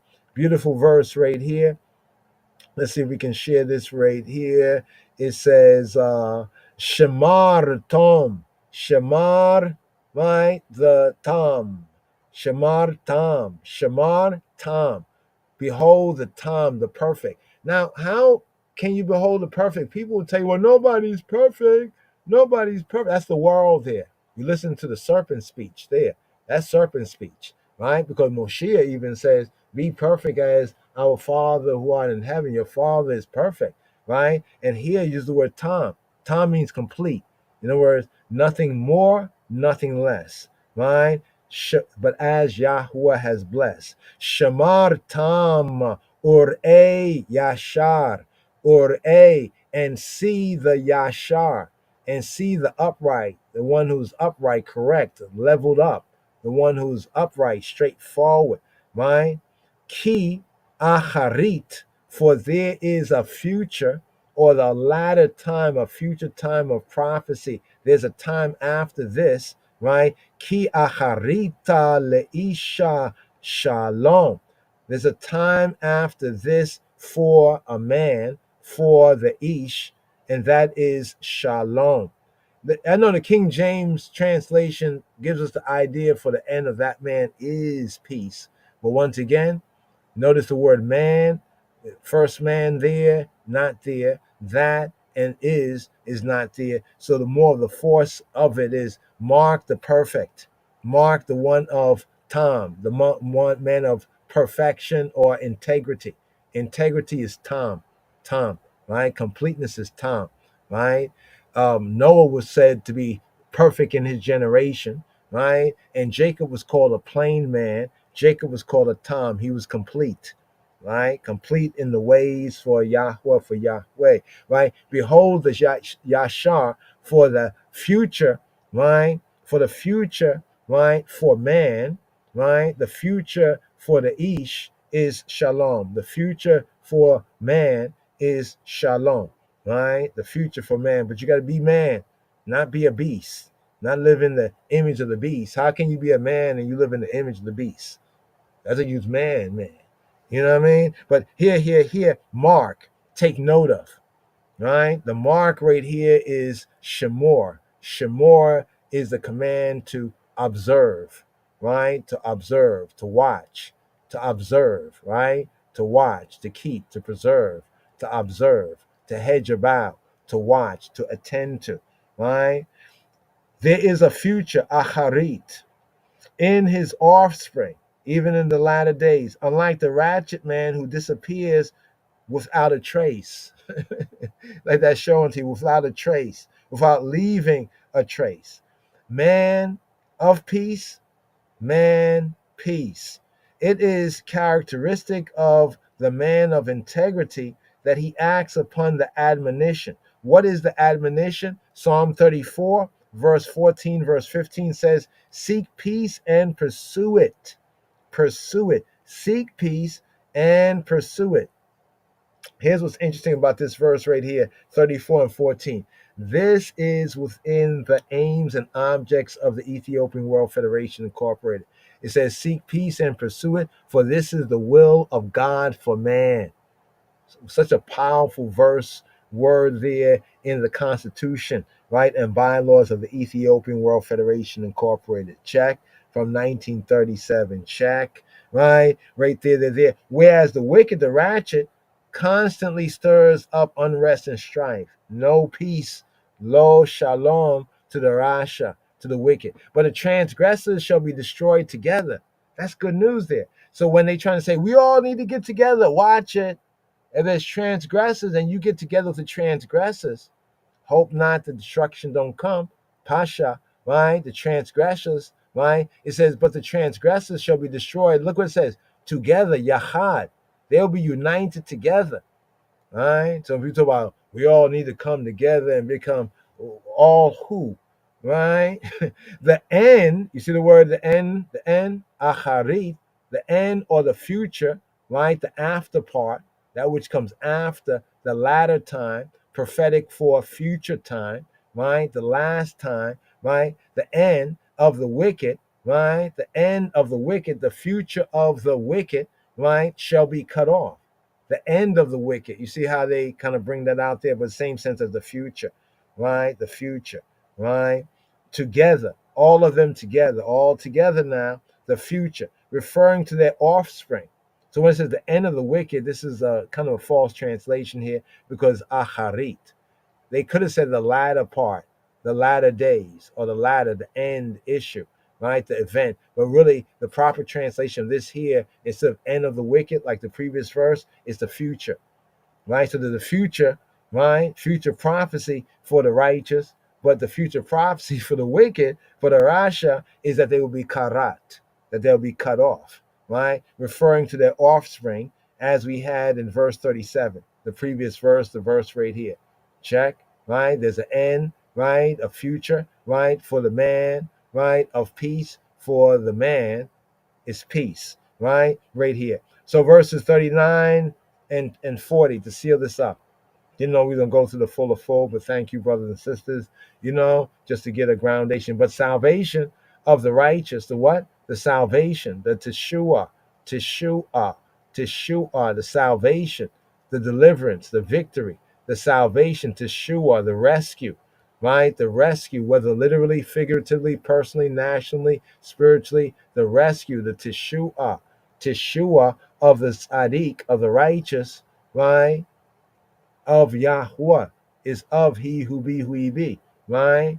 Their strength, right? He is their strength in the time of trouble. Ua teshuata tzadikim, may Yahweh and the teshuah, the rescue, the saving of the tzadikim, the righteous ones, may Yahweh is from he who he be. So it has may, right? The me, may in Hebrew, from, may Yahweh is from he who he be. Ma uzam, be'ait tzarah, right? Ma'uzam, and their strength and their ma'uzam,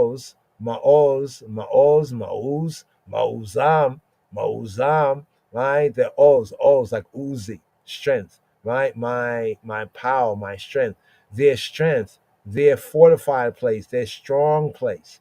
Ma'uzam, their strong place in the eight, in the time, the eight, here we have eight, right? Eight is time in the event horizon, at that occurrence, in that time space, right?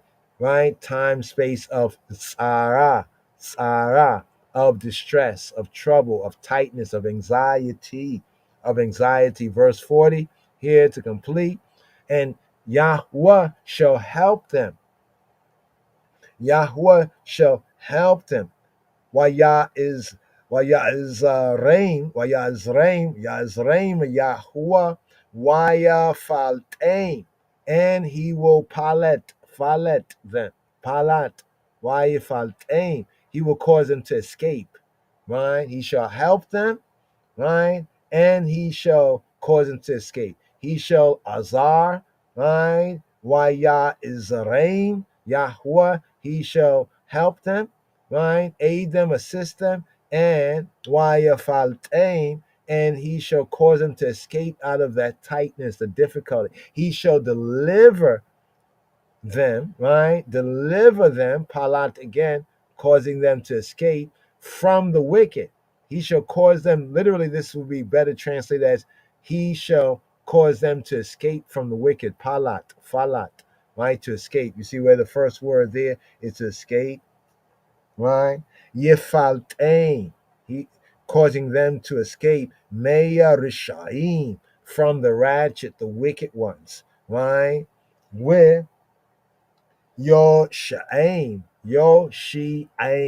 and he will do what? He will Yasha them, Yoshaim, he will save them, he will deliver them, he will give them the victory in this spiritual warfare, the spiritual battle, right? It says right here, right? Where Yoshaim Ki Chasu Ba'u. Right? Why? It's like Psalm 2, the end of Psalm 2. Right? For those who place their trust in him. Here it says Ki for Chasu. Chasu Ba'u. Ki Chasu. Because they chasa. They seek for refuge. They flee for protection. Right? Literally, in the figurative sense, they put their trust in Yahweh Eloheinu, their confidence, their hope, their expectation, right? Always faithful, always sure. Ki yachasu ba'u,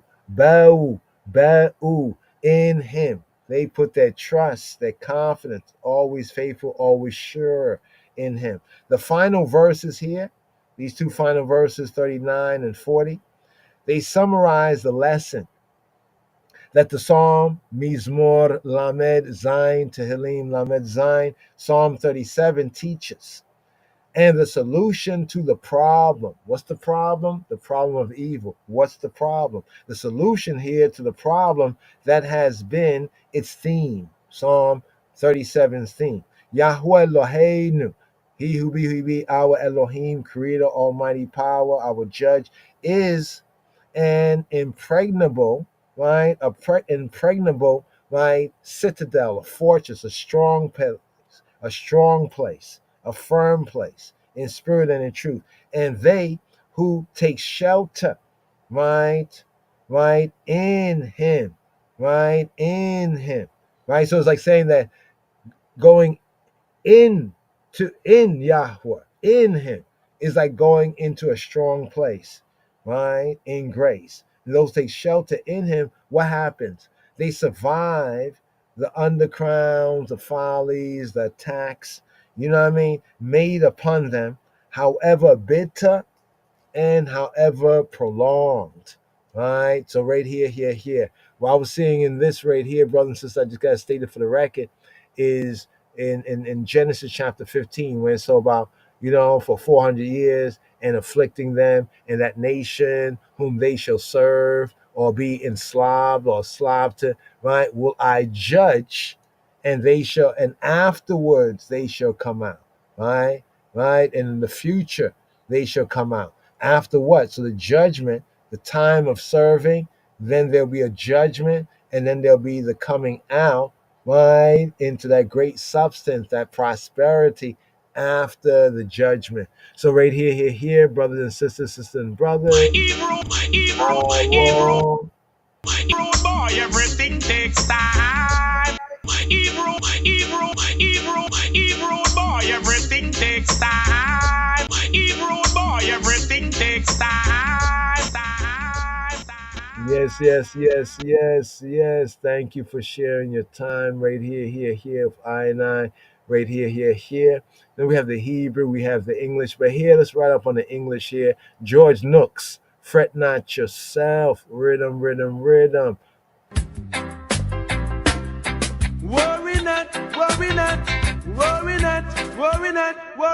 yourself. Psalm 37. Fret not thyself because of evildoers, neither be thou envious against the workers of iniquity.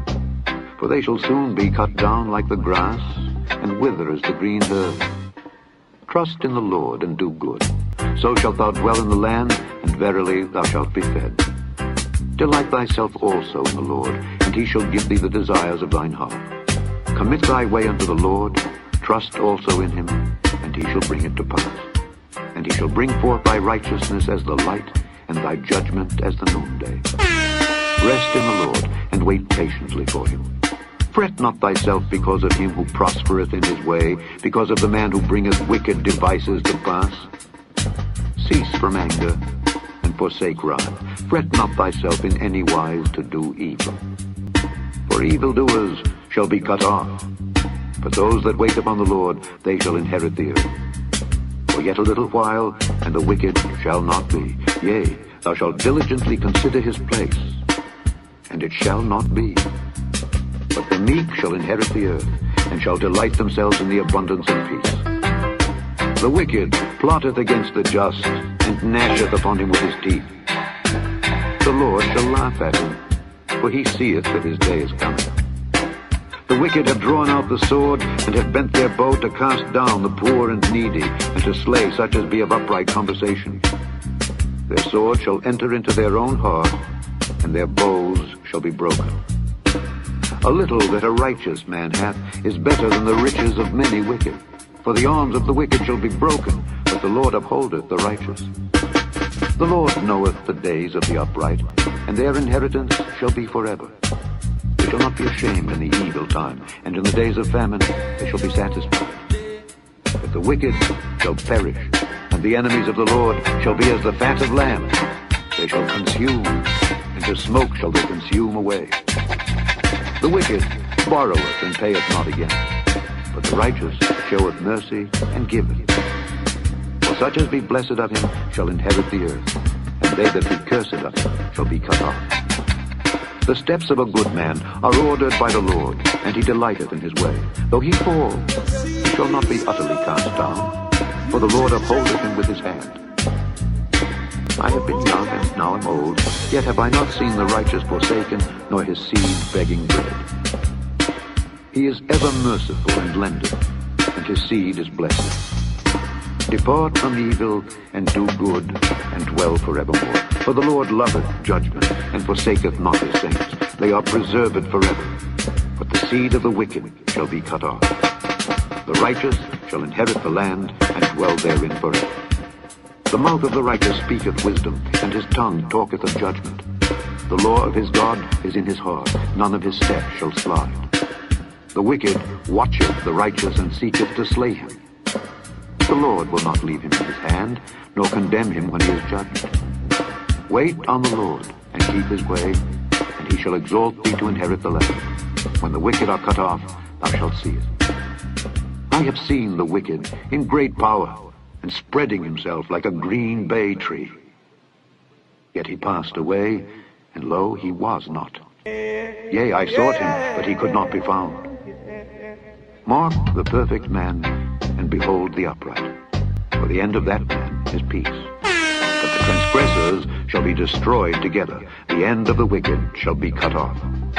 But the salvation of the righteous is of the Lord. He is their strength in the time of trouble. The Lord shall help them and deliver them. He shall deliver them from the wicked and save them, because they trust in him. Because they trust, because they trust, because they trust, because they trust.